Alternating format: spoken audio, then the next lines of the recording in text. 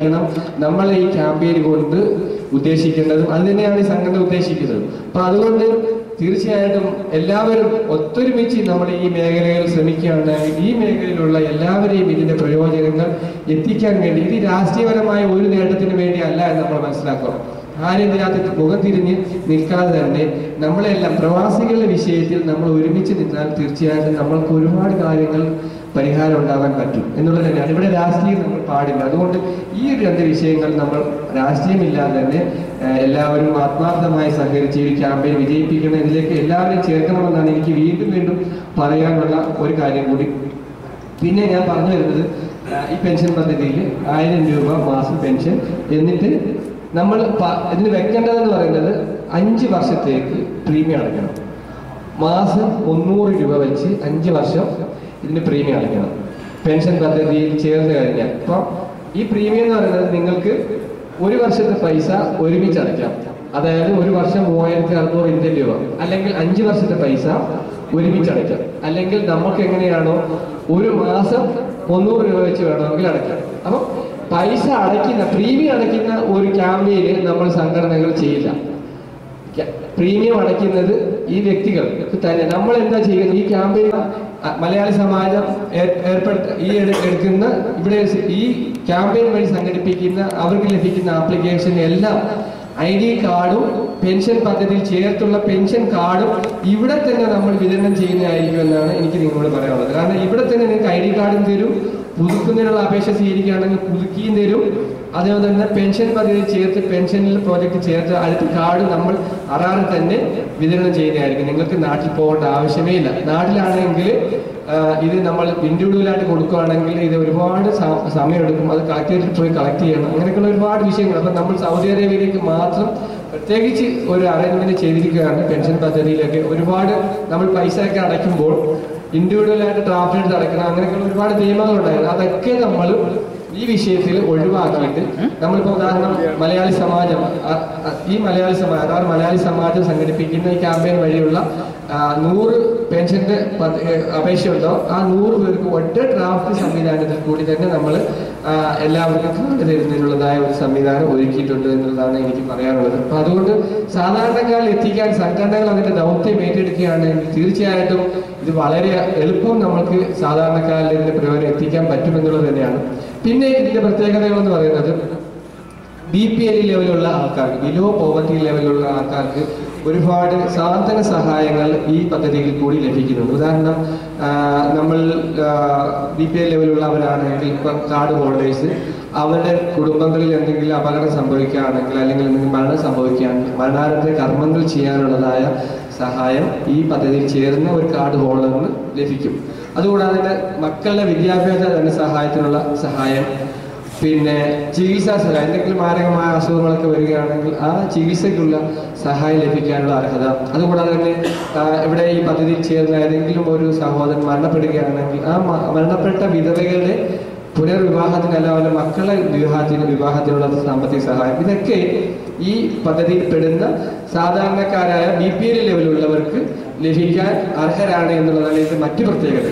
പക്ഷേ മറ്റുള്ളവർക്ക് ഇതിന്റെ പെൻഷൻ മാത്രമേ ലഭിക്കുകയുള്ളൂ എന്നുള്ളത് തന്നെയാണ്. അപ്പം നമ്മൾ ഇവിടെ നിന്ന് തിരിച്ചു പോകുമ്പോൾ തീർച്ചയായിട്ടും 6 മാസം ഇപ്പം നമ്മൾപ്പെട്ട ഒരു കുടുംബനാഥൻ എന്തെങ്കിലും സംഭവിച്ചു, ജോലിയില്ലാതെ ഒന്നിൽ മരണപ്പെടുകയോ അല്ലെങ്കിൽ തൊഴിലില്ലാത്ത റെഡ് കാറ്റഗറിയിലൊക്കെ ആയി തിരിച്ച് നാട്ടിൽ പോയി നിൽക്കുന്ന അവസ്ഥയിൽ നമ്മൾക്ക് തീർച്ചയായിട്ടും 6 മാസം തുടർച്ചയായി ജോലിയില്ലാതെ നിൽക്കുകയാണെങ്കിൽ നമ്മൾക്ക് ഈ APL കാർഡ് നമുക്ക് BPL ലെവലിലാക്കി മാറ്റാൻ പറ്റും. നമ്മൾ അപേക്ഷ വരുമാനം ബേസ് ചെയ്താണ് അത് തീരുമാനിക്കുന്നത്. നമ്മളെ കുടുംബനാഥൻ അല്ലെങ്കിൽ ഞങ്ങളുടെ മക്കൾ പഠിക്കുന്നവരാണെങ്കിൽ കുടുംബനാഥൻ മരണപ്പെടുകയാണെങ്കിൽ അല്ലെങ്കിൽ എന്തെങ്കിലും സംഭവിക്കുകയാണെങ്കിൽ തീർച്ചയായിട്ടും അവർക്ക് മറ്റു വരുമാന മാർഗങ്ങളില്ല, അപേക്ഷ കൊടുക്കുകയാണെങ്കിൽ തീർച്ചയായിട്ടും ആ കാർഡ് BPL ആക്കി കൊടുക്കും. അതുകൂടാതെ തിരിച്ചു പോകുന്ന പ്രവാസികൾക്കും നമ്മൾക്ക് നാട്ടിൽ പോയി മറ്റ് തൊഴിൽ സാധ്യതകൾ കിട്ടിയില്ല എങ്കിൽ വരുമാന സ്രോതസ്സുകൾ ഇല്ലാത്ത അവസ്ഥയാണെങ്കിൽ നമ്മൾ അപേക്ഷ കൊടുക്കുകയാണെങ്കിലും BPL ലെവലിൽ എത്തിക്കാൻ പറ്റുമെന്നുള്ളതാണ് അതിൻ്റെ ഒരു പ്രത്യേകത. അപ്പം 60 വയസ്സ് കഴിയുമ്പോൾ പെൻഷൻ ലഭിക്കുന്നത് നമ്മൾ 1.5 വർഷം നമ്മൾക്ക് 10,000 രൂപ അടച്ചത് തിരിച്ചു കിട്ടും. 1.5 വർഷം കൊണ്ട് 61.5 വയസ്സാവുമ്പോൾ നമുക്ക് ഈ 10,000 രൂപ തിരിച്ചു കിട്ടും എന്നുള്ളതാണ് പ്രത്യേകത. എന്നിട്ട് ആജീവനാന്തം നമുക്ക് ഇതിന്റെ പെൻഷന്റെ ആനുകൂല്യങ്ങൾ കിട്ടിക്കൊണ്ടിരിക്കുകയും ചെയ്യും എന്നുള്ളത് തന്നെയാണ് ഇതിന്റെ ഒരു പ്രത്യേകത. അതുകൊണ്ട് ഇത് കൂടുതൽ സാധാരണക്കാരന് ഇതിന്റെ പ്രയോജനം എത്തിക്കാൻ നമ്മൾ ശ്രമിക്കുക എന്നുള്ളത് തന്നെയാണ് മറ്റൊരു അഭിപ്രായം. പിന്നെ നമ്മൾ മനസ്സിലാക്കേണ്ടത് ഇന്നിപ്പം ഇവിടെ റെഡ് കാറ്റഗറിയിലും മഞ്ഞയിലും ഒക്കെ ഒരുപാട് ആൾക്കാരുണ്ട്. പിന്നെ ഫ്രീ വിസയിൽ വന്നിട്ട് ഇക്കാമ പുതുക്കാൻ പ്രയാസപ്പെടുന്ന ഒരുപാട് ആൾക്കാരുണ്ട്. അപ്പൊ ഇവിടേക്ക് നമ്മുടെ സംഘടനകൾ ഇപ്പൊ ഇവിടെ മലയാളി സമാജം ചെയ്യുന്ന ബോധവൽക്കരണം, ഈ ബോധവൽക്കരണത്തിന്റെ കണക്ക് തന്നെ ഫ്രീ വിസ പോലെയുള്ള വിസകളിൽ വരുന്നതിന് വേണ്ടിയുള്ള, വരാതിരിക്കാൻ വേണ്ടിയുള്ള, അല്ലെങ്കിൽ പിന്നെ ഇവിടുത്തെ പിന്നെ മറ്റ് അതായത് അൺസ്കിൽഡ് ലേബേഴ്സ് വരുന്നതിനെ തടയുന്നതിനുള്ളതായ അതായത് ബോധവൽക്കരണം നടത്തുക. കാരണം നമ്മൾ അറിയണം, നമ്മുടെ നാട്ടില് തൊഴിലില്ലായ്മ പ്രശ്നം ഉണ്ട് എന്ന് വെച്ചാൽ ഒരു വശം. പക്ഷെ ഇവിടെയും നമ്മുടെ ഇവിടുത്തെ സ്വദേശികൾക്ക് തൊഴിൽ കൊടുക്കേണ്ട ഇവിടുത്തെ രാജ്യത്തിന്റെ ഒരു കടമ തന്നെയാണ്. നമ്മൾ നാട്ടിൽ നമ്മൾ തൊഴിലിന് വേണ്ടി ആഗ്രഹിക്കുന്ന അതേ രീതിയിൽ തന്നെ ഇവിടുത്തെ സമൂഹത്തിന് തൊഴിൽ കൊടുക്കേണ്ട ഏത് രാജ്യത്തിന്റെയും കടമയാണ്. അപ്പൊ തീർച്ചയായിട്ടും നമ്മൾ വരുന്ന ഒരു കോൺട്രാക്ട് ബേസിലാണ് എന്ന് നമ്മൾ മനസ്സിലാക്കുക. തീർച്ചയായിട്ടും ആ കോൺട്രാക്ട് ബേസ് കഴിയുമ്പോൾ തിരിച്ചു പോകൽ നമ്മൾ തീർച്ചയായിട്ടും തിരിച്ചു പോകാൻ വേണ്ടിയാണ്. ഒരു കോൺട്രാക്ട് കഴിയുമ്പോൾ കാലാവധി കഴിയുമ്പോൾ നമ്മൾ തിരിച്ചു പോകണം എന്നുള്ളത് നമ്മൾ മനസ്സിലാക്കുക. അതുകൊണ്ട് തുടർച്ചയായി ഇവിടെ തുടരും എന്നുള്ള ഒരു പ്രതീക്ഷ നമ്മൾ വെക്കാൻ പാടില്ല. അപ്പൊ നമ്മുടെ ജീവിത സാഹചര്യങ്ങൾ നമ്മൾ അതനുസരിച്ച് ചിട്ടപ്പെടുത്തുക. നമ്മളെ ചെലവുകൾ, നമ്മൾ അനാവശ്യമായ ചെലവുകൾ ഒഴിവാക്കുക. ഇങ്ങനെയുള്ളതായ ഫ്രീ വിസ പോലെയുള്ള ഒരു സംവിധാനത്തിൽ വരുന്നതിന് തടയുക. കാരണം ഒരു ഫ്രീ വിസക്കാരൻ ഇവിടെ വരുമ്പോൾ നിങ്ങൾ മനസ്സിലാക്കേണ്ടത് 2500 രൂപ ലെവി കൊടുക്കണം. അതുകൂടാതെ തന്നെ ഇവിടുത്തെ നിയമ സംഹിതകൾ തകിടം മറിക്കുന്ന രീതിയിൽ, അതായത് ഒരു സൗദിയസേഷൻ ഒരു സൗദി വെക്കുമ്പോൾ ആ ഒരു ഫ്രീ വിസക്കാരന്റെ 10 ലേബേഴ്സ് ഉള്ള ഒരാള് ഒരു സൗദി വെക്കണമെങ്കിൽ 3000 രൂപ മാസ ശമ്പളം കൊടുക്കണം. അപ്പം 3000 × 12 ആവുമ്പോൾ എത്രയാവും? 36,000 രൂപ. അപ്പൊ 3500 രൂപ ആ ഫ്രീ വിസക്കാരൻ അങ്ങനെ കൊടുക്കണം. അതുകൂടാതെ തന്നെ പിന്നെ ആ സൗദിക്ക് വർഷം തോറും ഒരു ഫീസ് കൊടുക്കണം. 12,500 രൂപ കൊടുക്കണം. അപ്പം ഇക്കാമ അടിക്കാൻ 1500, മെഡിക്കലിന് എല്ലാം കൂടെ വേണം. അപ്പൊ ഏകദേശം ഇത് തന്നെ ഏതാണ്ട് 10-12,000 റിയാലായി വരുന്നു. എന്നിട്ട് നമ്മൾ അക്കോമഡേഷന് ഒരു വർഷത്തേക്ക് 13,000 റിയാൽ വേണം. ഫുഡ് ഒന്നും കഴിച്ചില്ലെങ്കിൽ 12,000 രൂപ ഫുഡിന് വേണ്ട ഒരു വർഷം, 2,500. അപ്പൊ ഏകദേശം 16,000 രൂപ ഒരു ഫ്രീ വിസക്കാരൻ ഇവിടെ വന്ന് ജോലി ചെയ്താലും ഇല്ലേലും കണ്ടെത്തണമാണ്. അപ്പം ജസ്റ്റ് സ്റ്റേ മാത്രമാണ്, സ്റ്റേ കോസ്റ്റ് ആണ്. നമ്മൾ ലീഗലായിട്ട് ഇവിടെ താമസിക്കേണ്ടി വരുന്നതിനുള്ള സ്റ്റേ കോസ്റ്റ് ആണ്. അപ്പം അങ്ങനെ വന്നിട്ട് എന്താണ് പ്രയോജനം? ഇപ്പൊ ഈ വിഷയങ്ങൾ നമ്മൾ തീർച്ചയായിട്ടും വരേണ്ടത് ഒരു എഗ്രിമെന്റിൽ തന്നെ വരണം.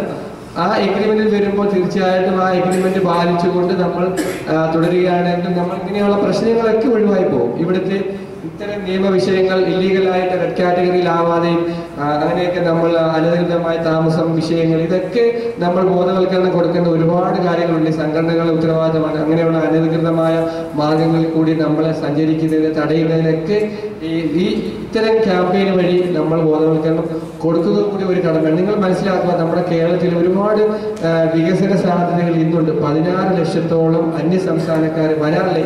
ഈ അടുത്ത കണക്ക് പറയാൻ 25 ലക്ഷത്തോളം അന്യ സംസ്ഥാനക്കാർ നമ്മുടെ കേരളത്തിൽ ജോലി ചെയ്യുന്നുണ്ട്. നമ്മൾ മനസ്സിലാക്കുക, അവർ ഓരോ ദിവസവും 600, 700, 800 രൂപ ജോലിയിൽ അവര് ഡെയിലി വേജസിൽ ജോലി ചെയ്യുന്നുണ്ട്. നമ്മൾപ്പെട്ട അൺസ്കിൽഡ് ലേബേഴ്സ് അല്ലെങ്കിൽ സ്കിൽഡ് ലേബേഴ്സിൽ പലരും പോലും ഇവിടെ വരുമ്പോൾ ഒരുപാട് പ്രയാസങ്ങൾ, കഷ്ടതകളൊക്കെ അനുഭവിക്കുന്ന പ്രശ്നങ്ങളൊക്കെ നമ്മുടെ ഇടയിൽ വരുന്നുണ്ട്. ഇപ്പോൾ ഇവിടെ അന്യ സംസ്ഥാനക്കാർ എന്തുകൊണ്ട് കേരളത്തിൽ ജോലി ചെയ്യുന്നു? കേരളത്തിൽ തൊഴിൽ മേഖലകൾ സാധ്യത ഉണ്ടായതുകൊണ്ടാണ്.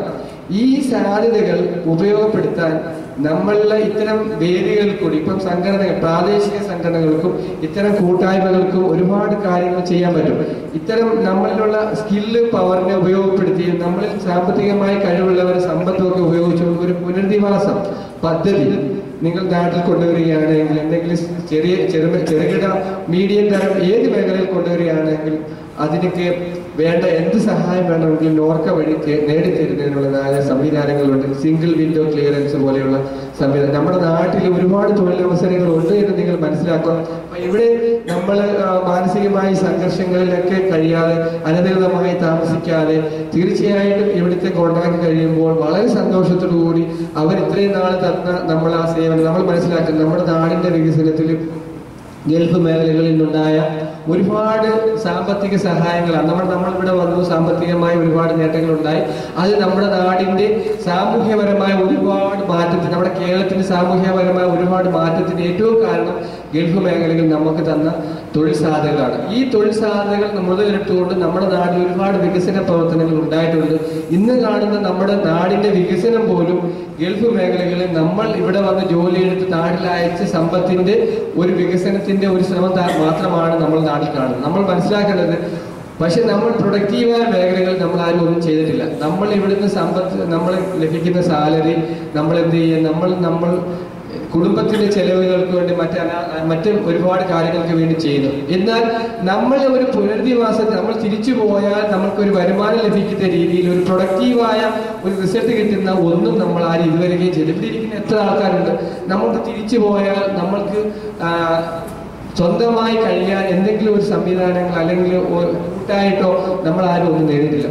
വളരെ കുറഞ്ഞ ആൾക്കാരാണ്. നമ്മൾ ഗൾഫ് മേഖല ഉണ്ടായ സാമ്പത്തിക വികസനത്തിന്റെ അല്ലെങ്കിൽ നമുക്കുണ്ടായ അവസരങ്ങളിൽ ഏറ്റവും പ്രയോജനപ്പെട്ടത് നമ്മുടെ നാടിന്റെ സാമൂഹ്യ പരിഷ്കൃതത്തിന് അല്ലെങ്കിൽ സാമൂഹ്യ പരിവർത്തനത്തിന് ആ വികസനത്തിനായി. പക്ഷേ എക്കണോമിക് മേഖലകളിൽ നമുക്ക് ഒരു പ്രൊഡക്റ്റീവായ ഒരു റിസൾട്ട് ഉണ്ടാക്കാൻ നമുക്ക് കഴിഞ്ഞില്ല. തീർച്ചയായിട്ടും ഇവിടെ ഇനിയെങ്കിലും നമ്മൾ ചിന്തിച്ചുകൊണ്ട് ഇത്തരം മേഖലകളിലേക്ക് നമ്മളെ ഡൈവേർട്ട് ചെയ്യാൻ, ഇപ്പൊ ഇവിടുന്ന് തിരിച്ചു പോകുന്ന പ്രവാസികളെ പുനരധിവസിപ്പിക്കാൻ വേണ്ടിയുള്ളതായ പദ്ധതികൾക്ക് കൂടി നിങ്ങൾ രൂപം കൊടുക്കുക. അപ്പൊ അങ്ങനെ നോർക്ക ഒരു ഡേറ്റാ സെല്ല് കളക്ട് ചെയ്യുന്നുണ്ട്. നോർക്കയിൽ ഒരു ഡേറ്റാ സെല്ല് അങ്ങനെ അതിനുവേണ്ടി തിരിച്ചു പോകുന്ന പ്രവാസികളെ ലിസ്റ്റ് തയ്യാറാക്കുന്ന ഒരു ഡേറ്റാ സെൽ. അതുകൂടാതെ തന്നെ ഈ ഡേറ്റാ സെല്ലിൽ നിങ്ങൾ രജിസ്റ്റർ ചെയ്യുകയാണെങ്കിൽ ഒരു ജോബ് പോർട്ടൽ കൂടിയുണ്ട്. ഈ ജോബ് പോർട്ടലിൽ രജിസ്റ്റർ ചെയ്യുകയാണെങ്കിൽ ഇപ്പം ഇവിടുന്ന് റെഡ് കാറ്റഗറിയിൽപ്പെട്ട ആരെങ്കിലും തിരിച്ചു പോയി തൊഴിലില്ലായ്മ തിരിച്ചു പോവുകയാണെങ്കിൽ അവർ മറ്റ് ഗൾഫ് മേഖലകളിലുള്ള അവസരങ്ങൾ കാണിച്ചു കൊടുക്കാൻ വേണ്ടി, ഇപ്പോൾ ഉദാഹരണം ഒരു പ്ലംബർ ഇലക്ട്രീഷ്യൻ അല്ലെങ്കിൽ ഏത് ടെക്നീഷ്യൻ അവർ എഞ്ചിനീയർ പോവുകയാണെങ്കിൽ മറ്റ് ഗൾഫ് മേഖലകളിൽ നോർക്ക റിക്രൂട്ട്മെന്റ് ചെയ്യുന്നുണ്ട്. നോർക്ക സൗദി അറേബ്യയിലും റിക്രൂട്ട്മെന്റ് ചെയ്യാൻ ആഗ്രഹിക്കുന്നുണ്ട്. പിന്നെ മറ്റ് ഗൾഫ് മേഖലകളിലൊക്കെ നോർക്ക ഇപ്പോൾ റിക്രൂട്ട്മെന്റ് ചെയ്യുന്നുണ്ട്. അപ്പൊ അതുകൂടാതെ നാടിന്റെ മറ്റ് പൊതുമേഖലാ സ്ഥാപനങ്ങളിലേക്കും നമ്മൾ ഇങ്ങനെ ഈ തിരിച്ചു പോകുന്ന പ്രവാസികൾ ഇവിടെ രജിസ്റ്റർ ചെയ്യുകയാണെങ്കിൽ അവർക്കും ഈ ഡേറ്റാ സെല്ല് വഴി അല്ലെങ്കിൽ പിന്നെ ജോബ് പോർട്ടൽ വഴി തൊഴിൽ കണ്ടെത്താനുള്ളതായ സാഹചര്യങ്ങൾ നമ്മൾ ചെയ്തു കൊടുക്കുന്നുണ്ട് എന്നുള്ളത് തന്നെയാണ് അതിന്റെ പ്രത്യേകത. അപ്പൊ അതും നമ്മുടെ സംഘടനകൾ വളരെ ശ്രദ്ധാപൂർവ്വം അതിനുള്ള ഒരു സഹായം. കൂടുന്ന ഒരാൾ തിരിച്ചു പോകുന്നു, അദ്ദേഹം കഴിവുള്ള ഒരു വ്യക്തിയാണ് എങ്കിൽ നിങ്ങൾ തീർച്ചയായിട്ടും പറയാം, നിങ്ങൾ നോർക്കയുടെ ജോബ് പോർട്ടൽ രജിസ്റ്റർ ചെയ്യൂ, നിങ്ങൾക്കൊരു ഫ്യൂച്ചർ ഉണ്ടാവും, നിങ്ങൾക്ക് നോർക്ക തന്നെ ഒരു ജോബ് കണ്ടെത്തി തരുമെന്ന് നിങ്ങൾക്ക് ധൈര്യപൂർവ്വം പറയാൻ പറ്റും. അതിനൊരു പ്രത്യേക സൈറ്റ് ഉണ്ട്. ആ സൈറ്റിൽ പോയി അതൊക്കെ സംഘടനകളിൽ ഒരു കടമയായിട്ട് ചെയ്യുക എന്നുള്ളതാണ് ഞാൻ. കാരണം നമ്മളിവിടെ ചെയ്യുന്ന ഒരു മനുഷ്യൻ അവന്റെ അവസ്ഥ അനുസരിച്ച് സഹായിക്കാം. സാമ്പത്തികമായി ഒന്നും ഇല്ലാത്ത ആളാണെങ്കിൽ തീർച്ചയായിട്ടും അവനെ സഹായിക്കുക, അല്ലെങ്കിൽ അറിവില്ലാത്തവരാണെങ്കിൽ അവരെ സഹായിക്കുക എന്നുള്ളത് നമ്മുടെ ഒരു കടമ തന്നെയാണ് എന്നുള്ള രീതിയിൽ നമ്മൾ മനസ്സിലാക്കുക. ഇതൊക്കെ തന്നെയാണ് നോർക്കയുടെ ഒരുപാട് പ്രത്യേകതയിൽപ്പെട്ടത്. പിന്നെ തന്നെ നോർക്കയിലെ കാരുണ്യ പദ്ധതിയുണ്ട്. കാരുണ്യ പദ്ധതി എന്ന് പറയുന്നത് ഇവിടെ ആരെങ്കിലും മരണപ്പെടുകയാണെങ്കിൽ അതിന്റെ ബഹുമാനപ്പെട്ട പ്രസിഡന്റിന്റെ കയ്യിൽ ഞാൻ എത്തിച്ചിട്ടുണ്ട്. ആരെങ്കിലും മരണപ്പെടുകയാണെങ്കിൽ BPL ലെവലിലുള്ളവരാണെങ്കിൽ അതിന്റെ വരുമാന സർട്ടിഫിക്കറ്റ് 48,000 രൂപയാണ്. നേരത്തെ 36,000 48,000 രൂപയുള്ള വരുമാന സർട്ടിഫിക്കറ്റ് പ്രൊഡ്യൂസ് ചെയ്യുകയാണെങ്കിൽ ഇന്ത്യൻ എംബസിയോ അല്ലെങ്കിൽ ഇന്ത്യൻ കോൺസുലേറ്റോ അല്ലെങ്കിൽ മറ്റാരുമോ ഇതിന്റെ ബോർഡിന് നാട്ടിലേക്കുള്ള ചെലവ് വഹിച്ചിട്ടില്ല എങ്കിൽ നമ്മൾ സംഘടനകൾ തീർച്ചയായിട്ടും നമ്മൾ സംഘടനകൾ പിരിവെടുത്തൊക്കെ സഹായിച്ചാണ് ആ ബോഡി വിട്ടതെങ്കിൽ നമ്മൾ അതിൻ്റെ ആ ഫോമും അതിൻ്റെ ഡെത്ത് റിലേറ്റഡ് ഡോക്യുമെന്റ്സ് അതിൻ്റെ കോപ്പിയും നമ്മൾ ഇപ്പോൾ എംബാമിങ്ങിന് അടച്ച പേയ്മെന്റിന്റെ ബില്ലും അതുകൂടാതെ തന്നെ എയർവേ ബില്ലിനുള്ള ബില്ലും അതിൻ്റെ ബില്ലും ഒക്കെ നമ്മൾ പിന്നെ നോർക്കയ്ക്ക് പ്രൊഡ്യൂസ് ചെയ്യുകയാണെങ്കിൽ ആ 50,000 രൂപ റീഇംബേഴ്സ് ആ ഫാമിലിക്ക് തിരിച്ചു കൊടുക്കാനുള്ളതായ ഒരു സംവിധാനം നോർക്കയിലുണ്ട്. കാരുണ്യ പദ്ധതിയുണ്ട്. ഇങ്ങനെയുള്ള സാധാരണ പാവങ്ങൾ മരണപ്പെടുമ്പോൾ അവരുടെ ബോഡി നാട്ടിലെത്തിക്കുന്നതിന് വേണ്ടിയുള്ളതായ ഒരു സഹായ പദ്ധതിയാണ് കാരുണ്യ പദ്ധതി. നോർക്കയുടെ മറ്റൊരു പ്രവാസികൾക്ക് ലഭിക്കുന്ന മറ്റൊരു സംവിധാനം. അതുകൂടാതെ തന്നെ ഈ നോർക്കയിൽ തന്നെ പിന്നെ ഈ ബോധവൽക്കരണം തിരിച്ച് ഇങ്ങോട്ട് ഒരു പ്രവാസി ഒരു പുതിയ വിസയിൽ ഇങ്ങോട്ട് വരുമ്പോൾ ഒരു കൊടുക്കേണ്ട ഒരു പ്രീ ഡിപ്പാർച്ചർ കോഴ്സ് കൊടുക്കുന്നുണ്ട്. അതായത് ഇപ്പോൾ നമ്മുടെ നാടിൻ്റെ എല്ലാ കളക്ടറേറ്റുകളിലും നോർക്കയുടെ ഓഫീസുണ്ട്. സൂപ്രണ്ടിൻ്റെ ഓഫീസ് നോർക്കയുടെ ഒരു ഓഫീസായിട്ട് വർക്ക് ചെയ്യുന്നുണ്ട്. അപ്പം ഇവിടെ നമ്മളെ ഒരു ഏരിയയിൽ 10 ആൾക്കാർ വരാൻ ആഗ്രഹിക്കുന്നുണ്ട്. ഇവിടെ സൗദി അറേബ്യയുടെ നിയമവശങ്ങളെ കുറിച്ച് അത്യാവശ്യം അറിഞ്ഞിരിക്കുന്നു. ഇവിടെ വന്നിട്ട് ഇവിടുത്തെ ഈ നിയമവിരുദ്ധമായ കാര്യങ്ങൾ ഏർപ്പെടാൻ പാടില്ല, പിന്നെ ലഹരി വിരുദ്ധ ക്യാമ്പയിനുകൾ പോലെയുള്ള ലഹരി പദാർത്ഥങ്ങൾ കൊണ്ടുവരാൻ പാടില്ല, അല്ലെങ്കിൽ മറ്റനധികൃതമായ കാര്യങ്ങൾ ബന്ധപ്പെടാൻ പാടില്ല. ഇവിടെ അത്യാവശ്യം അറിഞ്ഞിരിക്കേണ്ട നിയമവശങ്ങളെ കുറിച്ച്, പിന്നെ ഇങ്ങോട്ട് വരുമ്പോൾ ഉണ്ടാവേണ്ട ലഹരി പദാർത്ഥങ്ങൾ കൊണ്ടുവരാൻ പാടില്ല, അങ്ങനെയൊക്കെയുള്ള പല കാര്യങ്ങളെ കുറിച്ചും അറിഞ്ഞിരിക്കേണ്ട ഒരു ചെറിയ പ്രീ ഡിപ്പാർച്ചേഷൻ കോഴ്സ് കൊടുക്കുന്നുണ്ട്, നോർക്ക കൊടുക്കുന്നുണ്ട്. അത് ഫ്രീ ആയിട്ട് ചെയ്യുന്ന ഒരു സർവീസാണ്. അപ്പം അത് നാട്ടിൽ പിന്നെ റിട്ടേൺ പ്രവാസി സംഘടനകൾക്ക് അതിൻ്റെ കാര്യങ്ങൾക്ക് ചെയ്യാൻ പറ്റും. അത് ഫ്രീ ആയി ചെയ്യുന്ന ഒരു കാര്യമാണ്. അതുകൂടാതെ തന്നെ നമ്മുടെ തൊഴിൽ മേഖല ഇന്ന് വളരെ കോമ്പറ്റീറ്റീവായി നിൽക്കുന്ന ഒരു മേഖല ആയതുകൊണ്ട് ഈ കോമ്പറ്റീറ്റീവ് മേഖലകളിൽ ഉദാഹരണം ഒരു സ്കില്ല് മാൻ പവർ ഇങ്ങോട്ട് വരുമ്പോൾ അവർക്ക് തന്നെ ഫ്രീ ആയിട്ട് നോർക്ക നമ്മുടെ നാട്ടിൽ ITC ഹയർ വൊക്കേഷണൽ ഇൻസ്റ്റിറ്റ്യൂട്ട് വഴിയൊക്കെ പിന്നെ സ്കില്ല് പവർ കൊടുക്കുന്നുണ്ട്. അതായത് നമ്മൾ ട്രെയിനിങ് കൊടുക്കുന്നുണ്ട്. അതായത് ഇപ്പോൾ ഒരു ഇലക്ട്രീഷ്യൻ ഇങ്ങോട്ട് വരുന്നു, നമ്മൾ തീർച്ചയായിട്ടും ആ ഇലക്ട്രീഷ്യൻ നമ്മൾ നോർക്കയിൽ രജിസ്റ്റർ ചെയ്യുകയാണെങ്കിൽ അവർക്ക് ഫ്രീ ആയിട്ട് തന്നെ ഇങ്ങനെ ഒരു എക്സ്പീരിയൻസ് ക്രിയേറ്റ് ചെയ്യാൻ 300 മണിക്കൂർ അവർക്ക് വേണ്ടിയുള്ളതായ ഒരു പ്രീ ഡിപ്പാർട്ടേഷൻ കോഴ്സ് കൊടുക്കുന്നുണ്ട്, നമ്മുടെ നോർക്ക കൊടുക്കുന്നുണ്ട്. അപ്പോൾ അതിന് വേണ്ടത് 10% ഫീസ് മാത്രം നിങ്ങൾ അടച്ചാൽ മതി. 90% ഫീസും അതിൻ്റെ. ഇപ്പോൾ ഉദാഹരണം ഒരു വെൽഡർ ഇങ്ങോട്ട് വരാൻ ആഗ്രഹിക്കുന്നു, അപ്പോൾ തീർച്ചയായിട്ടും ഞങ്ങൾ നോർക്കയുടെ ഓഫീസിൽ രജിസ്റ്റർ ചെയ്യുകയാണെങ്കിൽ ഞാൻ സൗദി അറേബ്യയിലെ അല്ലെങ്കിൽ ഗൾഫിൻ്റെ ഏതെങ്കിലും മേഖലയ്ക്ക് പോകാൻ ആഗ്രഹിക്കുന്നു, എനിക്ക് കുറച്ചും കൂടി എക്സ്പീരിയൻസ് കിട്ടാൻ വേണ്ടിയുള്ള ഒരു ട്രെയിനിങ് തരണമെന്ന് പറയുകയാണെങ്കിൽ നമ്മൾ കൊടുക്കുകയാണെങ്കിൽ നാട്ടിലുള്ള ഇത്തരം ഇൻസ്റ്റിറ്റ്യൂട്ട് വഴി നിങ്ങൾക്ക് അതിനുള്ള അവസരങ്ങൾ, ഇതൊന്നും നമ്മുടെ സാധാരണക്കാർ അറിയുന്നില്ല.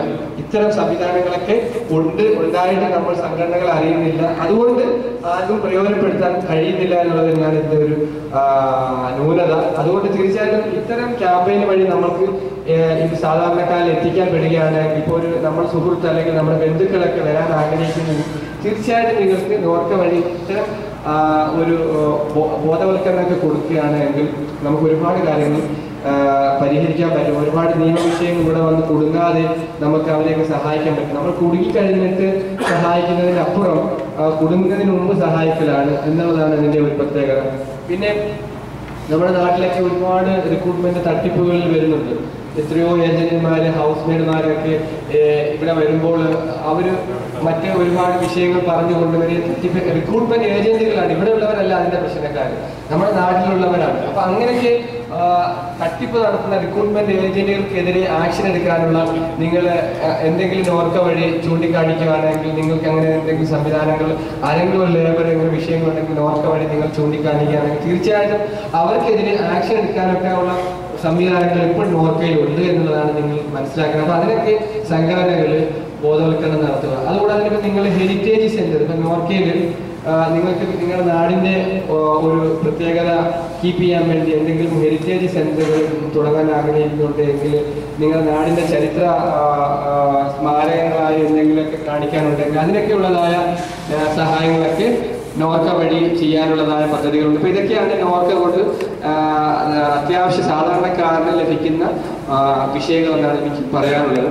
പിന്നെ ഈ അടുത്ത സമയങ്ങളിൽ ബഹുമാനപ്പെട്ട കേരള ചീഫ് മിനിസ്റ്റർ കഴിഞ്ഞ PBDയിൽ പ്രവാസി ബാലദിവസത്തിൽ പറയുകയുണ്ടായി, റേഷൻ കാർഡിൽ നമ്മുടെ പേര് ഉൾപ്പെടുത്തുന്നതിന് വേണ്ടിയുള്ളതായ കാര്യങ്ങൾ ചെയ്യുമെന്ന് പറയുന്നത്. തീർച്ചയായിട്ടും അതൊക്കെ അഭിനന്ദനമായ കാര്യമാണ്. ഞാൻ ഇപ്രാവശ്യം പോയപ്പോൾ പറയുകയുണ്ടായി, അതായത് 3 എയർപോർട്ടുകളിലും ഒരു ആംബുലൻസ് നോർക്കയുടെ വകയായിട്ട് ഒരു ആംബുലൻസ് വെക്കണമെന്ന് പറയുന്നത്. അതായത് പ്രവാസികൾ മരണപ്പെടുന്ന ബോഡി നാട്ടിലെത്തിക്കുകയാണെങ്കിൽ പാവപ്പെട്ടവരുടെ ബോഡി കുടുംബത്തിലെത്തിക്കാൻ വേണ്ടി, എയർപോർട്ടിൽ നിന്ന് കുടുംബത്തിൽ ആ വീട്ടിലെത്തിക്കാൻ വേണ്ടിയുള്ളതായ ഒരു സഹായം ചെയ്യുന്നതിന് വേണ്ടിയുള്ള ഒരു നിർദ്ദേശം കൊടുത്തിട്ട് തീർച്ചയായിട്ടും അത് പരിഗണിക്കാം എന്നവർ ഏറ്റിട്ടുണ്ട്. തീർച്ചയായിട്ടും തന്നെയാണ് നോർക്ക വഴി നമ്മൾ അറിഞ്ഞിരിക്കേണ്ട അത്യാവശ്യ കാര്യങ്ങൾ. അപ്പം ഇങ്ങനെയൊക്കെ അടുത്ത സമയങ്ങളിൽ നോർക്ക തീർച്ചയായിട്ടും സാധാരണക്കാരിൽ വേണ്ടി ഒരുപാട് കാര്യങ്ങൾ ചെയ്യാൻ ആഗ്രഹിക്കുന്നു.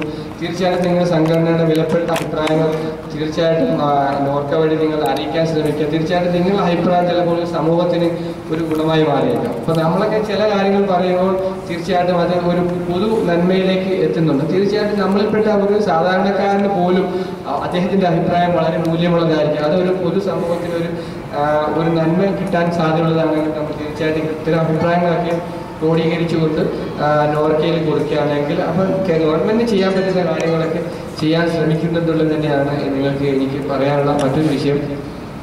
പിന്നെ നിങ്ങൾക്ക് സംശയങ്ങൾ ചോദിക്കാം. സംശയങ്ങൾ ചോദിക്കുമ്പോൾ മറുപടി പറയുന്നതായിരിക്കും ഏറ്റവും കൂടുതൽ വലിയ ഒരു കാര്യം.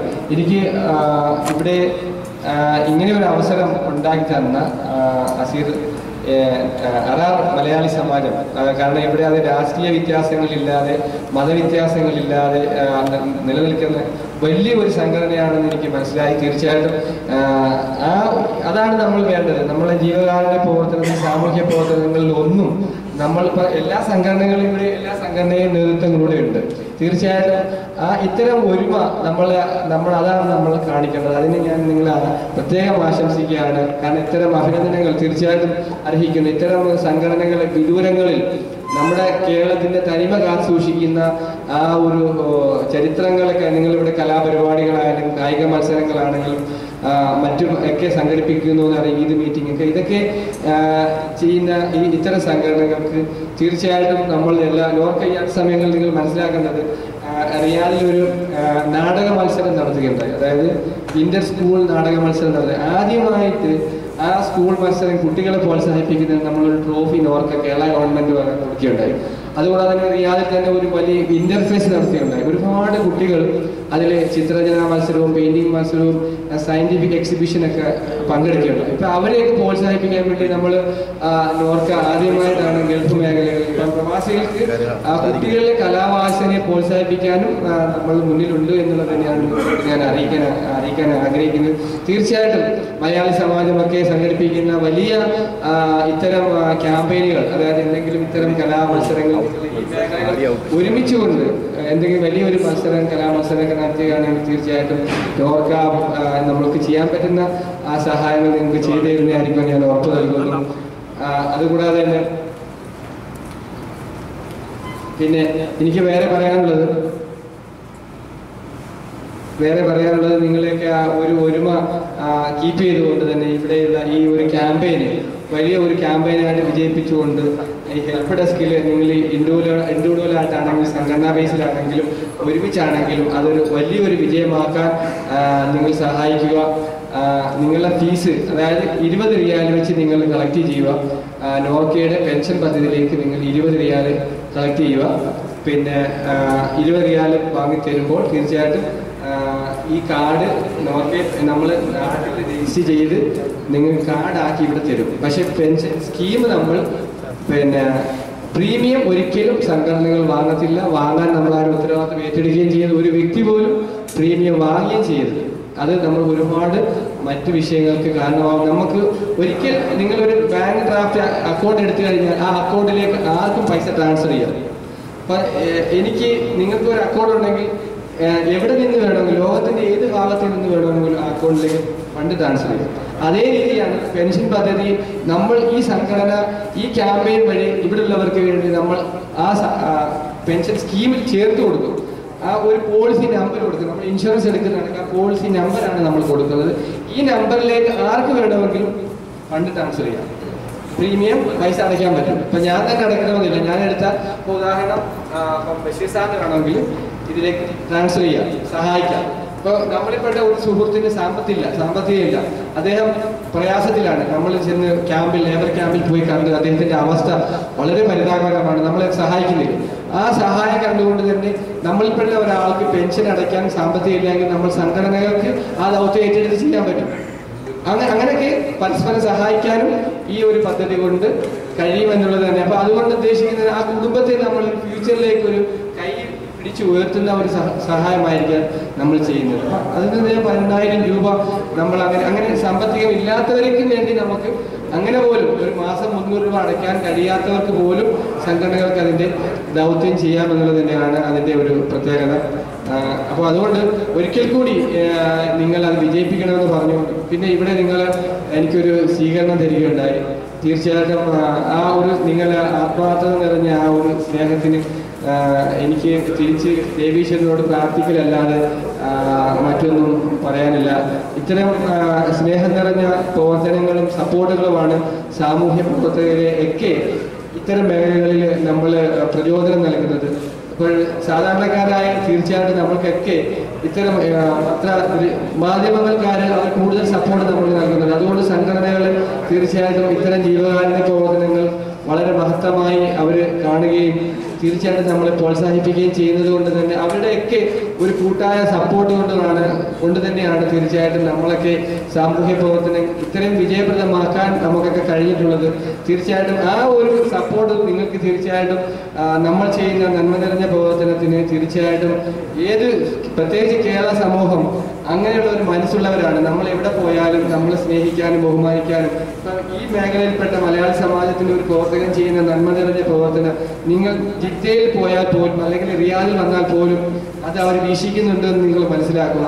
തീർച്ചയായിട്ടും ആ മഹത്തായ സേവനങ്ങൾ എവിടെ പോയാലും കേരളത്തിന്റെ ആ തനിമത കാസൂക്ഷിച്ചുകൊണ്ട് കേരളത്തിൽ പോലും ചർച്ച ചെയ്യുന്നുണ്ടെന്നാണ്. നമ്മൾ ഒരു ജീവകാരുണ്യ പ്രവർത്തനത്തിന്റെ ഒരു വാർത്ത നമ്മുടെ പത്രങ്ങളിൽ വരുമ്പോൾ തീർച്ചയായിട്ടും ഈ പത്രത്തിന്റെ ഒരു വാർത്ത നാട്ടിൽ ചിലപ്പോൾ ചില സൈറ്റുകളിലൊക്കെ കിട്ടുന്നുണ്ട്. അപ്പൊ അതൊക്കെ കണ്ടുകൊണ്ട് അതാണ് നമ്മൾ മനസ്സിലാക്കേണ്ടത്. നമ്മുടെ നാട്ടിൽ നിന്ന് നഷ്ടപ്പെട്ടുകൊണ്ടിരിക്കുന്ന ആ ഒരു അവസ്ഥ, അതായത് നമ്മൾ സഹജീവികളെ സഹായിക്കുക എന്നുള്ള ആ ഒരു ദൗത്യം നമ്മുടെ നാട്ടിൽ കുറഞ്ഞു വരികയാണ്. ഇവിടെയാണ് നമ്മൾ എവിടേക്കോ ഉള്ള നമ്മൾ പല നാട്ടുകാരാണ്, കേരളത്തിലുള്ളവരാണെങ്കിൽ പോലും വിവിധ ഡിസ്ട്രിക്റ്റിൽപ്പെട്ട വിവിധ ഗ്രാമങ്ങളിലുള്ളവരെല്ലാം നമ്മളിവിടെ ഒരുമിച്ചിരുന്ന് ഒരു മലയാളി സമാജത്തിന്റെ കീഴിൽ നമ്മൾ ഒരു കുടക്കീഴിലിരുന്ന് ആ സ്നേഹവും സൗഹൃദവും നമ്മൾക്ക് ആസ്വദിച്ചുകൊണ്ട് പരസ്പരം സഹായിക്കുന്നു. ഈ ഒരു നന്മ നമ്മൾ പ്രവാസികളാണ് ഏറ്റവും കൂടുതൽ ഉണ്ടാകുന്നത്. അതെന്തുകൊണ്ടെന്നാൽ നമ്മൾ ചെയ്യുന്ന ജീവകാരുണ്യ പ്രവർത്തനങ്ങൾക്ക് ദേവീശ്വരൻ നൽകുന്ന മാനസികമായ ആ ഒരു സപ്പോർട്ട് തന്നെയാണ് നമ്മളെയൊക്കെ ഒരുമിപ്പിക്കാനുള്ളതായ അവസരം ഉണ്ടാകും. തീർച്ചയായിട്ടും നമ്മൾ ചെയ്യുന്ന ഏത് നന്മ നിറഞ്ഞ പ്രവർത്തനത്തിനും ദൈവത്തിന്റെ കരങ്ങൾ നമുക്ക് സപ്പോർട്ട് ഉണ്ടാവും. അതോടെ തന്നെ ഇത്തരം സമൂഹങ്ങൾ നമ്മളെ ബഹുമാനിക്കും, സ്നേഹിക്കും എന്നുള്ളതാണ്. അപ്പൊ എനിക്ക് പറയാനുള്ളത്, നിങ്ങൾ തന്ന ഈ സ്നേഹം നിറഞ്ഞ പ്രവർത്തനത്തിന് ദൈവം നിങ്ങൾക്ക് എല്ലാവർക്കും അതിന്റെ പുണ്യവും നന്മയും നിങ്ങൾക്കും നിങ്ങളുടെ കുടുംബങ്ങൾക്കും നൽകട്ടെ. തീർച്ചയായിട്ടും എനിക്ക് പറയാനുള്ളത്, ഒരു സാമൂഹ്യ പ്രവർത്തകൻ എന്ന നിലയിൽ നിങ്ങളുടെ ഏതൊരു പ്രവർത്തനത്തിനും നോർക്ക വഴിയും അല്ലെങ്കിൽ സാധാരണക്കാരൻ എന്ന നിലയിൽ എനിക്ക് ചെയ്യാൻ പറ്റുന്ന എന്തും ഈ അറാർ മലയാളി സമാജത്തിന്റെ ഇവിടെയുള്ള മറ്റ് സംഘടനാ സുഹൃത്തുക്കളുടെ പ്രവർത്തനങ്ങൾക്കും ഞാൻ ഈ വേദിയിൽ 100% ഞാൻ നിങ്ങൾക്ക് ഉറപ്പ് നൽകുന്നു. നിങ്ങളുടെ എല്ലാ പ്രവർത്തനങ്ങൾക്കും എന്നെ കൊണ്ട് ചെയ്യാൻ പറ്റുന്ന എന്ത് സഹായം ഏത് നിമിഷം വിളിച്ചാലും ഞാൻ ചെയ്തു തരാമെന്ന് പറയുന്നതോടൊപ്പം തന്നെ നിങ്ങളുടെ ഈ ക്യാമ്പയിൻ വിജയിപ്പിക്കാൻ വേണ്ടി എന്ത് സഹായം വേണമെങ്കിലും ഞാൻ ചെയ്തു തരാം. പിന്നെ ഞാൻ നോർക്കയുടെ ID കാർഡിന്റെ ഫീസ് പറഞ്ഞില്ല, 35 റിയാൽ വെച്ച് നിങ്ങൾ വാങ്ങുക. കാരണം പിന്നെ ഇത് നമ്മൾ ഇവിടുന്ന് നാട്ടിൽ അയച്ചിട്ട് പിന്നെ അവിടുന്ന് നമ്മൾ ആ പോസ്റ്റൽ സർവീസ് ചാർജ് തിരിച്ച് നമ്മൾ കാർഡ് റിയാദിൽ പ്രിന്റ് ചെയ്യുമ്പോൾ അതിനൊരു ഫീസ് വരുന്നുണ്ട്. തൽക്കാലം നമ്മൾ നാട്ടിൽ പ്രിന്റ് ചെയ്യുമ്പോൾ അതിനുള്ള ഒരു എക്സ്പെൻസ് വരുന്നുണ്ട്, പോയി വാങ്ങുന്ന എക്സ്പെൻസ്. അത് കഴിഞ്ഞുള്ള എന്തെങ്കിലും റിമൈനിങ് ഉണ്ടെങ്കിൽ നിങ്ങളെ ക്യാമ്പയിനിലേക്ക് ഇതിന്റെ റിമൈനിങ് എമൗണ്ട് നിങ്ങൾക്ക് ഉപയോഗിക്കാൻ പറ്റുമെന്നുള്ളത്. അത് ഏത് സംഘടനകളായിട്ട്, കാരണം നമ്മളൊരു ഹെൽപ്പ് ഡെസ്ക് തുടങ്ങുമ്പോൾ അതിനൊരു ചെറിയ ചെലവ് വരുന്നുണ്ട്. ആ ചെലവ് ഈ ക്യാമ്പയിൻ വഴി നിങ്ങൾക്ക് തന്നെ മീറ്റ് ചെയ്യാൻ പറ്റും. അപ്പം കാർഡും ID കാർഡും പെൻഷൻ പദ്ധതിയും സ്കീം നമ്മൾ ഇവിടെ തന്നെ ആപ്ലിക്കേഷൻ സ്വീകരിക്കുകയും ഇവിടെ തന്നെ കേരളത്തിന്റെ ഏത് ഡിസ്ട്രിക്റ്റിൽപ്പെട്ടവർക്കും, ഇപ്പൊ ഇതിന് 3 റീജിയനാണുള്ളത്, തിരുവനന്തപുരം റീജിയൻ, എറണാകുളം റീജിയൻ, പിന്നെ കോഴിക്കോട് റീജിയൻ. അപ്പൊ നിങ്ങൾ ആപ്ലിക്കേഷൻ വരുമ്പോൾ നിങ്ങൾ ശ്രദ്ധിക്കേണ്ട ഒരു വിഷയം, സംഘടനകളും ഈ റീജിയൻ ബേസ് സെപ്പറേറ്റ് ചെയ്തിട്ട്, അപ്പോൾ നോർക്കയിൽ ഇപ്പം നമ്മൾ 14 ഡിസ്ട്രിക്റ്റിൽപ്പെട്ട ആൾക്കാർ ഇവിടെ ഉണ്ട്. ഈ 14 ഡിസ്ട്രിക്റ്റിലെ ആപ്ലിക്കേഷന് 14ആയിട്ട് സോർട്ട് ചെയ്യും. ഇപ്പോൾ കൊല്ലം ഡിസ്ട്രിക്ട് കൊല്ലത്തിൽ, അല്ലെങ്കിൽ കണ്ണൂർ ഡിസ്ട്രിക്ട് കണ്ണൂരിൽ തന്നെ വെക്കുകയും അതുകൂടാതെ തന്നെ ഇതിന് 3 റീജിയനുണ്ട്. ഇപ്പോൾ ഉദാഹരണം കൊല്ലം, പത്തനംതിട്ട, തിരുവനന്തപുരം, ട്രിവാൻഡ്രം റീജിയന്, ആലപ്പുഴ, കോട്ടയം, തൃശ്ശൂർ, ഇടുക്കി, പാലക്കാട്, എറണാകുളം റീജിയന്, എന്നിട്ട് കോഴിക്കോട്, പിന്നെ മലപ്പുറം, കണ്ണൂർ, കാസർഗോഡ്, ഇത് കോഴിക്കോട് റീജിയനുമാണ് വരുന്നത്. അപ്പൊ അങ്ങനെ ഇത് ഡിസ്ട്രിക്ട് ബേസിൽ നിങ്ങളിപ്പോൾ ഒരു 100 ആപ്ലിക്കേഷനിൽ അത് 10 കൊല്ലമാണെങ്കിൽ 5 വേറെ ആണെങ്കിൽ അങ്ങനെ റബ്ബറിട്ട് സെപ്പറേറ്റ് ചെയ്യുകയും എന്നിട്ട് അത് 3 റീജിയനിലായിട്ട് നിങ്ങൾ ഡിവിഷൻ ചെയ്തിട്ട് ഇതൊരു ഇൻഡെക്സ് ഉണ്ടാക്കുക. ഒരു ഇൻഡെക്സ് ഉണ്ടാക്കാൻ തന്നെ നിങ്ങളുടെ പേര്, കാരണം നിങ്ങൾ ആപ്ലിക്കേഷൻ സ്വീകരിക്കുമ്പോൾ നിങ്ങൾക്ക് എളുപ്പം വാങ്ങി മാത്രം മതി. പക്ഷെ തിരിച്ചു കൊടുക്കാൻ സംഘടനകൾക്ക് ഒരുപാട് ബുദ്ധിമുട്ടുണ്ടാകും. കാരണം ഞാനത് എക്സ്പീരിയൻസ് ചെയ്തുകൊണ്ടാണ് ഞാൻ പറയാൻ ആഗ്രഹിക്കുന്നത്. കാരണം ഈ ഫോട്ടോ, ഉദാഹരണം ഇവിടെ ഇരിക്കുന്നവരുടെ അടുത്തുള്ളവരെ ഫോട്ടോ നിങ്ങൾക്ക് അറിയാം. ഉദാഹരണം പ്രവാസി സംഘം കൊണ്ടുവന്നവരുടെ അപേക്ഷ ആ സംഘടനയ്ക്ക് മാത്രമേ അറിയാൻ പറ്റൂ, ഇത് എൻ്റെ അല്ലെങ്കിൽ ഇന്നടുത്തുള്ള ആളാണ്. അപ്പൊ അതുകൊണ്ട് തീർച്ചയായിട്ടും ഇത് ചെയ്യേണ്ടത് നിങ്ങൾ ഇൻഡെക്സ് ശരിയാക്കുക, പേരിടുക, അതിന് നമ്പർ ഇടുക, അത് ഇന്ന റീജിയൻ വഴി തന്നതാണ്, അല്ലെങ്കിൽ ഇന്ന സംഘടന വഴി തന്നതാണ്, അല്ലെങ്കിൽ ഇന്ന ഏരിയയിൽ നമ്മൾ കളക്ട് ചെയ്തതാണെന്ന് വെക്കുക. അതിനകത്ത് പേര്, മൊബൈൽ നമ്പർ, പാസ്പോർട്ട് നമ്പർ ഇന്ന ഏരിയ വഴി കളക്ട് ചെയ്തതാണെന്ന് വ്യക്തമായി എഴുതി അതിൻ്റെ ഒരു കോപ്പി ഇതിലും വെക്കുക.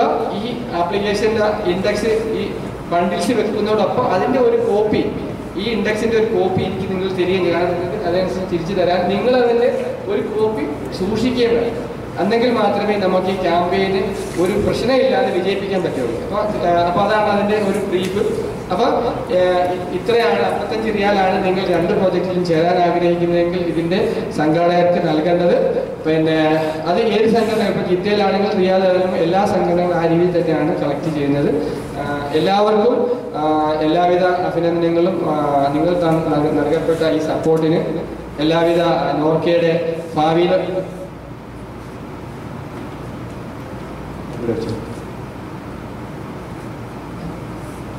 ഇവിടെ അഭിനന്ദനമായ ഒരു കാര്യം ബഹുമാനപ്പെട്ട പ്രസിഡന്റ് പറയുന്നുണ്ട്, ഹെൽപ്പ് ഡെസ്കിന്റെ ഉദ്ഘാടനം ഇവിടെ വെച്ച് തന്നെ നിർവഹിക്കുന്നുണ്ട് എന്നുള്ളത്. തീർച്ചയായിട്ടും അത് തന്നെയാണ് ഈ ക്യാമ്പയിന്റെ ഒരു വലിയ വിജയം. അത് പ്രവാസി സമൂഹത്തിന് തീർച്ചയായിട്ടും വലിയ ഒരു മഹത്തായ സേവനങ്ങൾ നൽകാൻ ലക്ഷ്യമിട്ടുകൊണ്ട് തുടങ്ങപ്പെടുന്ന ആ ഒരു ഹെൽപ്പ് ഡെസ്ക്, ഞാൻ വന്നപ്പോൾ എൻ്റെ ഒരു അഭിപ്രായം പറഞ്ഞു, അത് അവർ മുഖവിലേക്ക് എടുത്തു എന്നുള്ളത് തന്നെയാണ്. അത് തന്നെയാണ് എനിക്ക് തോന്നുന്നു മലയാളി സമാജത്തിന്റെ ഏറ്റവും വലിയ ആ നന്മ നിറഞ്ഞ പ്രവർത്തനത്തിന്റെ ഒരു വിജയലക്ഷ്യം, അല്ലെങ്കിൽ വിജയം അത് തന്നെ ആണെന്ന് എനിക്ക് മനസ്സിലാവുന്നു. അതുകൊണ്ട് നോർക്കയുടെ എല്ലാവിധ അഭിനന്ദനങ്ങളും ഈ ഹെൽപ്പ് ഡെസ്കിന് തുടങ്ങാൻ ഡിക്ലെയർ ചെയ്ത മലയാളി സമാജത്തിന്റെ സുഹൃത്തുക്കൾക്കും അതിന്റെ എല്ലാ ഭാരവാഹികൾക്കും അർപ്പിക്കുന്നതോടൊപ്പം മറ്റ് സംഘടനകളും ഇതുമായി സഹകരിച്ചുകൊണ്ട് ഇത് ഒരു രാഷ്ട്രീയപരമായ ഒരു ലക്ഷ്യത്തിന് വേണ്ടി അല്ല. ഞാൻ ഒന്നുകൂടി പറയുന്നു, എല്ലാവരും ഇത് ആത്മാർത്ഥമായി സഹകരിച്ചുകൊണ്ട് ഇന്ന് തന്നെ ഇവിടെ ക്യാമ്പയിൻ സംഘടിപ്പിക്കാൻ നിങ്ങൾ ഒരു മേഖലകളും ഇല്ലാത്ത രീതിയിൽ പോലീസ് പ്രൊട്ടക്ഷനും കാര്യങ്ങളൊക്കെ നിയമപരമായി സൗദി അറേബ്യയുടെ നിയമപരമായ അനുമതി നേടിക്കൊണ്ട് തന്നെയാണ് നിങ്ങളിത് ഈ ക്യാമ്പയിൻ ഇവിടെ സംഘടിപ്പിച്ചത്. ബഹുമാനപ്പെട്ട എനിക്ക് തോന്നുന്നു മുരളി അവർ നാളെ നാട്ടിൽ പോകേണ്ടതായിരുന്നു. എനിക്ക് തോന്നുന്നു ഞാൻ ഇന്നലെ നാട്ടിലായിരുന്നു, എന്നിട്ട് ഞാൻ ഇന്ന് വന്നതുപോലും ആ ഒരു മഹത്തായ ഒരു ലക്ഷ്യം. കാരണം അദ്ദേഹം പറയുകയുണ്ടായി, എനിക്ക് ഈ ക്യാമ്പയിൻ നടത്തിയിട്ട് വേണം എനിക്ക് നാട്ടിൽ പോകാൻ. അതുകൊണ്ട് തന്നെ രാവിലെ എനിക്ക് ഫ്ലൈറ്റ് മിസ്സായി. അപ്പം ബഹുമാനപ്പെട്ട ബഷീർ ഭായി മുരളിയൊക്കെ പറഞ്ഞ് ഞങ്ങൾ ഇവിടുന്ന് ചിലപ്പോൾ ജിദ്ദയ്ക്കോ നാട്ടിലൊക്കെ ഒളിച്ചോടി പോകേണ്ടി വരും, നിങ്ങൾ എങ്ങനെയെങ്കിലും ഏതെങ്കിലും വഴി ഇവിടെ എത്തണമെന്ന് പറയുന്നത്. കാരണം അവരുടെ ആ ഒരു ആത്മാർത്ഥത, ആ മാനസികമായ ഒരു, കാരണം ജനങ്ങളോട് കമ്മിറ്റ്മെന്റ് ചെയ്തിട്ട് നമ്മൾ അതിനകത്ത് നടക്കാൻ പറ്റിയില്ല എന്നുള്ള അതാണ് സാമൂഹ്യ പ്രവർത്തകന്റെ ഒരു മനസ്സ്. നമ്മൾ എന്തെങ്കിലും ചെയ്തിട്ട് നമുക്ക് അവർ വാക്ക് പറഞ്ഞിട്ട് അല്ലെങ്കിൽ സാധാരണ ഒരു സാമൂഹ്യ പ്രവർത്തനം അല്ലെങ്കിൽ അവർക്ക് ആ ഒരു മാനസികമായ നോവൽ ഉണ്ടാവില്ല. അവിടെയാണ് നമ്മൾ അത് തന്നെയാണ് സംഘടനകൾ ചേരുമ്പോൾ നമുക്കുണ്ടാകുന്ന ഒരു ആവേശം, സ്നേഹം.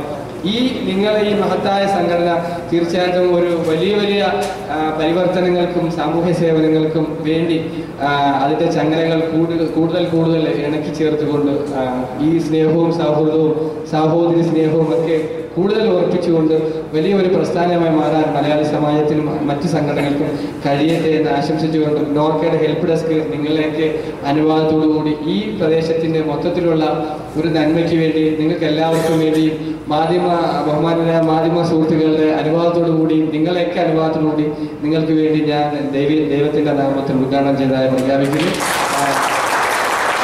ഇത് വലിയൊരു വിജയമാക്കാൻ ദൈവം അനുഗ്രഹിക്കട്ടെ. ഇതിനുവേണ്ടി ആത്മാർത്ഥമായി സഹകരിച്ച ഒരുപാട് ഇതിന്റെ സമാജത്തിന്റെ സുഹൃത്തുക്കളുണ്ട്. ബഹുമാനപ്പെട്ട ബഷീറും ഒക്കെ എന്നെ വിളിക്കാൻ വേണ്ടി നജറാൻ വരെ ഓടി വരികയുണ്ടായി. അപ്പൊ അവരിങ്ങോട്ട് വന്നപ്പോൾ ഞങ്ങൾ സംസാരിച്ചപ്പോഴൊക്കെ അവരുടെ ഒരു ആത്മാർത്ഥത ഞാൻ കാണുകയുണ്ട്. ഇവിടെ വന്നപ്പോൾ തന്നെ ബഹുമാനപ്പെട്ട ഹബീബ് സാറൊക്കെ, ഷബീർ അലി ആണെങ്കിലും വിനോദാണെങ്കിലും പിന്നെ പ്രത്യേകിച്ച് മുരളിയും ബഷീറും സുൽഫിക്കറും ഒക്കെ നിങ്ങളൊക്കെ ചെയ്യുന്ന ആ ഒരു ആത്മാർത്ഥത ഞാൻ മനസ്സിലാക്കുകയുണ്ടായി. ഈ ഒരു ആത്മാർത്ഥത നിങ്ങളുടെ എല്ലാ പ്രവർത്തനങ്ങളും നിങ്ങൾ കാസൂക്ഷിക്കുന്നത് കൊണ്ട് തന്നെയാണ് നിങ്ങൾക്ക് ഈ വിജയം ഉണ്ടായത്. നോർക്ക തീർച്ചയായിട്ടും എന്തെങ്കിലുമൊക്കെ പുതിയ കാര്യങ്ങൾ വരുമ്പോൾ തീർച്ചയായിട്ടും എനിക്ക് മറ്റൊരു കാര്യം പറയാൻ ആഗ്രഹിക്കാനുള്ളത്, ഈ മലയാളി സമാജം ഈ മേഖലയിൽ നിങ്ങൾ രാഷ്ട്രീയ വ്യത്യാസങ്ങളില്ലാത്ത ഒരു സംഘടനയാണ്. തീർച്ചയായിട്ടും നിങ്ങൾ 3 വർഷത്തെ ഒരു പ്രവർത്തന റിപ്പോർട്ട് നിങ്ങൾ എനിക്ക് തരിക, അതിൻ്റെ ഒരു ബൈലയും നിങ്ങളുടെ സംഘടന നോർക്കയിൽ രജിസ്റ്റർ ചെയ്തുകൊണ്ട് കേരള ഗവൺമെന്റിന് അംഗീകൃതമായ ഒരു സംഘടനയാക്കി മാറ്റിത്തരുന്നതായിരിക്കും. അതിന് എന്ത് സഹായം നിങ്ങളെ ഒരു ചെറിയ ഡീറ്റെയിൽസ് ഉണ്ട് ഞാൻ തരാം. അത് നിങ്ങൾ തരികയാണെങ്കിൽ വളരെ പെട്ടെന്ന് തന്നെ നിങ്ങൾ സംഘടന ഒരാഴ്ചയൊക്കെ നിങ്ങൾ തരാം. അടുത്ത ആഴ്ച തന്നെ അംഗീകൃത ഒരു സംഘടനയാക്കി മാറ്റി തരുന്നതായിരിക്കും. അതിൻ്റെ പ്രത്യേകത എന്ന് പറയുന്നത് ഇങ്ങനെയുള്ള ഗവൺമെൻറ്റിൽ എന്തെങ്കിലുമൊക്കെ അപ്ഡേറ്റ്സ് വരുമ്പോൾ തീർച്ചയായിട്ടും നിങ്ങൾ തന്നെ, ഞാൻ വന്ന് നിങ്ങളെ ബോധവൽക്കരിക്കാൻ തന്നെ നിങ്ങൾക്ക് തന്നെ അറിവ് നേടാൻ പറ്റും. പിന്നെ തന്നെ നിങ്ങൾ മനസ്സിലാക്കുന്ന 1-2 കാര്യങ്ങളുണ്ട്. അതായത് ഓവർസീസ് മിനിസ്ട്രിയുടെ അണ്ടറിൽ തന്നെ ഒരു പ്രവാസി ബീമാ യോജന എന്ന് പറയുന്ന ഒരു പദ്ധതിയുണ്ട്. അത് നമ്മൾ സംഘടനകൾ കാണാതെ പോകരുത്. പ്രത്യേകിച്ച് മാധ്യമ സുഹൃത്തുക്കൾ അതിനൊക്കെ ഒരു പ്രത്യേകമായ ഒരു ശ്രദ്ധ കൊടുക്കുക. കാരണം പ്രവാസി ബീമാ യോജന പുതിയതായി വരുന്ന ഈ അൺസ്കിൽഡ് ലേബേഴ്സ്, അതായത് പിന്നെ ഇമിഗ്രേഷൻ റിക്വേർഡ് കാറ്റഗറിയിൽ പെടുന്നവർക്ക് ഈ ക്യാമ്പയിനിൽ ചേർന്ന് വരണം. അപ്പം പുതിയതായിട്ട് ഒരാൾ വരുമ്പോൾ നമ്മൾ പറയണം, നിങ്ങൾ ആ ഇൻഷുറൻസ് എടുത്ത് വരാൻ വേണ്ടി പറയണം, നിർബന്ധിക്കുക. അതിന് വെറും ചെലവ് 375 രൂപ മാത്രമാണ്. 10 ലക്ഷം രൂപ ഇൻഷുറൻസ് കവറേജ് ഉണ്ട്. ഓവർസീസ് മിനിസ്ട്രിയുടെ അണ്ടറിൽ 10 ലക്ഷം രൂപ ഇൻഷുറൻസ്. നമ്മളിവിടെ വന്ന് ഒരു ലേബർ ഡിസ്പ്യൂട്ട് ഉണ്ടായി നമ്മൾ തിരിച്ചു പോകുമ്പോൾ തിരിച്ചു പോകാനുള്ള ടിക്കറ്റും അദ്ദേഹത്തിൻ്റെ കൂടെ ഒരാൾ അനുഗമിക്കാനുള്ള ടിക്കറ്റ് ഓവർസീസ് മിനിസ്ട്രി ആ ഇൻഷുറൻസ് കവറേജ് വഴി നൽകുന്നുണ്ട്. അതുകൂടാതെ എന്തെങ്കിലും ആക്സിഡൻറ്റ് സംഭവിക്കുകയാണെങ്കിൽ നമുക്ക് 3 ലക്ഷം രൂപ വരെയുള്ള മെഡിക്കൽ ട്രീറ്റ്മെൻറ്റ് ഈ പദ്ധതി വഴി ലഭിക്കുന്നത്. അപ്പോൾ ഇതൊക്കെയെന്ന് പറഞ്ഞിട്ട് സാധാരണക്കാർക്ക് വേണ്ടിയുള്ളതാണ്. നമ്മളൊക്കെ ചെയ്യുന്നത് പാവങ്ങളൊക്കെ സഹായിക്കാൻ വേണ്ടിയാണ് ഈ സംഘടന. പണക്കാർക്കാർക്ക് നമ്മുടെ ഒന്നും സഹായം ആവശ്യമില്ല, അല്ലെങ്കിൽ അവരവരുടെ രീതിയിൽ പോയിക്കോളും. നമ്മളൊക്കെ സംഘടനകൾ എപ്പോഴും സഹായിക്കുന്ന പാവങ്ങൾക്ക്. അപ്പോൾ ഈ ഒരു ബോധവൽക്കരണം നമ്മൾ പുതിയതായിട്ട് വരുമ്പോൾ, നമ്മുടെ സഹോദരൻ, നമ്മുടെ അയൽവാസി വരുമ്പോൾ നമ്മൾ ബോധവൽക്കരിക്കുകയാണെങ്കിൽ നമ്മളിവിടെ വരുമ്പോൾ നമ്മളിങ്ങനെ സഹായിക്കാൻ വേണ്ടി ഒരുപാട് നമ്മൾക്ക് സംഘടനകൾ കഷ്ടപ്പെടാതെ ഒരുപാട് പരിഹരിക്കാൻ പറ്റും. അതുകൂടാതെ തന്നെ ഇപ്പോൾ അടുത്ത സമയത്ത് life and pension and life scheme എന്ന് പറയുന്ന ഒരു മഹാത്മാഗാന്ധിയുടെ പേരിൽ ഒരു പുതിയ പദ്ധതി പിന്നെ ഇപ്പോൾ ഗവൺമെൻറ് ഓവർസീസ് മിനിസ്ട്രി കൊണ്ടുവരികയുണ്ടായി. അതിനകത്തുള്ളതെന്ന് പറഞ്ഞാൽ പെൻഷൻ, നമ്മൾ തിരിച്ചു പോകുമ്പോൾ ഒരു പെൻഷൻ, അതുകൂടാതെ തിരിച്ചു പോകുമ്പോൾ ഒരു റിട്ടേൺ, അതുകൂടാതെ ഒരു ഇൻഷുറൻസ്. ഇത് 3 കവർ ചെയ്യുന്നത്. നമ്മൾ 5 വർഷം അതിന് വർഷം 5000 വെച്ച് നമ്മൾ 5 വർഷം അടയ്ക്കുമ്പോൾ ഗവൺമെൻറ് അതിന് ഒരു എമൗണ്ട് കൂടി ഇട്ടുകൊണ്ട് നമ്മൾ ഈ എമൗണ്ട് നമ്മൾ എന്ന് തിരിച്ചു പോകുന്നു. ഇത് നമ്മൾ പബ്ലിക് ഷെയർസിലേക്ക് ഗവൺമെൻറ് ഇട്ടിട്ട് പ്രോഫിറ്റബിൾ ആയിട്ടുള്ള മേഖല ഇട്ടിട്ട് നമ്മൾ തിരിച്ചു പോകുമ്പോൾ നമ്മൾ ആ ഒരു റിട്ടേൺ ആയിട്ട് നമുക്ക് തിരിച്ചെടുക്കാം, ഒരു സമ്പാദ്യമായി തിരിച്ചെടുക്കുക. എന്നിട്ട് നമുക്കൊരു പെൻഷനും ഇത് ഓഫർ ചെയ്യുന്നുണ്ട്, അതുകൂടാതെ ഒരു ഇൻഷുറൻസ് ഓഫർ ചെയ്യും. ഇതൊക്കെ നമ്മൾ കൂടുതൽ അറിയാൻ ശ്രമിക്കുക. അപ്പോൾ അതൊക്കെ ബോധവൽക്കരിക്കുക കൂടിയുള്ള ദൗത്യം മലയാളി സമാജവും ഇവിടുത്തെ മറ്റ് സംഘടനകളും ഏറ്റെടുക്കുക. എനിക്ക് പറയാനുള്ള ഈ ഏരിയയിൽ മൊത്തത്തിൽ നിങ്ങൾ ഇതൊരു വലിയൊരു ക്യാമ്പയിനായിട്ട്, പ്രത്യേകിച്ച് മാധ്യമ സുഹൃത്തുക്കൾ ഇതിൻ്റെ ഒരു നന്മ എത്തിക്കുക. എല്ലാ സാധാരണക്കാരിലും നമ്മൾ എത്തേണ്ടത് സാധാരണക്കാരിലാണ് ഇത് ചെയ്യേണ്ടത്. അപ്പോൾ അതിനുവേണ്ടി എല്ലാ സഹായവും സപ്പോർട്ടും ചോദിച്ചുകൊണ്ടും നിങ്ങളെയൊക്കെ സംഘടനകളുടെ സഹായമില്ലാതെ ഇപ്പോൾ എനിക്ക് യാതൊരു കാര്യം ചെയ്യാം. ഞാൻ ജസ്റ്റ് ഇങ്ങനെ പറഞ്ഞു, ഒരു പ്രീച്ചർ പറയുന്ന രീതിയിൽ ഞാനിങ്ങനെ പറഞ്ഞു പോയെന്നുള്ള നിങ്ങളുടെ സപ്പോർട്ടില്ല, എനിക്കൊന്നും ചെയ്യാൻ പറ്റില്ല, ആർക്കും ഒന്നും ചെയ്യാൻ പറ്റില്ല. നമ്മളൊക്കെ ഒരു സംഘടനയ്ക്ക്, ഒരു വ്യക്തിക്ക് ഒന്നും ചെയ്യാൻ പറ്റില്ല. പക്ഷെ നമ്മൾ ഒരുമിച്ച് കൂടുമ്പോൾ നമുക്ക് ആ ഒരു വലിയൊരു സഹായം ചെയ്യാൻ പറ്റും. അതുകൊണ്ട് എല്ലാ സംഘടനകളുടെ പിന്തുണയും മാധ്യമ സുഹൃത്തുക്കളുടെ പിന്തുണയും അഭ്യർത്ഥിച്ചുകൊണ്ട് ഈ പാവങ്ങൾക്ക് വേണ്ടിയുള്ളതായ ഇത്തരം ക്യാമ്പയിനുകൾ നിങ്ങളൊരു വലിയ വിജയമാക്കണമേ എന്ന് ഒരിക്കൽ കൂടി അഭ്യർത്ഥിച്ചുകൊണ്ടും നിർത്തുന്നു. ഈ അവസരം തന്ന ഇതിൻ്റെ ഈ മേഖലയിലുള്ള എല്ലാ സുഹൃത്തുക്കൾക്കും സംഘടനകൾക്കും എല്ലാ നന്ദിയും കടപ്പാടും. ഈ സ്നേഹത്തിന് നിങ്ങൾ തന്ന ഈ പൂച്ചെണ്ടിന് തിരിച്ചെൻ്റെ ഹൃദയത്തിൻ്റെ എല്ലാ നന്മയുടെ പൂച്ചെണ്ടുകളായ പുഷ്പങ്ങൾ നിങ്ങൾക്ക് എല്ലാവർക്കും കൈകളിലേക്ക് അല്ലെങ്കിൽ എൻ്റെ പ്രാർത്ഥന ഉൾപ്പെടുത്തിക്കൊണ്ട് ഞാൻ നിർത്തുന്നു. അസ്സലാമു അലൈക്കും.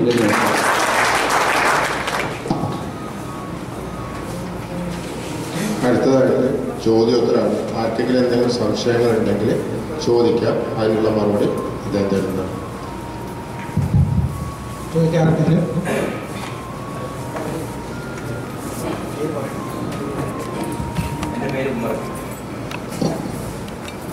എൻ്റെ പേര് ഉമ്മർ എന്നാണ്. 60 വയസ്സ് കഴിഞ്ഞ ആള് ഇവിടെ ജോലി ചെയ്യുകയാണെങ്കിൽ അവർക്ക് പെൻഷൻ കിട്ടുമോ എന്നതാണ്. ഇപ്പോഴ് ഞാൻ നേരത്തെ പറഞ്ഞു, ഇപ്പം ഈ പെൻഷൻ ചേരുന്നതിനുള്ള ഏജ് ലിമിറ്റ് എന്ന് പറയുന്നത് 55 വയസ്സാണ്. 55 വയസ്സ് കഴിഞ്ഞ ആൾക്ക് തൽക്കാലം 6 മാസത്തിന് മുമ്പ് ചേരാൻ പറ്റില്ല. 6 മാസത്തിന് ശേഷം 60 വയസ്സ് വരെയുള്ളവർക്ക് ജോയിൻ ചെയ്യുന്ന ഒരു ഓർഡിനൻസ് നേരത്തെ പാസ്സാക്കിയതിൻ്റെ ബേസിൽ അതിൻ്റെ നിയമപരമായ കാര്യങ്ങൾ നടക്കുകയാണ്. 6 മാസം കഴിഞ്ഞിട്ട് 60 വയസ്സുള്ളവർക്കും ഈ പദ്ധതിയിൽ ചേരാം. തൽക്കാലം 55 വയസ്സ് വരെയുള്ളൂ. പിന്നെ 60 വയസ്സുള്ള ഒരാളിവിടെ ഉണ്ട്, സാമ്പത്തികമായ എന്തെങ്കിലുമൊക്കെ കഷ്ടതകളോ പ്രയാസങ്ങളൊക്കെ അനുഭവിക്കുന്ന എന്തെങ്കിലും വിഷയങ്ങളുണ്ട് എങ്കിൽ തിരിച്ചു പോകുന്ന അവസ്ഥയിൽ നിങ്ങൾക്ക് എന്തെങ്കിലും സഹായം വേണമെങ്കിൽ തീർച്ചയായിട്ടും നോർക്ക വഴി ചെയർമാൻ ഫണ്ട് അതുകൂടാതെ സാന്ത്വന സഹായങ്ങളൊക്കെ നൽകുന്നുണ്ട്. ഈ പെൻഷൻ പദ്ധതി ചേരാത്തവർക്ക് വേണ്ടി അത് പ്രത്യേകമായിട്ട് ഉള്ള ഒരു കാര്യം അത് തന്നെയാണ്. അത് ഞാൻ പറയാൻ ആഗ്രഹിക്കുന്നത്. കാരണം ഇവിടെയുള്ള നമ്മുടെ നാടിൻ്റെ വികസനത്തിൽ മഹത്തായ സംഭാവന നൽകിയ നമ്മളെ പരിഗണിക്കേണ്ടത് ഗവൺമെന്റിന്റെ ഒരു കടമയാണ്. തീർച്ചയായിട്ടും അവരെ പരിഗണിക്കാൻ ഇങ്ങനെ പെൻഷൻ പദ്ധതി ചേരാത്തവർക്ക് വേണ്ടി ഇങ്ങനെ സാന്ത്വന സഹായം പാവങ്ങൾക്ക് വേണ്ടി ഇപ്പൊ പൈസ ഉള്ള ഒരാളാരും സഹായത്തിന് വേണ്ടി എങ്ങും ചെന്ന് മുട്ടത്തില്ല. അപ്പൊ സഹായം അർഹിക്കുന്നവരാണെങ്കിൽ അവർക്കുള്ള സഹായം നൽകാൻ ഉള്ള അവസരങ്ങൾ ഈ ചെയർമാൻ ഫണ്ടും സാന്ത്വന പദ്ധതികൾ വഴിയൊക്കെ ഉണ്ട്. അത് നിങ്ങൾക്ക് ലഭിക്കാൻ അർഹതയുണ്ട്.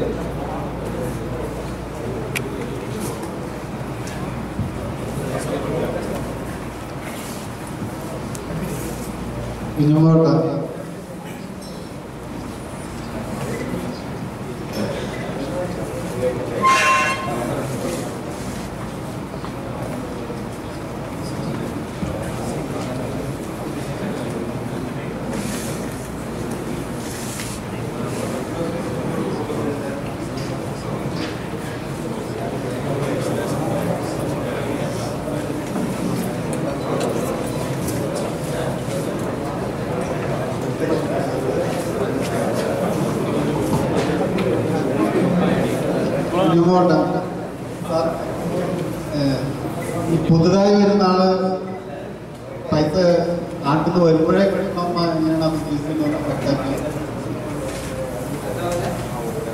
പുതുതായിട്ട് വരുന്ന പാർട്ടി ഒരു നിശ്ചിത തുക കിട്ടിവെച്ചാൽ കിട്ടുന്ന ഗുണങ്ങളെ കുറിച്ച് വ്യക്തമാക്കിയാൽ നന്നായിരുന്നു. അതായത് പുതുതായിട്ട് വരുന്നവര് അതായത് അതിന്റെ പ്രത്യേകത എന്ന് പറയുന്നത് ഈ എമിഗ്രേഷൻ ക്ലിയറൻസ് റിക്വേർഡ് കാറ്റഗറി നമ്മളിലെ പാസ്പോർട്ടിൽ ഇപ്പോൾ 10ാം ക്ലാസ് പാസ്സാകാത്തവരാണെങ്കിൽ എമിഗ്രേഷൻ ക്ലിയറൻസ് റിക്വേർഡ് കാറ്റഗറി പെടും. അതുകൂടാതെ അൺസ്കിൽഡ് ലേബറായിട്ട് വരുമ്പോൾ ഉദാഹരണം ലേബർ കാറ്റഗറിയിൽ വരുന്ന ആൾക്കാർ ഇപ്പോൾ ഡൊമസ്റ്റിക് വർക്ക് ഹൗസ് മെയ്ഡ് പിന്നെ ഹൗസ് ഡ്രൈവർ അഗ്രികൾച്ചർ ലേബേഴ്സ് അങ്ങനെ ആ ഡൊമസ്റ്റിക് വർക്കിലൊക്കെ ആ റിലേറ്റഡ് പ്രൊഫഷനുകൾ വരുമ്പോൾ പിന്നെ ഈ എമിഗ്രേഷൻ ക്ലിയറൻസ് റിക്വേർഡ് കാറ്റഗറിയിൽ പെട്ടവരാണെങ്കിൽ അവര് ഈ പ്രവാസി ബീമാ യോജന എന്നാണ് ആ സ്കീമിന്റെ പേര്. അത് 2 വർഷത്തേക്കാണെങ്കിൽ 275 രൂപയും 3 വർഷത്തേക്ക് കോൺട്രാക്ട് ആണെങ്കിൽ 375 രൂപയും അങ്ങനെ അതാണ് അതിന്റെ ഫീസ്. അപ്പൊ അത് ചെയ്യേണ്ടതെന്ന് പറയുന്നത് നമ്മൾ വരുന്ന സമയത്ത് ഇൻഷുറൻസ് പിന്നെ ടിക്കറ്റ് എടുക്കുമല്ലോ, നമ്മൾ ട്രാവൽസിന്റെ ടിക്കറ്റ് എടുക്കുമ്പോൾ ആ ട്രാവൽസിന് ഇതിന്റെ പേയ്മെന്റ് അടയ്ക്കുമ്പോൾ അവർ തന്നെ നമ്മളെ ഈ പദ്ധതിയിലേക്ക് ചേർത്ത് ഒരു പോളിസി സർട്ടിഫിക്കറ്റ് തരും. ഇത് നമ്മുടെ പാസ്പോർട്ടിന് പുതിയതായിട്ട് വരുന്ന പലരുടെയും പാസ്പോർട്ടിന്റെ ബാക്ക് പേജിൽ സ്റ്റാപ്പിൽ അടിച്ച് വെച്ചിട്ടുണ്ട്. പലർക്കും അറിയത്തില്ല. ഈവൻ ഇവിടെ ഈ അടുത്ത സമയത്ത് ഒരാൾ മരണപ്പെട്ടിട്ട് അദ്ദേഹത്തിന്റെ ബാക്ക് സൈഡിൽ ഇതുണ്ട്, ആർക്കും അറിയത്തില്ല ഇങ്ങനെ സംഭവം ഉണ്ടെന്നുള്ളത്. കാരണം നമുക്ക് സംഘടനകൾക്ക് അറിയില്ല, എന്തുവെന്ന് അറിയത്തില്ല. ഈ അടുത്ത സമയത്ത് ഒരാളെ എന്തെങ്കിലും കൊണ്ടുവന്നിട്ട് പിന്നെ അയാളെ വിസയുടെ കോപ്പി എന്ന രീതിയിൽ അയാൾ ചുമ്മാതെ കൈവച്ചേക്കുക. അപ്പൊ ഒരുപാട് പ്രശ്നങ്ങളുള്ള ഒരു വ്യക്തിയാണ് തിരിച്ചു. അപ്പൊ അങ്ങനെ അറിവില്ലാത്തത് കൊണ്ട് ഇത് എന്താണെന്ന് അറിയത്തില്ല. അപ്പൊ ഇതുകൊണ്ട് ഉദ്ദേശിക്കുന്നത് പറഞ്ഞത് ഈ മനുഷ്യൻ ഇവിടെ വന്ന് എന്തെങ്കിലും ഒരു പ്രയാസം ഉണ്ടായി, മരണപ്പെട്ടു പോയി, ആക്സിഡന്റ് ഉണ്ടായി, രോഗം കൊണ്ട് തിരിച്ചു പോകേണ്ടി വന്നു. അപ്പൊ അങ്ങനെയൊക്കെ എല്ലാം കവർ ചെയ്യുന്ന ഒരു പദ്ധതിയാണ് പ്രവാസി ബീമാ യോജന. തീർച്ചയായിട്ടും നിങ്ങൾ നല്ല രീതിയിൽ ബോധവൽക്കരിക്കുക.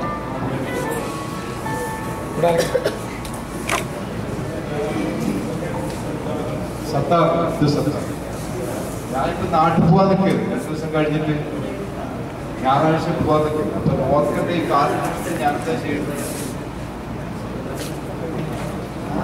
നോർക്കയുടെ കാർഡിന് വേണ്ടി ബഹുമാനരായ മലയാളി സമാജത്തിന്റെ സുഹൃത്തുക്കൾക്ക് നിങ്ങൾ കൊടുത്തുപോയാൽ അവർ കാർഡ് നിങ്ങൾക്ക് നാട്ടിലെത്തിച്ചേരും. അത് തന്നെയായിരിക്കും ഏറ്റവും നല്ലത്. ഒന്ന് അപേക്ഷ കൊടുത്തിട്ട് പോയാൽ ഫോം തരും, കൊടുത്തിട്ട് പോയാൽ കാർഡ് നാട്. അതല്ല എങ്കിൽ നാട്ടിലെവിടെയാ? കണ്ണൂർ കളക്ടർ ഓഫീസിൽ കൊടുക്കുകയാണെങ്കിൽ അപേക്ഷ കൊണ്ട് കൊടുത്താൽ അവിടുത്തെ കളക്ടർ ഓഫീസിൽ നിന്ന് കാർഡ് കളക്ട് ചെയ്യാം. പക്ഷെ എത്ര ദിവസം കൊണ്ട് കിട്ടുമെന്ന് എനിക്ക് പറയാൻ പറ്റില്ല.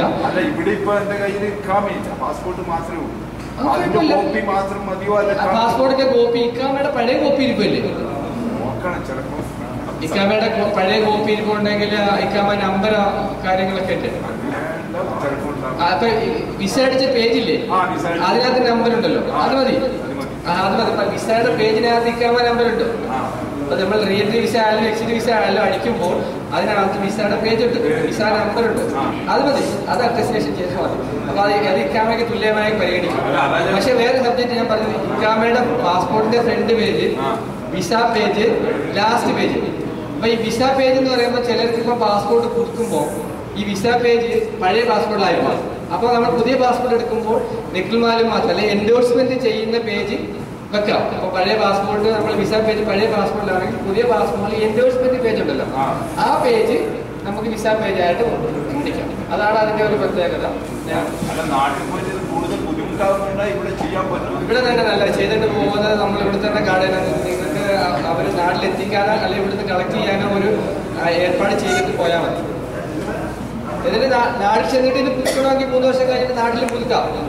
നാട്ടിൽ പുതുക്കുന്നൊരു പ്രശ്നമില്ല. പിന്നെ തൽക്കാലം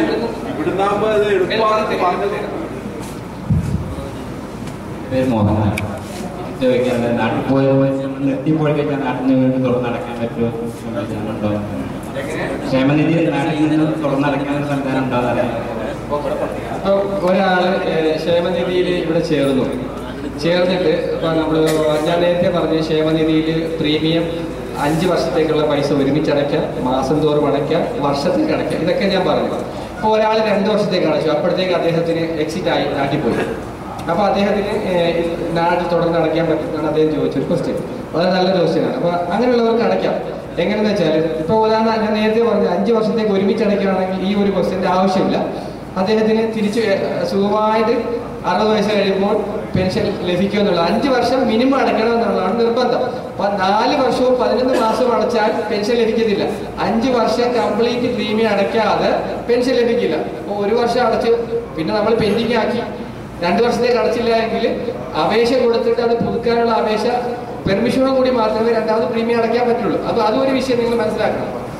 അപ്പം അതൊന്ന്. അപ്പൊ ഈ 2 വർഷം അടച്ച ആൾ തിരിച്ചു പോയിട്ട് നാട്ടിൽ ചെന്നിട്ട് എന്ത് ചെയ്യണമെന്ന് വെച്ചാൽ ഒരു ബി ഫോം ഉണ്ട്. ഇനിയിപ്പോൾ നിങ്ങൾ ഗൾഫ് മേഖലയിലോട്ട് പോകാൻ ആഗ്രഹിക്കുന്നില്ല. അപ്പൊ ഉദാഹരണം ഇപ്പൊ ഇവിടുന്ന് പോയി ദുബായിലോട്ട് വരാൻ ആഗ്രഹിക്കുന്നുണ്ടെങ്കിൽ പ്രശ്നമില്ല, ദുബായി ചെന്നിട്ട് അത് അടച്ചാൽ മതി. ദുബായിൽ നിന്ന് ബാക്കി അടച്ചു കൊടുത്താൽ അതേപോലെ ഗൾഫുകാരൻ തന്നെയാണ്, പ്രശ്നമില്ല. അതല്ല ഇനി നാട്ടിൽ ചെന്നിട്ട് തിരിച്ചിങ്ങോട്ട് വരുന്നില്ല, ഇനി ഗൾഫിലോട്ട് പോകുന്നില്ല എന്ന് ഉറപ്പാക്കിയെങ്കിൽ നിങ്ങൾ എന്ത് ചെയ്യണം? ബി ഫോം ഉണ്ട്. ഇപ്പൊ നമ്മളിവിടെ തരുന്നത് എ ഫോമാണ്, പെൻഷൻ സ്കീമിനുള്ള എ ഫോമാണ്. അത് വിദേശത്തുള്ള മലയാളികൾക്കുള്ള. അപ്പൊ തിരിച്ചുപോയ പ്രവാസികൾക്ക് ബി ഫോമാണുള്ളത്. അപ്പൊ ആ ബി ഫോം നിങ്ങളൊരു അപേക്ഷ എഴുതി കൊടുക്കുക. ഇതുകൊണ്ട് ഞാൻ തിരിച്ചു വന്ന പ്രവാസിയാണ്, ഞാൻ ഇങ്ങനെ ഇത്ര വർഷം അടച്ചിരുന്നു, പെൻഷൻ അടച്ചിട്ടുണ്ട്, ഞാൻ ഇനി നാട്ടിൽ കണ്ടിന്യൂ ചെയ്യാൻ ആഗ്രഹിക്കുന്നു, വിദേശത്തേക്ക് തിരിച്ചു പോകുന്നില്ല, അതുകൊണ്ട് എന്നെ പെൻഷൻ സ്കീമിൽ കണ്ടിന്യൂ ചെയ്യാൻ ഇത് അടയ്ക്കാൻ വേണ്ടി. അപ്പൊ അവരെന്ത് ചെയ്യും? ഈ ഫോമിലേക്ക് ആ ഫോം ഫില്ല് ചെയ്ത് കൊടുക്കും. ഈ ഫോമിലേക്ക് ആക്കി കഴിഞ്ഞാൽ പെൻഷൻ അടയ്ക്കുകയും ചെയ്യും. അതാണ് അതിൻ്റെ പ്രത്യേകത.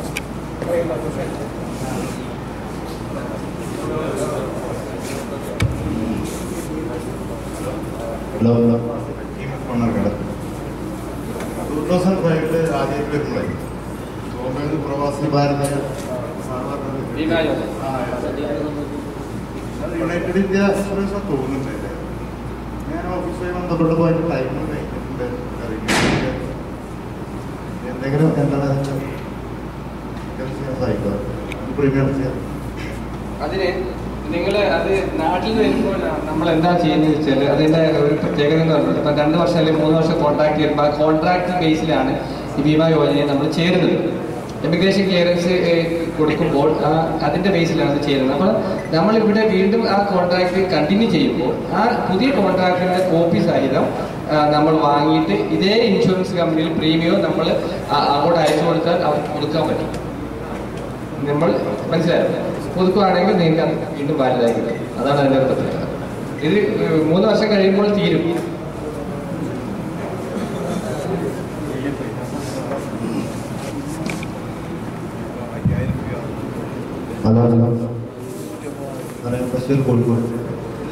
ബഷീർ കോഴിക്കോട്. കറക്റ്റ് അഡ്രസ് അല്ലാത്ത പാസ്പോർട്ടിൽ ഇവിടെ ജോലി ചെയ്യുന്ന ആൾക്കാരുണ്ട്. സെക്കൻഡ് പാസ്പോർട്ടൊക്കെ എടുത്ത് വന്നിട്ട് അവർക്ക് ഈ നോർക്കൻ്റെ കാർഡ് എടുക്കാൻ പറ്റുമോ? അതേമാതിരി തന്നെ ഈ ക്ഷേമനിധിയിൽ അങ്ങ് ആവാൻ പറ്റുമോ എന്നുള്ളതിനെ പറ്റില്ല. നല്ലൊരു ക്വസ്റ്റ്യനാണ്. അതായത് നമ്മൾ മനസ്സിലാക്കുന്നത് നമ്മളെ ID കാർഡ് എന്ന് പറയുന്ന നമ്മുടെ ഒരു ഐഡന്റിഫിക്കേഷനാണ്, പേഴ്സണൽ ഐഡന്റിഫിക്കേഷൻ. ഞാൻ ഇന്നെടുത്ത് ഇന്നാളുടെ മകനാണ്, എൻ്റെ പേര് ഇതാണെന്നുള്ളതാണ്. അപ്പം നമ്മൾ വീണ്ടും എൻ്റെ ഫോട്ടോ വെച്ചുകൊണ്ട് ഞാൻ വേറെ ആളുടെ പേരും വേറെ ആളുടെ അഡ്രസ്സും ക്യാരി ചെയ്യുന്നത് വീണ്ടും നമ്മൾ ഒരു കുറ്റം ചെയ്യുന്നതിന് തുല്യമാണ്. അതുകൊണ്ട് ഇപ്പം ഡ്യൂപ്ലിക്കേറ്റ് പേരിലുള്ള, അപ്പോൾ ഉദാഹരണം എൻ്റെ പേര് ഷിഹാബ് എന്നാണ്, പക്ഷെ ഞാൻ എൻ്റെ പേരിൽ നൗഷാദ് എന്ന് പറഞ്ഞിട്ട് എൻ്റെ ഫോട്ടോ ഒടിച്ച് പോകുമ്പോൾ തീർച്ചയായിട്ടും ഞാൻ നൗഷാദ് അല്ലല്ലോ, ഞാൻ ഷിഹാബാണ്. ഫോട്ടോ മാത്രമേ എൻ്റെ ഉള്ളൂ. അപ്പോൾ അതുകൊണ്ട് അത് വീണ്ടും നമ്മളൊരു ക്ലെയിമാണ് ചെയ്യുന്നത്, ഒരു കുറ്റമാണ് ചെയ്യുന്നത്. അപ്പോൾ അതുകൊണ്ട് പേഴ്സണൽ നമ്മളൊരു ഐഡന്റിഫിക്കേഷൻ ആയതുകൊണ്ട് നമ്മൾ ആ സെക്കൻഡ് പാസ്പോർട്ടുകൾ ഇപ്പം പേര് വ്യത്യാസമുള്ള ആൾക്കാർ ഈ പ്രോജക്റ്റിൽ ചേരാതെ തന്നെ നമ്മളിപ്പോൾ അഡ്രസ്സ് മാത്രം വ്യത്യാസമാണെങ്കിൽ, ഉദാഹരണം നമ്മൾ കുടുംബങ്ങളിൽ താമസിച്ചിട്ട് നമ്മൾ കുടുംബം മാറിയിട്ട് ഇപ്പം നമ്മൾ സഹോദരന്മാരൊക്കെ ഒരുമിച്ച കുടുംബങ്ങളിൽ നിന്ന് ഇപ്പം നമ്മൾ മാറി താമസിക്കും പുതിയ അഡ്രസ്സ്, അല്ലെങ്കിൽ നമ്മൾ ഇപ്പം കൊല്ലത്ത് താമസിക്കും, ഇപ്പം ഞാൻ താമസിക്കുന്നത് കണ്ണൂരാണെങ്കിൽ എനിക്ക് പ്രശ്നമൊന്നുമില്ല, എൻ്റെ പാസ്പോർട്ടിൽ കൊല്ലം അഡ്രസ്സാണ്, ഇപ്പോൾ ഞാൻ കണ്ണൂരിലോട്ട് മാറി. അപ്പം തീർച്ചയായിട്ടും നിങ്ങൾക്ക് വെക്കാം, ഞാൻ പാസ്പോർട്ടിൽ അഡ്രസ്സ് ചെയ്ത് അത് ഫോമുണ്ട്, ഈ ഫോമിൽ വെക്കാം പാസ്പോർട്ടിൽ അഡ്രസ്സ് ചെയ്ത് ഇപ്പോൾ താമസിക്കുന്ന അഡ്രസ്സ് കമ്മ്യൂണിക്കേറ്റ് അഡ്രസ്സ്. ഭാവിയിൽ നിങ്ങൾ ഈ അഡ്രസ്സിലേക്ക് നിങ്ങൾ പാസ്പോർട്ട് മാറിയാൽ മതി. ഭാവിയിൽ നിങ്ങൾക്ക് പിന്നെ നേറ്റിവിറ്റി സർട്ടിഫിക്കറ്റ് കൊടുക്കുമ്പോൾ, അതായത് വില്ലേജ് ഓഫീസിൽ നമ്മൾ ഇപ്പോൾ ഇന്നടുത്താണ് താമസിക്കുന്നത് എന്ന് പറഞ്ഞൊരു അപേക്ഷ കൊടുക്കുമ്പോൾ അവിടുത്തെ ഒരു നേറ്റിവിറ്റി സർട്ടിഫിക്കറ്റ് തരും. ഈ നേറ്റിവിറ്റി സർട്ടിഫിക്കറ്റ് കൊണ്ടുവന്ന് കോൺസുലേറ്റിലോ എംബസിയിലോ കൊടുക്കുകയാണെങ്കിൽ നിങ്ങൾക്ക് നമ്മുടെ പാസ്പോർട്ടിൽ അഡ്രസ്സ് ചേഞ്ച് ആയി കിട്ടും. ഒരിക്കലും ഒരു പ്രശ്നമല്ല. നേറ്റിവിറ്റി സർട്ടിഫിക്കറ്റ് കൊടുക്കുകയാണെങ്കിൽ അഡ്രസ്സ് ചേഞ്ച് ചെയ്യാനുള്ള എല്ലാ സംവിധാനവും ഇപ്പോൾ എംബസികളിലുണ്ട്. അപ്പോൾ അങ്ങനെ അഡ്രസ്സ് മാത്രം വ്യത്യാസമുള്ളവർ അങ്ങനെ ചെയ്യുക. ഇനി പേര് വ്യത്യാസമുള്ളവരുണ്ടെങ്കിൽ, ഉദാഹരണം നമ്മളൊക്കെ പണ്ട് 2 വർഷം കഴിഞ്ഞ് ഇവിടെ തിരിച്ചു വരാൻ പറ്റത്തുള്ളൂ, അത് എക്സിറ്റ് പോകും. അതുകൂടാതെ തന്നെ ഹൗസ് ഡ്രൈവർ വിസയിലൊക്കെ വരണമെങ്കിൽ 35 വയസ്സ് വേണമായിരുന്നു. അങ്ങനെയൊക്കെ തൊഴിൽ സംബന്ധമായ പല വിഷയങ്ങളും കൊണ്ട് നമ്മളിൽപ്പെട്ട പലരുടെയും പാസ്പോർട്ട് പർട്ടിക്കുലേഴ്സ് വ്യത്യാസമുണ്ട്, പാസ്പോർട്ടിന്റെ പേരിൽ വ്യത്യാസമുള്ളവരുണ്ടാവും. അപ്പൊ അത് എന്താ ചെയ്യുന്നത് പറഞ്ഞാൽ ഡ്യൂപ്ലിക്കേറ്റ് പാസ്പോർട്ടിൽ നിൽക്കുന്ന, അപ്പൊ ഒന്നിലധികം പാസ്പോർട്ട് ഉണ്ട്, പേര് കറക്റ്റ് അല്ല, ബാപ്പയുടെ പേരും ഉമ്മയുടെ പേരും കറക്റ്റ് അല്ല എങ്കിൽ തീർച്ചയായിട്ടും നിങ്ങൾ ഈ പ്രോജക്റ്റ് ചേർന്നത് കൊണ്ട് നിങ്ങൾക്കൊന്നും ലഭിക്കും. കാരണം നമ്മൾ ഇതിനകത്ത് നോമിനിയുടെ പേര് വെക്കുന്നത്, നമ്മൾ ഇതിനകത്ത് ഐഡന്റിഫിക്കേഷൻ പ്രൂഫായിട്ട് നമ്മൾ കാണുന്നത് ഏതാണ്, നമ്മുടെ പാസ്പോർട്ടാണ്. അപ്പൊ പാസ്പോർട്ടിനകത്ത് നമ്മുടെ ഫാദറിന്റെ അല്ലെങ്കിൽ നമ്മുടെ മദറിന്റെ വൈഫിന്റെ ഒക്കെ പേരുണ്ട്. അപ്പൊ നമ്മൾ ആ പേര് വെച്ചിട്ട് മാത്രമേ നമുക്ക് നോമിന്റെ പേര് വെക്കാൻ പറ്റൂ. അപ്പൊ ഇതിനകത്ത് നോമിനേഷൻ വെക്കുന്ന ആളുടെ പേര് ഒറിജിനൽ പേരല്ല എങ്കിൽ തീർച്ചയായിട്ടും എന്തെങ്കിലും സംഭവിക്കുന്ന സമയങ്ങളിൽ അവർക്ക് ഇത് കിട്ടില്ല. ഉദാഹരണം പെൻഷൻ സ്കീമിൽ നിങ്ങൾക്ക് എന്തെങ്കിലും സംഭവിച്ചാൽ ഈ പെൻഷന്റെ ആനുകൂല്യം കിട്ടാൻ നമ്മൾ നോമിനിയായി വെക്കേണ്ട ആളാണ് കിട്ടേണ്ടത്. അപ്പൊ ഈ നോമിനിക്ക് കിട്ടണമെങ്കിൽ പേര് കറക്റ്റ് ആയിരിക്കണം, അവരെന്തെങ്കിലും ഒരു പ്രൂഫ് കൊണ്ട് കൊടുക്കണം. അപ്പൊ തീർച്ചയായിട്ടും നിങ്ങൾ ഈ ക്യാമ്പയിൻ വഴി വളരെ ശ്രദ്ധിക്കുന്ന ഒരു കാര്യം, ഈ ഫോം ഫില്ല് ചെയ്യുമ്പോൾ വളരെ ലാഘവത്തോടെ അത് ഫില്ല് ചെയ്ത് പോരും. കറക്റ്റായിട്ട് റീഡബിൾ ആയ രീതിയിൽ തന്നെ ഫോം ഫില്ല് ചെയ്യുക. അതുകൊണ്ട് തന്നെ നോമിന്റെ പേര് വെക്കുമ്പോൾ നമ്മൾ നാട്ടിൽ വിളിക്കുന്ന വിളിപ്പേരോ പകുതി പേരോ ഒന്നും വെക്കരുത്. അവരുടെ ഐഡന്റിഫിക്കേഷൻ ഡോക്യുമെന്റിൽ എന്താണോ പേര്, അവരുടെ റേഷൻ കാർഡ് അല്ലെങ്കിൽ ഇലക്ഷൻ കാർഡ് അല്ലെങ്കിൽ ആധാർ കാർഡിൽ എന്താണ് പേര്, ആ പേര് കറക്റ്റായിട്ട് നോമിനേഷനിലെ പേരിൽ വെക്കണം. അല്ലെങ്കിൽ നമുക്ക് എന്തെങ്കിലും സംഭവിച്ചാൽ നാളെ ഈ നോമിനി കിട്ടുന്നത്, നിങ്ങൾക്കറിയാം ഇൻഷുറൻസ് കമ്പനിക്കാർ ഒരിക്കലും കൊടുക്കാൻ ആഗ്രഹിക്കാത്തവരാണ്. ഇവിടെ നമ്മൾ മരണപ്പെട്ടാൽ പോലും മരണ സർട്ടിഫിക്കറ്റ് കൊണ്ട് കൊടുത്താൽ പോലും അവർ വേറെ കാര്യം ചോദിക്കും, അത് കൊണ്ടുപോയി ഇത് കൊണ്ടുപോകാം. അപ്പൊ നമ്മുടെ പേര് വ്യത്യാസമാണെങ്കിൽ ഒരിക്കലും കിട്ടില്ല. അപ്പൊ അതുകൊണ്ട് സെക്കൻഡ് പാസ്പോർട്ടിൽ പേര് വ്യത്യാസങ്ങളൊക്കെ നിൽക്കുന്നവർ ഈ ക്യാമ്പയിനിൽ ചേരണ്ട. അവർ കറക്റ്റ് ചെയ്യാനുള്ള അവസരങ്ങളുണ്ട്. ഇപ്പം പേര് വ്യത്യാസമുള്ളവരാണെങ്കിൽ അവര് സ്കൂൾ സർട്ടിഫിക്കറ്റിന്റെ ബേസിൽ ഞാൻ എൻ്റെ പാസ്പോർട്ടിൽ ഇന്ന സാഹചര്യങ്ങൾ കൊണ്ട് വരണ്ട വന്നു, ഇപ്പോൾ എൻ്റെ കറക്റ്റ് പേരും എൻ്റെ ഇതൊക്കെ ഇതാണെന്ന് പറഞ്ഞ് വോളണ്ടിയറി നമ്മൾ ഒരു റീസൺ കൊടുക്കുകയാണെങ്കിൽ കറക്റ്റ് ചെയ്യാനുള്ള അവസരങ്ങളൊക്കെ ഉണ്ട്. പക്ഷെ നമുക്ക് പബ്ലിക്കായിട്ട് അത് നമ്മുടെ ഇന്ത്യൻ ഗവൺമെന്റിന്റെയും ഒക്കെ ഇമേജിനെ ബാധിക്കുന്ന വിഷയമാണ്. നമുക്ക് ഡബിൾ പാസ്പോർട്ട് വിഷയങ്ങൾ പബ്ലിക്കായിട്ട് നമുക്ക് പറയാൻ പറ്റും. കാരണം ഇന്ത്യക്കാരെല്ലാം അങ്ങനെ ഒന്നിലധികം പാസ്പോർട്ടിൽ വരുന്നു എന്നുള്ള ഒരു തോന്നൽ വരും. അതുകൊണ്ട് ഗവൺമെന്റ് നമുക്ക് പബ്ലിക്കായിട്ട് പറയാൻ പറ്റില്ല. തീർച്ചയായിട്ടും ചില വേദികൾ നമുക്ക് ഉള്ളിലായതുകൊണ്ട് നമുക്ക് പറയാം. തീർച്ചയായും അതിനൊക്കെയുള്ള അവസരങ്ങളുണ്ട്. അതൊക്കെ നമ്മൾ ചെയ്യുകയാണെങ്കിൽ നമ്മുടെ ആ ഒരു സാങ്കേതികമായ ആ ഒരു തലത്തിലൊക്കെ പ്രത്യേകിച്ച് ഇപ്പോൾ അത് വേണം. നമ്മുടെ നാടിൻ്റെ അവസ്ഥകൾ മാറിക്കൊണ്ടിരിക്കുകയാണ്. ആധാർ പോലെയുള്ള കാർഡ് വരുന്നുണ്ട്. അപ്പോൾ നമ്മൾ ആധാർ കാർഡിൽ പോലും നമ്മൾ ഇപ്പോൾ ഇവിടെ നിൽക്കുന്ന പാസ്പോർട്ടിന്റെ പേര് വെച്ച് ആധാർ കാർഡ് രജിസ്റ്റർ ചെയ്യുമ്പോൾ നിങ്ങൾ മനസ്സിലാക്കേണ്ടത് ആധാർ കാർഡ് എന്നൊരു യുണീക്ക് ഐഡിയ ആണ്. അതായത് ഇനി അങ്ങോട്ടുള്ള എല്ലാ ബാങ്ക് ട്രാൻസാക്ഷൻ പോലും നിങ്ങൾ ഈ ആധാർ കാർഡ് ബാങ്കിൽ നിന്ന് നിങ്ങളുടെ അക്കൗണ്ടിൽ 1 ലക്ഷം രൂപ ഉണ്ടെങ്കിൽ ആ പൈസ വിഡ്രാ ചെയ്യണമെങ്കിൽ ആധാർ കാർഡിനകത്തുള്ള പേര് സഹിതം ചെയ്യാൻ പറ്റുന്നുണ്ട്. അപ്പോൾ ബാങ്കിൽ ഒരു പേര് കൂടാതെ തന്നെ ഈ അടുത്ത സമയങ്ങളിൽ ഞാൻ ഇത്തരം വിഷയങ്ങൾ നമുക്ക് പരസ്യമായി പറയാൻ പറ്റില്ല എങ്കിൽ പോലും ഞാൻ പറയാൻ ആഗ്രഹിക്കുന്നത് ഇത്തരം നമ്മളിൽപ്പെട്ട ഒരുപാട് സുഹൃത്തുക്കൾ, എനിക്ക് തോന്നുന്നു 30% നമ്മളിൽപ്പെട്ട സഹോദരങ്ങൾക്ക് ഇങ്ങനെയുള്ളതായ പ്രയാസങ്ങളുണ്ട്. നമ്മൾ നേരിൽ കാണുന്നതാണ്. അപ്പോൾ ഈ വിഷയങ്ങളൊക്കെ പരിഹരിക്കാൻ വേണ്ടി നമ്മൾ ഒരു അപേക്ഷ കഴിഞ്ഞ പ്രാവശ്യം നമ്മുടെ വിദേശകാര്യമന്ത്രിക്ക് ഞാൻ കൊടുത്തായിരുന്നു. അപ്പോൾ അതിൻ്റെ ഒരു 8 പേജുള്ള ഒരു അപേക്ഷയാണ് കൊടുത്തത്. അതിനകത്ത് നമ്മളിൽപ്പെട്ട ഒരുപാട് വിഷയങ്ങൾ അത് കവർ ചെയ്യുന്നുണ്ട്. അപ്പോൾ പരിഹരിക്കപ്പെടുന്ന വിഷയങ്ങൾ, ഇത്തരം പാസ്പോർട്ടിൻ്റെ വിഷയങ്ങളുണ്ട്. അപ്പോൾ അതിനകത്ത് വളരെ വ്യക്തമായിട്ട് ഞാൻ ഈ പോയിന്റ് നിങ്ങൾ ചോദിക്കപ്പെട്ട പല വിഷയങ്ങൾ പാസ്പോർട്ടിൻ്റെ വിഷയങ്ങളിൽ എഴുതിയിട്ടുണ്ട്. അപ്പോൾ അത് പരിഹരിക്കുകയാണെങ്കിൽ അപ്പോൾ അതിന് പരിഹരിക്കണമെന്ന് എല്ലാ രീതിയിൽ എംബസിയിൽ നിന്ന് നോട്ടിഫിക്കേഷൻ പോകുന്നുണ്ട്. എംബസിയിലേക്ക് ഞാൻ കൊടുത്ത മെമ്പറോടെ തിരിച്ചു വന്നിട്ടുണ്ട് അവരുടെ റിമാർക്കിന് വേണ്ടി ഇത് എങ്ങനെ പരിഹരിക്കാൻ പറ്റുമെന്നുള്ളതിനെ കുറിച്ച്. അപ്പോൾ അങ്ങനെയൊക്കെ ഒരു റിസൾട്ട് വരികയാണെങ്കിൽ ഇതിനൊക്കെ ഒരു തീർച്ചയായിട്ടും പെട്ടെന്ന് തന്നെ ഒരു അവസരം ഉണ്ടാവും എന്നത് തന്നെയാണ്. അല്ലാതെ ഇപ്പോൾ തന്നെ വോളണ്ടറി സറണ്ടർ ചെയ്യുക, രഹസ്യമായിട്ടൊക്കെ ചെയ്യാം. നിങ്ങളുടെ പാസ്പോർട്ട് തീരുന്ന കാലാവധി തീരുന്നതനുസരിച്ച് നമ്മളത് വോളണ്ടറി ആപ്ലിക്കേഷനൊക്കെ കൊടുക്കുകയാണെങ്കിൽ ചെയ്യാൻ പറ്റും. പിന്നെ നിങ്ങൾ ശ്രദ്ധിക്കേണ്ട വേറെ വിഷയം, നമ്മൾ ഈ പാസ്പോർട്ടൊക്കെ പുതുക്കുമ്പോൾ നമ്മൾ തന്നെ ആപ്ലിക്കേഷൻ ഫില്ല് ചെയ്യാൻ നോക്കുക. അങ്ങനെ നമ്മൾ ഈ ഫില്ല് ചെയ്ത ആപ്ലിക്കേഷൻ പോലും സ്പെല്ലിംഗ് മിസ്റ്റേക്ക്, ഭാര്യമാരുടെ പേര് പകുതി എഴുതി, അഡ്രസ്സ് നമ്മുടെ അഡ്രസ്സൊന്നും അല്ലാത്ത പകുതി അഡ്രസ്സൊക്കെ എഴുതിയൊക്കെ ഒരുപാട് പ്രശ്നങ്ങളുണ്ട്. നിങ്ങൾ മനസ്സിലാക്കുന്നത് നമ്മുടെ പാസ്പോർട്ടിൽ ഒരു സ്പെല്ലിംഗ് മിസ്റ്റേക്ക് ഉണ്ട്. ഇപ്പം എൻ്റെ പേര് ഷിഹാബുദ്ദീൻ EE ആണ്, IE2 എഴുതാം, EE2 എഴുതാം. അപ്പൊ ഈ EE ആയാലും ഷിഹാബുദ്ദീൻ വായിക്കാം, IE2 ആയിട്ട് വായിക്കും. പക്ഷേ പേര് ഷിഹാബുദ്ദീൻ തന്നെയാണ്. മനസ്സിലാക്കുന്നത് മുഹമ്മദ് എത്ര രീതിയിൽ മുഹമ്മദ് എഴുതാം.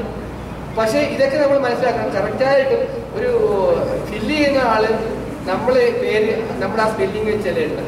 ഒരു സ്പെല്ലിംഗ് മിസ്റ്റേക്ക് ഉണ്ടെങ്കിൽ പോലും നമ്മുടെ പാസ്പോർട്ട് തെറ്റി. നമ്മൾ മനസ്സിലാക്കണം. നമ്മുടെ മക്കൾക്ക് ഒരു പാസ്പോർട്ട് എടുക്കുമ്പോഴാണ് നമ്മൾ അതിൻ്റെ പ്രയാസം അനുഭവിക്കാൻ പോകുന്നത്. നമ്മുടെ മക്കളുടെ മാപ്പയുടെ പേര് എഴുതണം, അല്ലെങ്കിൽ ഉമ്മയുടെ പേര് എഴുതണം. ഈ സമയങ്ങളൊക്കെ ഇതിനകത്തുള്ള ഈ സ്പെല്ലിംഗ് മിസ്റ്റേക്ക് മക്കൾക്ക് സ്പെല്ലിംഗ് മിസ്റ്റേക്കായിട്ട് കണ്ടിന്യൂ ചെയ്യും. അപ്പോൾ അതുകൊണ്ട് തീർച്ചയായിട്ടും ഈ 10 റിയാൽ കൊടുത്ത് ഫോം ഫില്ല് ചെയ്യുമ്പോൾ നമ്മൾ ശ്രദ്ധിക്കേണ്ടത് അത് വെരിഫൈ ചെയ്ത് നോക്കണം.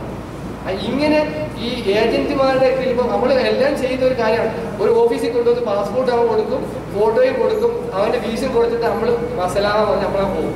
ആ ഏജന്റ് എന്ത് എഴുതി വെക്കുന്നോ അതായിരിക്കും പാസ്പോർട്ട് നമുക്ക് കിട്ടും. തീർച്ചയായിട്ടും നിങ്ങളിത് വളരെ ഒരു ബോധവൽക്കരണം നമ്മൾ ചെയ്യേണ്ടതുണ്ട്. ഓഫീസിൽ കൊണ്ടുവന്ന് കൊടുക്കുമ്പോൾ നമ്മൾ കറക്റ്റായിട്ട് അറ്റ്ലീസ്റ്റ് അവിടെ ഇരുന്നെങ്കിലും എഴുതി കൊടുക്കുക, അല്ലെങ്കിൽ ഫോമെങ്കിലും എഴുതി കൊണ്ടുപോയി കറക്റ്റ് കൊടുക്കാനുള്ളതായ ഒരു ശ്രമം നമ്മൾ ചെയ്യണം. എത്ര സമയമില്ലാത്തവരാണെങ്കിൽ, അല്ലെങ്കിൽ നമ്മുടെ പാസ്പോർട്ട് പോലെയുള്ള നിലപിടിച്ച ഡോക്യുമെന്റ്സുകൾക്ക് മിസ്റ്റേക്ക് വരുമ്പോൾ നമ്മുടെ മൊത്തത്തിലുള്ള ഐഡന്റിഫിക്കേഷൻ ഇതുപോലെയുള്ള ആധാർ പോലെയൊക്കെ വേറെ ഒരു സബ്ജക്റ്റ് വരുന്നുണ്ട്. ഇപ്പോൾ അടുത്ത സമയത്ത് വരുന്നുണ്ട്, നമുക്ക് ഒരു സിറ്റിസൺഷിപ്പ് കാർഡ് വരുന്നു. ഒരു കാർഡ് നമ്മളിവിടെ സൗദികൾക്കൊക്കെ ഉള്ള ഐഡന്റിഫിക്കേഷൻ പോലെയുള്ള ഒരു 10 കണക്കുള്ള നമ്മളൊരു ചിപ്പ് ഘടിപ്പിച്ച ഒരു സംഭവം വരുന്നുണ്ട്. അപ്പോൾ അതിപ്പോൾ നാട്ടിലുണ്ട്. അപ്പോൾ അങ്ങനെയൊക്കെയുള്ള സംവിധാനമൊക്കെ വരുമ്പോൾ നമ്മളൊക്കെ ഒരുപാട് പ്രയാസം അനുഭവിക്കും. പ്രത്യേകിച്ച് ഗൾഫിൽ മേഖലയുള്ളവരാണ് അനുഭവിക്കാൻ പോകുന്നത്. തീർച്ചയായിട്ടും നമ്മളത് പരിഹരിക്കണം.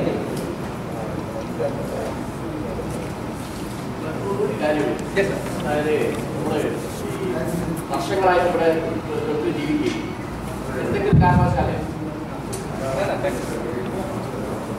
വർഷങ്ങളായിട്ട് ഇവിടെ ജീവിക്കുകയും ഏതെങ്കിലും കാരണവശാല് തെർഹിൽ വൈകി കയറി പോയി ചെയ്യുന്ന ഒരാൾ എംബസിയിലുള്ള ചുറ്റുപ്രകാരം പോവുക, അത്തരത്തിലുള്ള ആളുകൾക്ക് ഈ ഫോമിൽ ചേരാൻ തിരിച്ചുപോയ എല്ലാ പ്രവാസികൾക്കും ബി ഫോമിൽ ചേരാൻ പറ്റും. കാരണം പഴയ പാസ്പോർട്ട് നമ്മൾക്കുണ്ടല്ലോ, നമ്മൾ വന്ന പാസ്പോർട്ടിന്റെ കോപ്പി നേരത്തെ ഗൾഫിലായിരുന്നു എന്നുള്ള പ്രൂഫ് ചെയ്താൽ മതി. വിദേശത്തായിരുന്നതിന്റെ എന്തെങ്കിലും പ്രൂഫ്, പഴയ വിസയുടെ കോപ്പിയോ ഇക്കാമയുടെ കോപ്പിയോ പഴയ പാസ്പോർട്ടിന്റെ കോപ്പിയോ നമ്മുടെ കൈവശം വെച്ചേക്കുകയും നമ്മൾ അത് വെച്ച് തന്നെ നമ്മൾ മുൻ പ്രവാസിയായിരുന്നു, ഞാൻ ഡിപ്പോർട്ടേഷൻ സെന്റർ വഴി വന്നിട്ടുണ്ട് എന്ന് പറഞ്ഞാൽ തിരിച്ചുപോയ പ്രവാസികൾക്ക് ഈ പെൻഷൻ പദ്ധതിയിലും ചേരാം, ഐഡന്റിഫിക്കേഷൻ പ്രൊജക്റ്റിലും ചേരാം. പെൻഷനും കിട്ടും, പക്ഷെ പെൻഷൻ 500 ഉള്ളൂ. ഇവിടെ നിൽക്കുന്ന പ്രവാസികൾക്ക് ഇവിടെ ചേരുമ്പോൾ അവർക്ക് പെൻഷൻ 1000 കിട്ടും. അവർക്ക് പ്രീമിയം നമ്മൾ അടയ്ക്കുന്നത് 300 പക്ഷെ തിരിച്ചുപോയ പ്രവാസികൾക്ക് പെൻഷൻ 500 അവർക്ക് പ്രീമിയം പകുതി അടച്ചാൽ മതി. ഇതാണ് അത്. പക്ഷേ 2 പ്രയോജനം തിരിച്ചുപോയ പ്രവാസികൾക്ക് നിൽക്കുന്നവർക്കും ഉണ്ട്. അത് പ്രത്യേക സാധനം എഴുതിയാൽ നല്ല തന്നെയായിരിക്കും.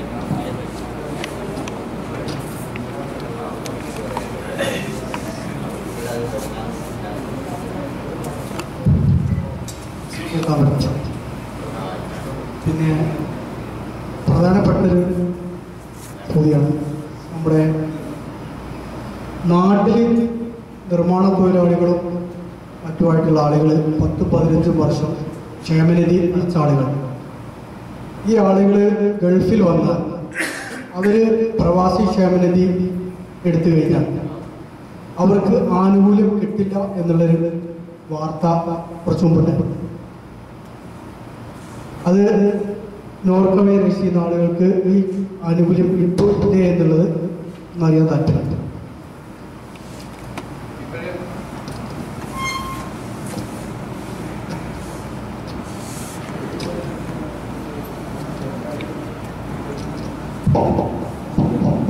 അതായത് നമ്മൾ മനസ്സിലാക്കേണ്ട ഒരു വിഷയം, ഒരേ സമയം 2 ഇൻഷുറൻസ് അല്ലെങ്കിൽ പെൻഷൻ അനുവദിക്കുക ഉണ്ടോ ഇല്ലയോ എന്നുള്ളതാണ് ഒരു പ്രത്യേകത. അപ്പൊ ഈ വിഷയത്തിൽ ഇപ്പൊ നമ്മൾ നാട്ടിൽ നിൽക്കുന്ന സമയങ്ങളിൽ കർഷക തൊഴിലാളി പെൻഷൻ അല്ലെങ്കിൽ ചുവട് തൊഴിലാളി പെൻഷൻ ഇങ്ങനെയുള്ള പെൻഷൻ സ്കീമിൽ ചേർന്നിട്ട് നമ്മൾ ഗൾഫിലേക്ക് വരുന്ന സമയങ്ങളിൽ ഇവിടെ വന്നിട്ട് ചെയ്യുമ്പോൾ അതൊരു വലിയ ക്വസ്റ്റ്യൻ ആണ്. അപ്പൊ നാട്ടിൽ വെച്ച് ചേർന്ന് നമ്മൾ 10 വർഷം നാട്ടിൽ വെച്ച് അടച്ച് നമ്മൾ ആ പെൻഷൻ പദ്ധതി ഇവിടെ വന്നതിന് ശേഷം നമ്മൾ പ്രവാസിയായി മാറുകയാണ്. ഇവിടെ വരുമ്പോൾ നമ്മൾ ആ ചുമട്ട് തൊഴിലാളി എന്നുള്ള അല്ലെങ്കിൽ കർഷക തൊഴിലാളി അല്ലെങ്കിൽ എന്ത് പെൻഷനിലാണോ നമ്മൾ ചേരുന്നത് അത് മാറി നമ്മളൊരു പ്രവാസിയായി മാറുക. പ്രവാസി പെൻഷനും നേരത്തെ നാട്ടിലുണ്ടായിരുന്ന കർഷക തൊഴിലാളി അല്ലെങ്കിൽ ചുമട്ട് തൊഴിലാളി പെൻഷനും നമ്മൾക്ക് ഇവിടെ വരുമ്പോൾ നിയമപരമായിട്ട് ലീഗലൈസ് ചെയ്യുകയാണെങ്കിൽ നമ്മൾ ഒരു കർഷക തൊഴിലാളി അല്ലെങ്കിൽ ഒരു ചുമട്ട് തൊഴിലാളി ഇവിടെ വരുമ്പോൾ പ്രവാസിയായി മാറുകയാണ്. അപ്പം അദ്ദേഹം ലീഗൽ ഇഷ്യൂവിൽ തീർച്ചയായിട്ടും അദ്ദേഹം ചുമട്ട് തൊഴിലാളി അല്ലല്ലോ. ആ 2010 വരെ ചുമട്ട് തൊഴിലാളി ആയിരുന്നു. 12 ഇവിടെ നിൽക്കുമ്പോൾ അദ്ദേഹം ചുമട്ട് തൊഴിലാളി അല്ല. അപ്പൊ അന്ന് വരെ അടച്ചിട്ട് ഉള്ള പൈസ തിരിച്ചു വാങ്ങണം, എന്നിട്ട് തിരിച്ചു കിട്ടുകയും ചെയ്യും. നിങ്ങൾക്ക് അന്ന് വരെ പെൻഷൻ ആണെങ്കിൽ പെൻഷൻ കിട്ടും. നിങ്ങൾ അടച്ചിട്ടുണ്ട് അതിന്റെ പ്രിസ്ക്രൈബ്ഡ് ടേം വരെ നിങ്ങൾ അടച്ചിട്ടുണ്ടെങ്കിൽ നിങ്ങൾക്ക് ആ പെൻഷൻ കിട്ടാൻ അർഹനാണ്. അതിന് യാതൊരു പ്രശ്നം ഉണ്ടാവില്ല. ഗൾഫ് മേഖലയിൽ വരുമ്പോൾ പ്രവാസികളുടെ പെൻഷൻ അതിന് യാതൊരു ബന്ധമില്ല. തീർച്ചയായിട്ടും നിങ്ങൾക്ക് ആ പെൻഷൻ കിട്ടും. പക്ഷെ നിങ്ങൾ ഇവിടെ നിന്ന് പെൻഷൻ പദ്ധതി ചേർന്നിട്ട് ഒരേ സമയം നാട്ടിലെ ഒരു കർഷക തൊഴിലാളി അല്ലെങ്കിൽ ചുവട് തൊഴിലാളി പെൻഷനിൽ പുതിയതായിട്ട് ചേരുന്നത് അനുവദനീയമല്ല. മനസ്സിലാക്കുക. നിങ്ങൾ നേരത്തെ അവിടുന്ന് വരുന്ന സിറ്റുവേഷനിൽ നിങ്ങൾ അടച്ചു വരുന്നത്. അപ്പൊ സത്യം തന്നെയാണല്ലോ, നേരത്തെ നമ്മളൊരു കർഷക തൊഴിലാളിയായിരുന്നു, നമ്മൾ ആ പെൻഷൻ സ്കീമിൽ ചേർന്നു. അപ്പൊ ഞാനൊരു പ്രവാസിയാണ്, പെൻഷൻ പദ്ധതി ചേർന്ന് തീർച്ചയായിട്ടും നിങ്ങൾ കിട്ടാൻ അർഹനാണ് എന്നുള്ളതാണ് അതിന്റെ ഒരു റിസൾട്ട്. ഒരേ സമയം രണ്ട് ആനുകൂല്യങ്ങൾ ചെയ്യാൻ പറ്റത്തില്ല. 2 ആനുകൂല്യങ്ങൾ ഞാൻ ചോദിക്കുന്നത് 2010 വരെ ഒരാള് ചുമട്ട് തൊഴിലാളിയായിട്ട് ക്ഷേമനിധി ചേർന്നു, ഏതാണ്ട് 10 വർഷത്തോളം അടച്ചു. അദ്ദേഹത്തിന് സ്വാഭാവികമായിട്ട് 60 വർഷം കഴിയുമ്പോൾ പെൻഷനും ആനുകൂല്യങ്ങളും കിട്ടിക്കൊണ്ടിരിക്കണം. അങ്ങനത്തെ ഒരാള് 2010 ഗൾഫിൽ വരും. ഈ പ്രവാസി ക്ഷേമനിധി ചേർന്ന് കഴിഞ്ഞാൽ ഈ പ്രവാസി ക്ഷേമനിധിയുടെ ആനുകൂല്യം പിന്നെ കിട്ടാത്ത അവസ്ഥയാണ് ഇപ്പം നിൽക്കുന്നത്. അല്ല, ഇതിന്റെ ഒരു പ്രത്യേകത എന്ന് പറയുന്നത് ഏതൊരു പെൻഷൻ സ്കീമിനും ഒരു ടേം ഉണ്ടാവും. ഉദാഹരണം ഈ പ്രവാസി വെൽഫെയർ ഇതിന് 5 വർഷം മിനിമം അടക്കണമെന്നുള്ള ഒരു കണ്ടീഷൻ ഉണ്ട്. ഈ 5 വർഷം അടച്ച ഒരാൾക്ക് മാത്രമേ പെൻഷൻ ലഭിക്കുകയുള്ളൂ. ഇപ്പൊ ഉദാഹരണം നിങ്ങൾ 2 വർഷം അടച്ചു, 2 വർഷം അടച്ചിട്ട് നാട്ടിൽ പോയി കർഷക തൊഴിലാളി അല്ലെങ്കിൽ പെൻഷന് ചേരുകയാണെങ്കിൽ നിങ്ങൾക്ക് ഈ പെൻഷൻ കിട്ടാൻ അർഹനല്ല. അതേ ഓപ്പോസിറ്റ് ആണ് ഇതിനും. നിങ്ങൾ ചുമട്ട് തൊഴിലാളിക്ക് വന്നൊരു ടേം ഉണ്ട്. ആ ടേം നിങ്ങൾ കംപ്ലീറ്റ് ചെയ്തിട്ടുണ്ടെങ്കിൽ തീർച്ചയായിട്ടും അത് കിട്ടാൻ അർഹനാണ്. രണ്ടാമത് ഈ പ്രോജക്റ്റ് ചേരുവാണ്. പക്ഷെ നിങ്ങൾ അത് കംപ്ലീറ്റ് ചെയ്യാതെ ഈ പ്രോജക്റ്റ് ചേരുകയാണെങ്കിൽ ഏതെങ്കിലും ഒന്നേ കിട്ടും. അതാണ് അതിന്റെ ഒരു കോൺട്രഡിക്ഷൻ. അത് നാട്ടിൽ ചേർന്നത് കംപ്ലീറ്റ് ചെയ്ത് അത് കഴിഞ്ഞാണ് ഇത് ചെയ്തതെങ്കിൽ കിട്ടും. രണ്ടും കിട്ടും. അതിന്റെ കാര്യം ഞാൻ പറഞ്ഞതില്ലേ, ഇപ്പൊ ഈ ഉദാഹരണം നമ്മൾ പ്രവാസികളാണ്. 5 വർഷം നമ്മളിവിടെ നമ്മൾ ആയുഷ്കാലം മൊത്തം പ്രവാസിയായിരിക്കണമെന്നില്ലല്ലോ. നമ്മൾ നിൽക്കാൻ ആഗ്രഹിക്കുന്നുമില്ല. നമ്മൾ അതുകൊണ്ട് പറയുന്നത് 5 വർഷം മിനിമം അടച്ചാൽ നിങ്ങൾക്ക് 60 വയസ്സ് കഴിയുമ്പോൾ പെൻഷൻ കിട്ടണമെന്ന് കിട്ടും. അതന്നെയാണല്ലോ. ഈ 60 വയസ്സ് കഴിഞ്ഞിട്ട് നിങ്ങൾ ഇവിടുന്ന് തിരിച്ചുപോയി 5 വർഷം അടച്ചു, നിങ്ങൾ ഇവിടെ നിന്ന് 10 വർഷം നിന്നു, 5 വർഷം മിനിമം അടച്ചു, 5 വർഷത്തിൽ കൂടുതൽ അടയ്ക്കാം. അപ്പോൾ അതാണ് 5 വർഷത്തിൽ കൂടുതൽ അടയ്ക്കുകയാണെങ്കിൽ നിങ്ങൾക്ക് അടയ്ക്കുന്നതിന്റെ 3% എക്സ്ട്രാ പെൻഷൻ കിട്ടും. 2000 രൂപ വരെ പെൻഷൻ കിട്ടും. അത് ഞാൻ പറയാൻ മറന്നുപോയി. അപ്പൊ 5 വർഷം അടയ്ക്കുന്നതോടൊപ്പം തന്നെ നിങ്ങൾക്ക് വീണ്ടും 5 വർഷം അടയ്ക്കുകയാണെങ്കിൽ അടയ്ക്കുന്ന ഓരോ വർഷത്തിനും 3% കൂടെ എക്സ്ട്രാ കിട്ടി മാക്സിമം 2000 വരെ നിങ്ങൾക്ക് പെൻഷൻ കിട്ടാറില്ല. പക്ഷെ നിങ്ങൾ അങ്ങനെ അടച്ചൊരു വ്യക്തി നിങ്ങൾ നാട്ടിൽ പോയി വീണ്ടും നിങ്ങൾ ഏതെങ്കിലും ഒരു ചുമട്ട് തൊഴിലാളി യൂണിയനിൽ ചേർന്നു, അതുവഴി നിങ്ങൾക്ക് ആ യൂണിയൻ വഴിയുള്ള ഒരു പെൻഷൻ പദ്ധതി ചേരുന്നതിന് ഇത് നിങ്ങൾക്ക് തടസ്സമല്ല. നിങ്ങൾ പഴയ പ്രവാസി നിങ്ങൾ അടച്ചു കഴിഞ്ഞതാണ്. പക്ഷെ ഓൾറെഡി ഇപ്പൊ പറയുന്നത് 10 വർഷം പഴയ നിയമങ്ങളിലുണ്ടായ വിഷയങ്ങളാണ്. ഈ വിഷയങ്ങളാണ് 10 വർഷം നാട്ടിൽ ക്ഷേമനിധി അടച്ചാണ് ഇവിടെ വന്ന് 5 വർഷം കംപ്ലീറ്റ് ചെയ്താലും ഏതെങ്കിലും ഒന്നിന്റെ ആനുകൂല്യങ്ങളെ ലഭിക്കൂ എന്നുള്ളതാണ് ഞാൻ നിലവിൽ അങ്ങനെയുള്ള ചെറിയ വിഷയങ്ങളുണ്ട്. ആ വിഷയങ്ങളാണ് ഇപ്പോൾ പുതിയ ഓർഡിനൻസ് വഴി കറക്റ്റ് ചെയ്യാൻ ആഗ്രഹിക്കുന്നത്. അതാണ് ചെയ്തുകൊണ്ടിരിക്കുകയാണ്. അല്ലല്ലേ, ഇതാണ് അതിന്റെ യഥാർത്ഥ സാധ്യത ഉണ്ടോ? ഇല്ലില്ല, ഇത് എന്റെ നമ്മളെ 100% ഞാൻ ഉറപ്പുവരുന്നത് ഇത് തന്നെയാണ്. നിങ്ങൾ 5 വർഷം പ്രവാസി പെൻഷൻ പദ്ധതി മിനിമം അടച്ചിട്ടുണ്ട് എങ്കിൽ നിങ്ങൾ പിന്നെ നാട്ടിൽ പോയിട്ട് ചുമട് തൊഴിലാളിയോ കർഷക തൊഴിലാളിയോ പെൻഷൻ നിങ്ങൾ ചെയ്യുന്നത് കൊണ്ട് പ്രശ്നമില്ല. അതേ ഓപ്പോസിറ്റ് തന്നെ നിങ്ങൾ കർഷക തൊഴിലാളി ആയിരുന്നു, അതിന്റെ മിനിമം ടൈം അടച്ചതിന് ശേഷം നിങ്ങൾ വീണ്ടും ഇവിടെ വന്ന ഒരു പ്രവാസിയായിരുന്നുകൊണ്ട് പ്രവാസികൾക്കുള്ള ആനുകൂല്യങ്ങൾ പെട്ടതാണ് പ്രവാസി പെൻഷൻ പദ്ധതി. കർഷക തൊഴിലാളിക്കുള്ളതാണ് കർഷക, രണ്ടും രണ്ടാണ്. ഇപ്പോൾ ഇവിടെ ഇതായപ്പോൾ തീർച്ചയായിട്ടും നിങ്ങൾക്ക് ഇത് അടച്ച് ഞാൻ പറഞ്ഞു ഈ കണ്ടീഷൻ നിങ്ങൾ കീപ്പ് ചെയ്തിട്ടുണ്ടെങ്കിൽ ഓക്കെ, പക്ഷെ അതിന്റെ ടേം കംപ്ലീറ്റ് ചെയ്തിട്ടില്ലെങ്കിൽ ഏതെങ്കിലും ഒന്നേ കിട്ടുള്ളൂ. ഇതാണ് അതിന്റെ പ്രശ്നം. ടേം കംപ്ലീറ്റ് ചെയ്താൽ കിട്ടൂല. വാർത്ത കണ്ടത് നേരെ അത് ഇതാണ് ടേമിന്റെ വിഷയമാണ്. നമ്മള് 2 ആനുകൂല്യം ഒരേപോലെ കിട്ടില്ല. അതിന് ടേം ഉണ്ടെങ്കിൽ പ്രശ്നമാണ്. ഉദാഹരണം കർഷക തൊഴിലാളി പെൻഷന് കിട്ടണമെങ്കിൽ ഇത്ര വർഷം അടയ്ക്കണം എന്നുള്ള ടേം ഉണ്ടെങ്കിൽ കിട്ടാൻ അർഹനല്ല. പ്രവാസി പെൻഷന്റെ കാര്യത്തിൽ എനിക്ക് ഉറപ്പ് പറയാൻ പറ്റും 5 വർഷം അടച്ച ആൾക്ക് കിട്ടാൻ അർഹനാണ്. കർഷക തൊഴിലാളിക്ക് എത്ര അടയ്ക്കണമെന്ന് എനിക്ക് അറിയത്തില്ല. അതുകൊണ്ട് എനിക്കത് ടേം കംപ്ലീറ്റ് ചെയ്തിട്ടുണ്ടെങ്കിൽ നിങ്ങൾക്ക് ഏത് സ്കീമിൽ നിങ്ങൾ കിട്ടാൻ അർഹനാണ്. ഗവൺമെന്റിന്റെ പോളിസിയാണ് അത് കിട്ടാൻ അർഹനാണ്. 15 വർഷം അപ്പൊ ശരിയാണ്. ടേം കംപ്ലീറ്റ് ചെയ്യാത്തത് കൊണ്ട് കിട്ടത്തില്ല. ടേം കംപ്ലീറ്റ് ചെയ്യാത്ത 15 വർഷം അടച്ചാലും കിട്ടൂല. 15 വർഷം അടച്ചാലും ഈ 15 വർഷം ഈ കർഷക തൊഴിലാളിന്റെ ക്ഷേമനിധി കിട്ടുകയാണെങ്കിൽ പ്രവാസി ക്ഷേമനിധിയുടെ ആനുകൂല്യങ്ങൾ ലഭിക്കില്ല എന്നുള്ളതാണ്. അങ്ങനെയല്ല, പ്രവാസി ക്ഷേമനിധിയൊക്കെയാണ് കിട്ടുന്നത്. 5 വർഷം അടച്ചിട്ടുണ്ടെങ്കിൽ കിട്ടും. 15 വർഷം അത് അടച്ചതിന് ശേഷമാണ് നിങ്ങൾ ഈ പ്രോജക്റ്റ് ചേരുന്നത് എങ്കിൽ തീർച്ചയായിട്ടും ഒരേ ടൈമിൽ 2 സ്കീമും കണ്ടിന്യൂ ചെയ്യാൻ പറ്റില്ല. അതിനകത്ത് ഒരു പ്രത്യേകത പറഞ്ഞാൽ ഒരു സമയം കർഷക തൊഴിലാളി പെൻഷൻ അപേക്ഷ കൊടുക്കുകയും അതിന്റെ പ്രീമിയം അടയ്ക്കുകയും പ്രവാസി പെൻഷൻ പദ്ധതിയുടെ പ്രീമിയം അടച്ചുകൊണ്ടിരിക്കാൻ ഒരിക്കലും അനുവദിക്കില്ല. ഒരേ സമയം അടയ്ക്കാൻ പറ്റില്ല. വൺ കംപ്ലീറ്റ് ചെയ്തതിന് ശേഷം പുതിയത് ചേരുന്നതിന് പ്രശ്നമില്ല.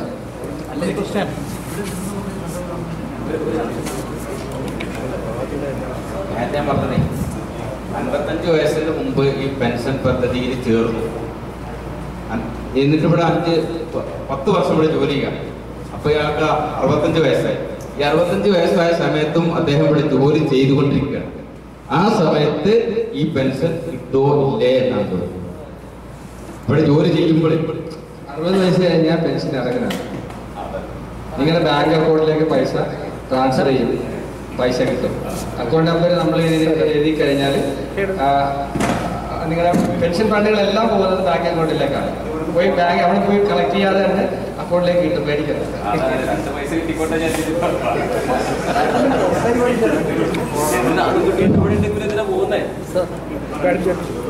നാട്ടിൽ വെച്ച് ക്ഷേമനിധിയിൽ ചേർന്നതാണ്. ഗൾഫിലോട്ട് വന്നപ്പോൾ അത് മുടങ്ങിയിട്ടുണ്ട്. ഇപ്പോൾ ഇവിടെ ഈ നോർക്കയിൽ ഇത് ചേർന്നതുകൊണ്ട് നാട്ടിൽ ചെല്ലുമ്പോൾ അത് കണ്ടിന്യൂ ചെയ്യാൻ പറ്റുമോ? ഒരു കോൺട്രഡിക്ഷൻ ഉണ്ട്. അതായത് നാട്ടിൽ നിങ്ങൾ ചേർന്നത് ടി ഫോമില ഒരു മനസ്സിലായില്ലേ? അതെ. പ്രവാസി ആയിട്ടാണോ തിരിച്ചുപോയ പ്രവാസിയായിട്ടാണോ ചേർന്നത്? അല്ലല്ല, നാട്ടിൽ പ്രവാസിയായിട്ടല്ല, തിരിച്ചുപോയ പ്രവാസിയായിട്ടാണ് ചേർന്നത്. അല്ലല്ല, ഈ ഗൾഫിൽ ആദ്യമായിട്ട് വരുന്നതിന് മുമ്പേ നാട്ടിൽ എവിടെയായിരുന്നു? കൊല്ലം. അല്ല, കൊല്ലത്തിന് അതായത് പെൻഷൻ പദ്ധതി ചേരണമെങ്കിൽ ഒന്നീ അന്യ സംസ്ഥാനങ്ങളിലായിരിക്കണം. അല്ലല്ല, കെട്ടിട നിർമ്മാണ തൊഴിലാളിയായിട്ട് ചേർന്നായിരുന്നു. കെട്ടിട നിർമ്മാണം അതിൽ ചേർന്ന് അത് 2 വർഷം കണ്ടിന്യൂ ചെയ്തു. അതിനുശേഷം ഗൾഫിലോട്ട് വന്നു. വന്നതിന് ശേഷം പിന്നെ അത് ഫോളോ അപ്പ് ചെയ്തിട്ടില്ല. അപ്പൊ അത് കിട്ടാൻ അർഹതയില്ല. അല്ല, ഇനി ഇതിൽ ചേർന്നതിന് ശേഷം നാട്ടിൽ തിരിച്ചു ചെല്ലുമ്പോൾ ഇവിടുന്ന് നിർത്തി നാട്ടിൽ ചെല്ലുമ്പോൾ മറ്റത് കണ്ടിന്യൂ ചെയ്യാൻ പറ്റുമോ? പറ്റത്തില്ല. കംപ്ലീറ്റ് ചെയ്യാൻ പറ്റുമോ? പൈസ തിരിച്ചിട്ടു. ആ പൈസ തിരിച്ചിട്ട് ഇതിൽ ചേരുവാണെങ്കിൽ ആ പൈസ തിരിച്ചിട്ട് ഇത് കംപ്ലീറ്റ് ചെയ്യാതെ ഇത് കിട്ടും. അല്ലെങ്കിൽ തിരിച്ചു പോകുമ്പോൾ അത് കംപ്ലീറ്റ് ചെയ്യാൻ അത് കിട്ടും. ഏതെങ്കിലും ഒന്നേ കംപ്ലീറ്റ് കിട്ടുള്ളൂ. അതാണ് ഇവിടെ ക്വസ്റ്റ്യനിൽ തന്നെയാണ് കോൺട്രഡിക്ഷൻ ഉണ്ടായത്. കംപ്ലീറ്റ് ചെയ്തിട്ടുണ്ടെങ്കിൽ കിട്ടാൻ അർഹനാണ്, കംപ്ലീറ്റ് ചെയ്തിട്ടില്ല എങ്കിൽ കിട്ടാനാണ്. ഹലോ, സുരേഷ്, ഈ പ്രവാസി ക്ഷേമ പദ്ധതിക്ക് 5 വർഷത്തേക്ക് പൈസ ഒരുമിച്ച് അടയ്ക്കാൻ പറ്റും. അത് എങ്ങനെ അടയ്ക്കണം? അതുപോലെ തന്നെ ഈ നോർക്കയുടെ കാർഡ് നാട്ടിൽ ഗവൺമെന്റ് എല്ലാ ഗവൺമെന്റ് സ്ഥാപനങ്ങളിലും ഗവൺമെന്റ് തിരിച്ചറിയൽ രേഖയായിട്ട് സ്വീകരിക്കും. അതായത് നോർക്കയുടെ ആദ്യത്തെ ക്വസ്റ്റ്യൻ എന്തായാലും അതായത് പൈസ എങ്ങനെ അടയ്ക്കാമെന്നുള്ളതാണ് ഒരു വിഷയം. അതായത് പൈസ ഒന്നിൽ നാട്ടിലെ SPT state bank of India വഴി ഒരു ചെല്ലാനുണ്ട്. ഈ ചെല്ലാൻ വഴി നിങ്ങൾ പിന്നെ ഫില്ല് ചെയ്തിട്ട് SPT വഴി അടയ്ക്കാം, പിന്നെ ഇന്ത്യൻ ബാങ്ക് വഴി അടയ്ക്കാം, പിന്നെ അതാണ് ചെയ്യാൻ പറ്റും. അതുകൂടാതെ തന്നെ നോർക്ക നമ്മൾ ഈ കാർഡ് രജിസ്റ്റർ ചെയ്ത് പോളിസി നിങ്ങൾക്ക് തരുമ്പോൾ തന്നെ നോർക്കയുടെ ഒരു ഫോമുണ്ട്.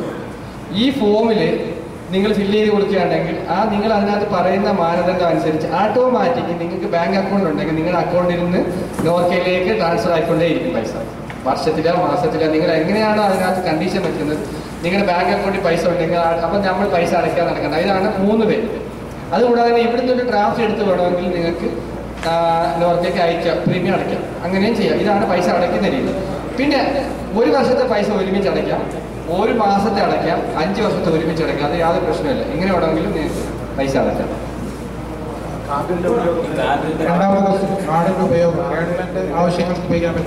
കാർഡിന്റെ മറ്റ് ഗവൺമെന്റ് സ്ഥാപനങ്ങളിൽ ഇപ്പോഴും അംഗീകരിക്കുന്നുണ്ട്. നോർക്ക അതിനുള്ള എല്ലാ നിഷ്കർഷങ്ങളും എല്ലാവർക്കും കൊടുത്തിട്ടുണ്ട്, അത് അംഗീകരിക്കുന്നുണ്ട്. ഇപ്പം പലരും ചോദിക്കുന്നത് നിങ്ങൾക്ക് ID കാർഡ് ഇല്ലയെന്നാണ് ചോദിക്കുന്നത്. അല്ല, പലരും ചോദിക്കുന്നുണ്ട് നിങ്ങൾ വിദേശത്താണെന്ന് പ്രൂഫ് ചെയ്യുന്നതിനുള്ള ഐ ഡി എന്താണ്. ഇപ്പം നമുക്ക് ഐഡന്റിഫിക്കേഷൻ ഒന്നുമില്ല. അപ്പം അവർ ചോദിക്കുന്നത് നിങ്ങൾക്ക് നോർക്ക പോലെയുള്ള ഡിപ്പാർട്ട്മെന്റ് തരുന്ന ID കാർഡ് ഇല്ലയോ എന്നാണ് ചോദിക്കുന്നത്. ബാങ്ക് ലോണിൽ ചെല്ലുമ്പോൾ അവരിങ്ങനെ ചോദിക്കുന്നുണ്ടോ? ബാങ്ക് ലോണിൽ ഇത് അംഗീകരിക്കും.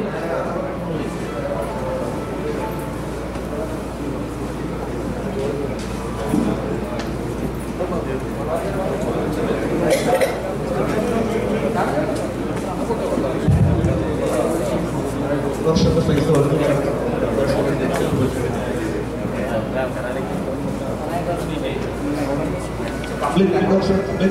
പൈസ ഓൾറെഡി 2 വർഷം. ഓക്കെ, തീർച്ചയായിട്ടും മിനിമം 2 വർഷം ഇവിടെ സ്റ്റേ ചെയ്തിട്ടുണ്ടെങ്കിൽ പെൻഷൻ അർഹനാണ്. 5 വർഷത്തെ പൈസ ഒരുമിച്ച് അടച്ചു, 2 വർഷം കഴിഞ്ഞപ്പോൾ എക്സിറ്റിൽ പോയി, 60 വയസ്സ് കഴിയുമ്പോഴേ പെൻഷൻ കിട്ടത്തുള്ളൂ. കിട്ടും. വേറൊരു കാര്യം, പെൻഷൻ വേണ്ടെങ്കിൽ വെച്ച പൈസ തിരിച്ച് കിട്ടുകയും ചെയ്യും.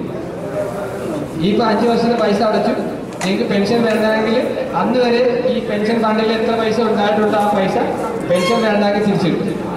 അടച്ച പൈസയും അതിന്റെ ലാഭം സഹിതം തിരിച്ചു കിട്ടും. എത്ര വർഷത്തേക്ക് അടച്ച് നിങ്ങൾക്ക് പെൻഷൻ വേണ്ട, ഞാൻ 60 വയസ്സ് വരെ കാത്തിരിക്കുന്നില്ല, എനിക്ക് വെച്ച പൈസ മതി എന്ന് പറഞ്ഞാൽ വെച്ച പൈസയിൽ അതിന്റെ അന്നേരം എന്താണ് കോൺട്രിബ്യൂഷൻ ആയാലും ഉണ്ടായിട്ടുണ്ടോ ആ പൈസ അവർ തിരിച്ചു കിട്ടും.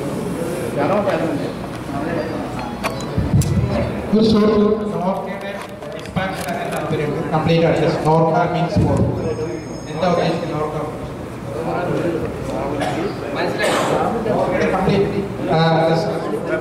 വെബ്സൈറ്റ് ഉദ്ദേശിക്കുന്നത് എന്താ ഉദ്ദേശിക്കുന്നത്? അതിന്റെ അർത്ഥം എക്സ്പാൻഷൻ എന്താ? NORKA non residence KLIS affairs department ആണ്. Non residence KLIS affairs department.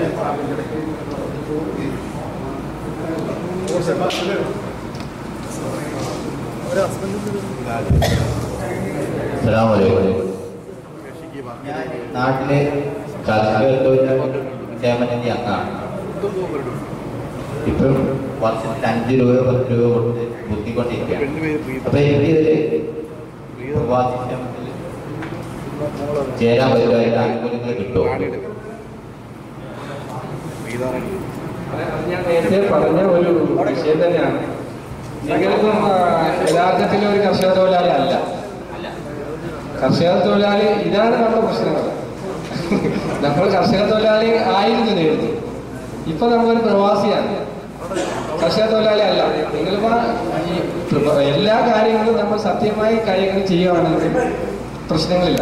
ഇപ്പം നിങ്ങൾ കർഷക തൊഴിലാളി പെൻഷൻ അതിനൊരു എത്ര വർഷം അടച്ചാലാണ് പെൻഷൻ ലഭിക്കുന്നത് എനിക്ക് അറിയത്തില്ല. എത്ര വർഷം? 15 വർഷം അടച്ചാൽ മാത്രമേ നിങ്ങൾക്ക് പെൻഷൻ ലഭിക്കുകയുള്ളൂ. ഇപ്പൊ 15 വർഷം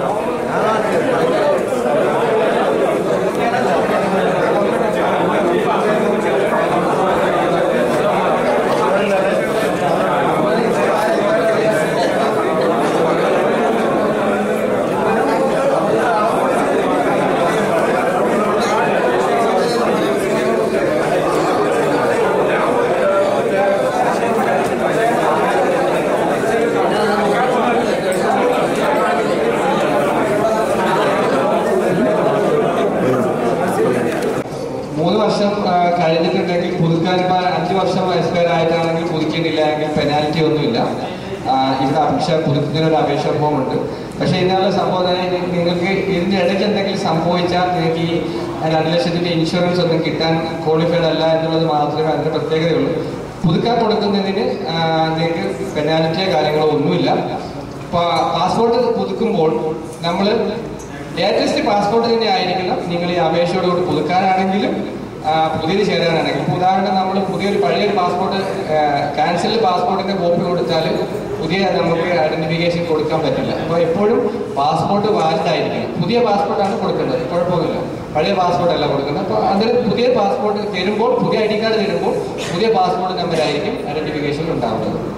അതുകൊണ്ടാണ് പുതുക്കണമെന്ന് പറയുന്നത്. കാരണം പാസ്പോർട്ട് മാറുമ്പോൾ ഐഡന്റിഫിക്കേഷൻ്റെ നമ്പർ, ഐഡന്റിഫിക്കേഷൻ ആദ്യം പാസ്പോർട്ട് നമ്പർ മാറും. അതുകൊണ്ടാണ് 3 വർഷം കാലാവധി വെച്ചിരിക്കുന്നത്. പാസ്പോർട്ട് കോപ്പി മാത്രം മതി, പാസ്പോർട്ടിന്റെ കോപ്പി, ഇക്കാമയുടെ കോപ്പി. ഇപ്പോൾ ഉദാഹരണം ഇക്കാമ റെഡിലാണ് ചിലരുടെ, അവിടെ ഒരു വിഷയം, ചിലത് ഇക്കാമ പുതുക്കാൻ പറ്റുന്നില്ല.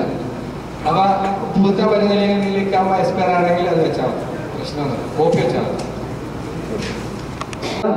മലയാളി സമാജം ഈ എടുക്കുന്ന ഇവിടെ ഈ ക്യാമ്പയിൻ വഴി സംഘടിപ്പിക്കുന്ന അവർക്ക് ലഭിക്കുന്ന ആപ്ലിക്കേഷൻ എല്ലാം ID കാർഡും പെൻഷൻ പദ്ധതിയിൽ ചേർത്തുള്ള പെൻഷൻ കാർഡും ഇവിടെ തന്നെ നമ്മൾ വിതരണം ചെയ്യുന്നതായിരിക്കും എന്നാണ് എനിക്ക് നിങ്ങളോട് പറയാനുള്ളത്. കാരണം ഇവിടെ തന്നെ നിങ്ങൾക്ക് ID കാർഡും തരും, പുതുക്കുന്നതിനുള്ള അപേക്ഷ സ്വീകരിക്കുകയാണെങ്കിൽ പുതുക്കിയും തരും.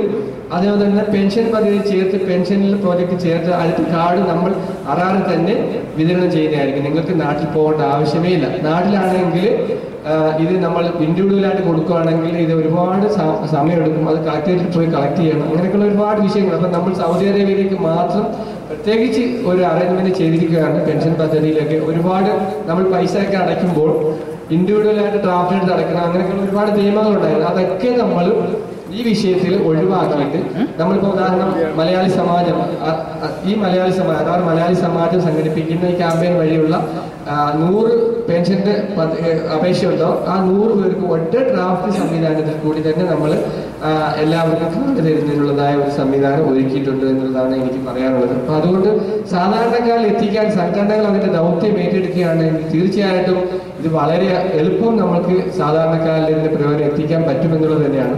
പിന്നെ ഇതിന്റെ പ്രത്യേകതകൾ എന്ന് പറയുന്നത് BPL ലെവലുള്ള ആൾക്കാർക്ക്, ബിലോ പോവർട്ടി ലെവലുള്ള ആൾക്കാർക്ക് ഒരുപാട് സാന്ത്വന സഹായങ്ങൾ ഈ പദ്ധതിയിൽ കൂടി ലഭിക്കുന്നുണ്ട്. ഉദാഹരണം നമ്മൾ BPL ലെവലുള്ളവരാണെങ്കിൽ ഇപ്പം കാർഡ് ഹോൾഡേഴ്സ് അവരുടെ കുടുംബങ്ങളിൽ എന്തെങ്കിലും അപകടം സംഭവിക്കുകയാണെങ്കിൽ അല്ലെങ്കിൽ എന്തെങ്കിലും മരണം സംഭവിക്കുകയാണെങ്കിൽ മരണാനന്തര കർമ്മങ്ങൾ ചെയ്യാനുള്ളതായ സഹായം ഈ പദ്ധതിയിൽ ചേർന്ന ഒരു കാർഡ് ഹോൾഡറിന് ലഭിക്കും.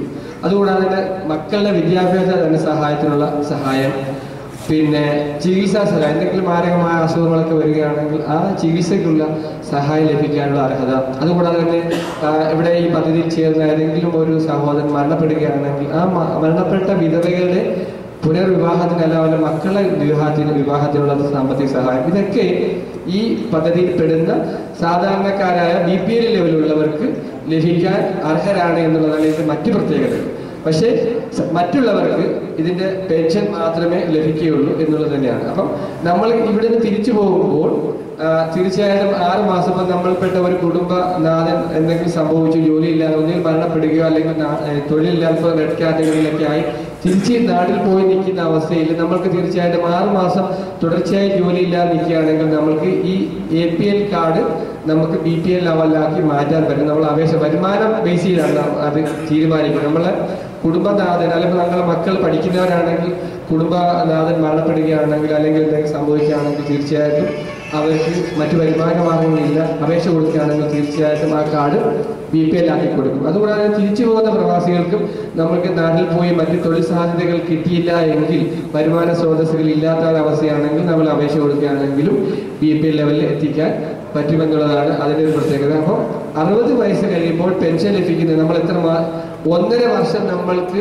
10,000 രൂപ അടച്ചത് തിരിച്ചു കിട്ടും. 1.5 വർഷം കൊണ്ട് 61.5 വയസ്സാവുമ്പോൾ നമുക്ക് ഈ 10,000 രൂപ തിരിച്ചു കിട്ടും എന്നുള്ളതാണ് പ്രത്യേകത. എന്നിട്ട് ആജീവനാന്തം നമുക്ക് ഇതിന്റെ പെൻഷന്റെ ആനുകൂല്യങ്ങൾ കിട്ടിക്കൊണ്ടിരിക്കുകയും ചെയ്യും എന്നുള്ളത് തന്നെയാണ് ഇതിന്റെ ഒരു പ്രത്യേകത.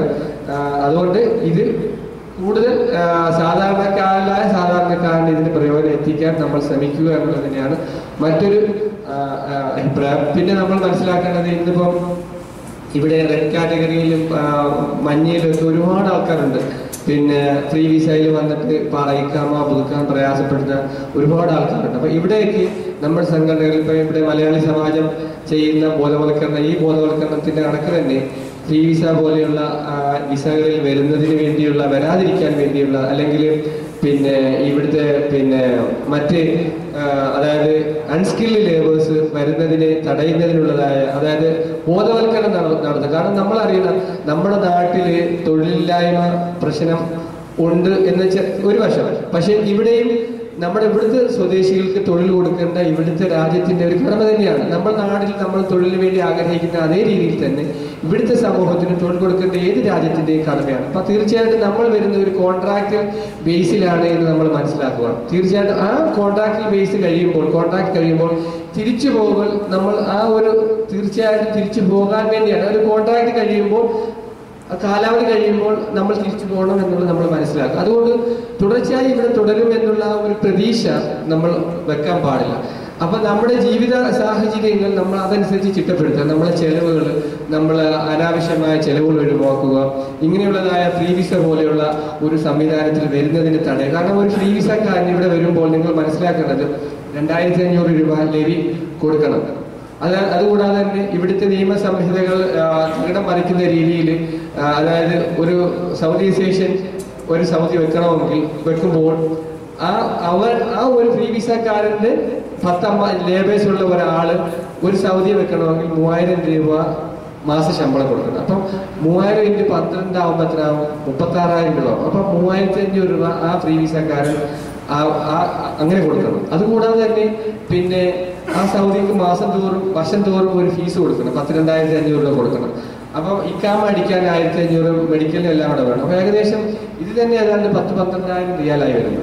എന്നിട്ട് നമ്മൾ അക്കോമഡേഷന് ഒരു വർഷത്തേക്ക് 13,000 റിയാൽ വേണം. ഫുഡ് ഒന്നും കഴിച്ചില്ലെങ്കിൽ 12,000 രൂപ ഫുഡിന് വേണ്ട ഒരു വർഷം, 2,500. അപ്പൊ ഏകദേശം 16,000 രൂപ ഒരു ഫ്രീ വിസക്കാരൻ ഇവിടെ വന്ന് ജോലി ചെയ്താലും ഇല്ലേലും കണ്ടെത്തണമെന്ന്. അപ്പം ജസ്റ്റ് സ്റ്റേ മാത്രമാണ്, സ്റ്റേ കോസ്റ്റ് ആണ് ഇത്. നമ്മൾ ലീഗലായിട്ട് ഇവിടെ താമസിക്കേണ്ടി വരുന്നതിനുള്ള സ്റ്റേ കോസ്റ്റ് ആണ്.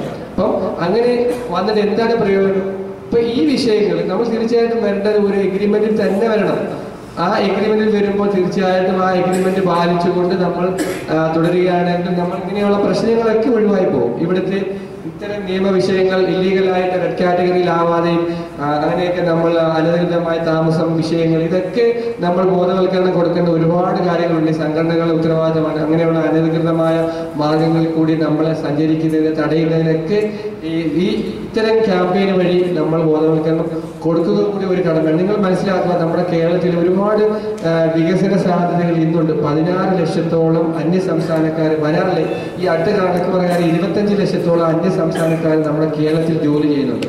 നമ്മൾ മനസ്സിലാക്കുക, അവർ ഓരോ ദിവസവും 600, 700, 800 രൂപ ജോലിയിൽ അവര് ഡെയിലി വേജസിൽ ജോലി ചെയ്യുന്നുണ്ട്.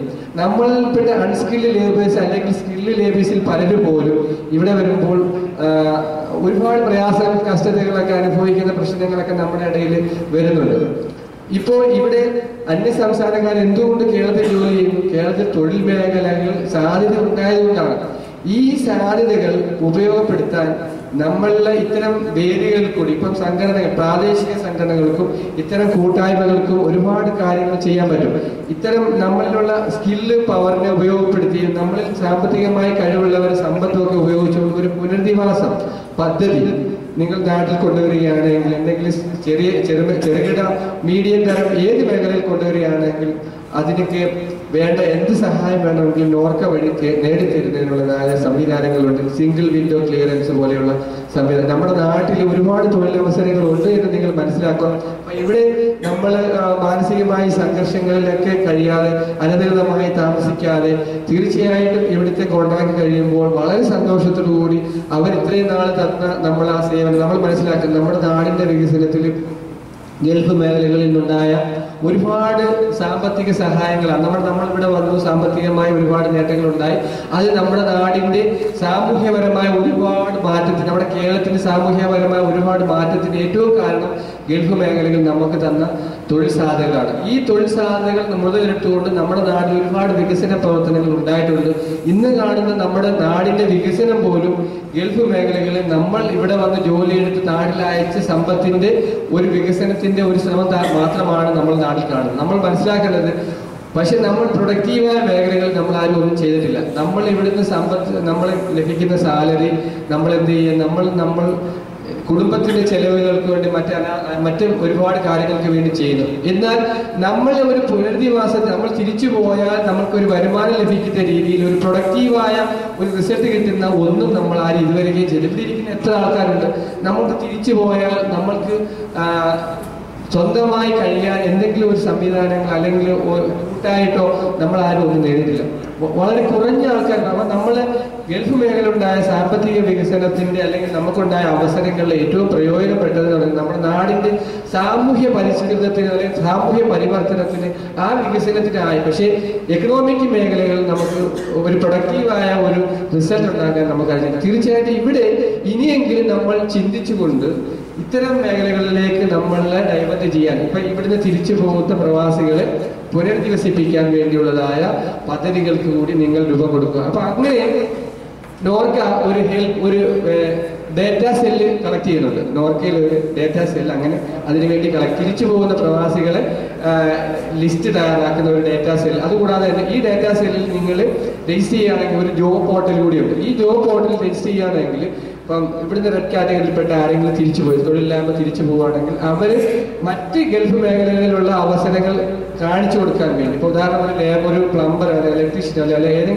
ഏത് ടെക്നീഷ്യൻ അവർ എഞ്ചിനീയർ പോവുകയാണെങ്കിൽ മറ്റ് ഗൾഫ് മേഖലകളിൽ നോർക്ക റിക്രൂട്ട്മെന്റ് ചെയ്യുന്നുണ്ട്. നോർക്ക സൗദി അറേബ്യയിലും റിക്രൂട്ട്മെന്റ് ചെയ്യാൻ ആഗ്രഹിക്കുന്നുണ്ട്. പിന്നെ മറ്റ് ഗൾഫ് മേഖലകളിലൊക്കെ നോർക്ക ഇപ്പോൾ റിക്രൂട്ട്മെന്റ് ചെയ്യുന്നുണ്ട്. അപ്പൊ അതുകൂടാതെ നാടിന്റെ മറ്റ് പൊതുമേഖലാ സ്ഥാപനങ്ങളിലേക്കും നമ്മൾ ഇങ്ങനെ ഈ തിരിച്ചു പോകുന്ന പ്രവാസികൾ ഇവിടെ രജിസ്റ്റർ ചെയ്യുകയാണെങ്കിൽ അവർക്കും ഈ ഡേറ്റാ സെല്ല് വഴി അല്ലെങ്കിൽ പിന്നെ ജോബ് പോർട്ടൽ വഴി തൊഴിൽ കണ്ടെത്താനുള്ളതായ സാഹചര്യങ്ങൾ നമ്മൾ ചെയ്തു കൊടുക്കുന്നുണ്ട് എന്നുള്ളത് തന്നെയാണ് അതിന്റെ പ്രത്യേകത. അപ്പൊ അതും നമ്മുടെ സംഘടനകൾ വളരെ ശ്രദ്ധാപൂർവ്വം അതിനുള്ള ഒരു സഹായം. കൂടുന്ന ഒരാൾ തിരിച്ചു പോകുന്നു, അദ്ദേഹം കഴിവുള്ള ഒരു വ്യക്തിയാണ് എങ്കിൽ നിങ്ങൾ തീർച്ചയായിട്ടും പറയാം, നിങ്ങൾ നോർക്കയുടെ ജോബ് പോർട്ടൽ രജിസ്റ്റർ ചെയ്യൂ, നിങ്ങൾക്കൊരു ഫ്യൂച്ചർ ഉണ്ടാവും, നിങ്ങൾക്ക് നോർക്ക തന്നെ ഒരു ജോബ് കണ്ടെത്തി തരുമെന്ന് നിങ്ങൾക്ക് ധൈര്യപൂർവ്വം പറയാൻ പറ്റും. അതിനൊരു പ്രത്യേക സൈറ്റ് ഉണ്ട്. ആ സൈറ്റിൽ പോയി അതൊക്കെ സംഘടനകളിൽ ഒരു കടമയായിട്ട് ചെയ്യുക എന്നുള്ളതാണ് ഞാൻ. കാരണം നമ്മളിവിടെ ചെയ്യുന്ന ഒരു മനുഷ്യൻ അവന്റെ അവസ്ഥ അനുസരിച്ച് സഹായിക്കാം. സാമ്പത്തികമായി ഒന്നും ഇല്ലാത്ത ആളാണെങ്കിൽ തീർച്ചയായിട്ടും അവനെ സഹായിക്കുക, അല്ലെങ്കിൽ അറിവില്ലാത്തവരാണെങ്കിൽ അവരെ സഹായിക്കുക എന്നുള്ളത് നമ്മുടെ ഒരു കടമ തന്നെയാണ് എന്നുള്ള രീതിയിൽ നമ്മൾ മനസ്സിലാക്കും. ഇതൊക്കെ തന്നെയാണ് നോർക്കയുടെ ഒരുപാട് പ്രത്യേകതയിൽപ്പെട്ടത്. പിന്നെ തന്നെ നോർക്കയിൽ കാരുണ്യ പദ്ധതിയുണ്ട്. കാരുണ്യ പദ്ധതി എന്ന് പറയുന്നത് ഇവിടെ ആരെങ്കിലും മരണപ്പെടുകയാണെങ്കിൽ അതിന്റെ ബഹുമാനപ്പെട്ട പ്രസിഡന്റിന്റെ കയ്യിൽ ഞാൻ എത്തിച്ചിട്ടുണ്ട്. ആരെങ്കിലും മരണപ്പെടുകയാണെങ്കിൽ BPL ലെവലിലുള്ളവരാണെങ്കിൽ അതിന്റെ വരുമാന സർട്ടിഫിക്കറ്റ് 48,000 രൂപയാണ്. നേരത്തെ 36,000 48,000 രൂപയിലുള്ള വരുമാന സർട്ടിഫിക്കറ്റ് പ്രൊഡ്യൂസ് ചെയ്യുകയാണെങ്കിൽ ഇന്ത്യൻ എംബസിയോ അല്ലെങ്കിൽ ഇന്ത്യൻ കോൺസുലേറ്റോ അല്ലെങ്കിൽ മറ്റാരുമോ ഇതിന്റെ ബോഡി നാട്ടിലയക്കുന്നുള്ള ചെലവ് വഹിച്ചിട്ടില്ല എങ്കിൽ നമ്മൾ സംഘടനകൾ തീർച്ചയായിട്ടും നമ്മൾ സംഘടനകൾ പിരിവെടുത്തൊക്കെ സഹായിച്ചാണ് ആ ബോഡി വിട്ടതെങ്കിൽ നമ്മൾ അതിൻ്റെ ആ ഫോമും അതിൻ്റെ ഡെത്ത് റിലേറ്റഡ് ഡോക്യുമെന്റ്സ് അതിൻ്റെ കോപ്പിയും നമ്മൾ ഇപ്പോൾ എംബാമിങ്ങിന് അടച്ച പേയ്മെന്റിന്റെ ബില്ലും അതുകൂടാതെ തന്നെ എയർവേ ബില്ലിനുള്ള ബില്ലും അതിൻ്റെ ബില്ലും ഒക്കെ നമ്മൾ പിന്നെ നോർക്കയ്ക്ക് പ്രൊഡ്യൂസ് ചെയ്യുകയാണെങ്കിൽ ആ 50,000 രൂപ റീഇംബേഴ്സ് ആ ഫാമിലിക്ക് തിരിച്ചു കൊടുക്കാനുള്ളതായ ഒരു സംവിധാനം നോർക്കയിലുണ്ട്. കാരുണ്യ പദ്ധതിയുണ്ട്. ഇങ്ങനെയുള്ള സാധാരണ പാവങ്ങൾ മരണപ്പെടുമ്പോൾ അവരുടെ ബോഡി നാട്ടിലെത്തിക്കുന്നതിന് വേണ്ടിയുള്ളതായ ഒരു സഹായ പദ്ധതിയാണ് കാരുണ്യ പദ്ധതി.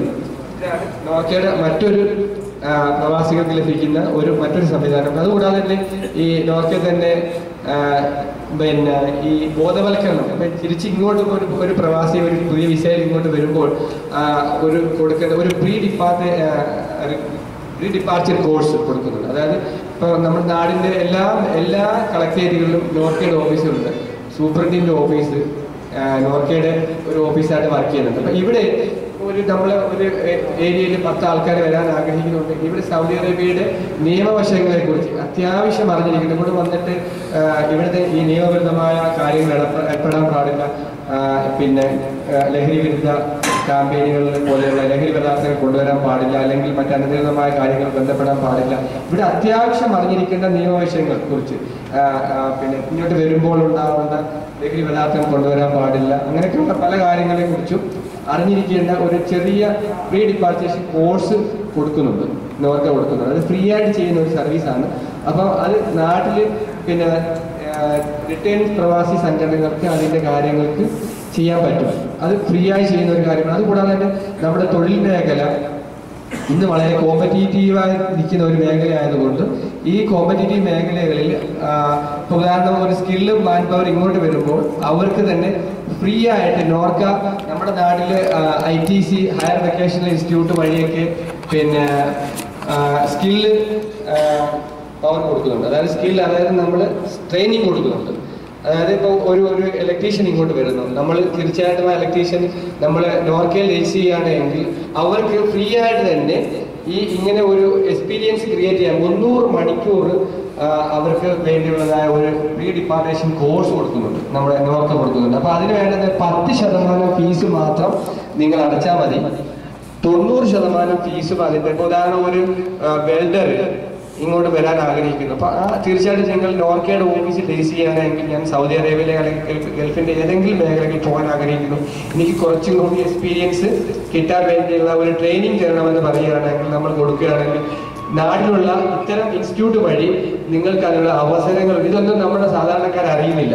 ഇത്തരം സംവിധാനങ്ങളൊക്കെ ഉണ്ടായിട്ട് നമ്മൾ സംഘടനകൾ അറിയുന്നില്ല, അതുകൊണ്ട് ആർക്കും പ്രയോജനപ്പെടുത്താൻ കഴിയുന്നില്ല എന്നുള്ളത് ഞാൻ ഇതിൻ്റെ ഒരു ന്യൂനത. അതുകൊണ്ട് തീർച്ചയായിട്ടും ഇത്തരം ക്യാമ്പയിൻ വഴി നമുക്ക് ഇത് സാധാരണക്കാരിൽ എത്തിക്കാൻ പെടുകയാണെങ്കിൽ, ഇപ്പോൾ ഒരു നമ്മുടെ സുഹൃത്ത് അല്ലെങ്കിൽ നമ്മുടെ ബന്ധുക്കളൊക്കെ വരാൻ ആഗ്രഹിക്കുന്നു, തീർച്ചയായിട്ടും നിങ്ങൾക്ക് നോർക്ക വഴി ഇത്തരം ഒരു ബോധവൽക്കരണമൊക്കെ കൊടുക്കുകയാണെങ്കിൽ നമുക്ക് ഒരുപാട് കാര്യങ്ങൾ പരിഹരിക്കാൻ പറ്റും. ഒരുപാട് നിയമവിഷയങ്ങൾ ഇവിടെ വന്ന് കുടുങ്ങാതെ നമുക്ക് അവരെയൊക്കെ സഹായിക്കാൻ പറ്റും. നമ്മൾ കുടുങ്ങിക്കഴിഞ്ഞിട്ട് സഹായിക്കുന്നതിനപ്പുറം കുടുങ്ങുന്നതിന് മുമ്പ് സഹായിക്കലാണ് എന്നുള്ളതാണ് ഇതിൻ്റെ ഒരു പ്രത്യേകത. പിന്നെ നമ്മുടെ നാട്ടിലൊക്കെ ഒരുപാട് റിക്രൂട്ട്മെന്റ് തട്ടിപ്പുകളിൽ വരുന്നുണ്ട്. എത്രയോ ഏജന്റുമാര്, ഹൗസ് മെയ്ഡുമാരൊക്കെ ഇവിടെ വരുമ്പോൾ അവർ മറ്റ് ഒരുപാട് വിഷയങ്ങൾ പറഞ്ഞു കൊണ്ടുവരിക.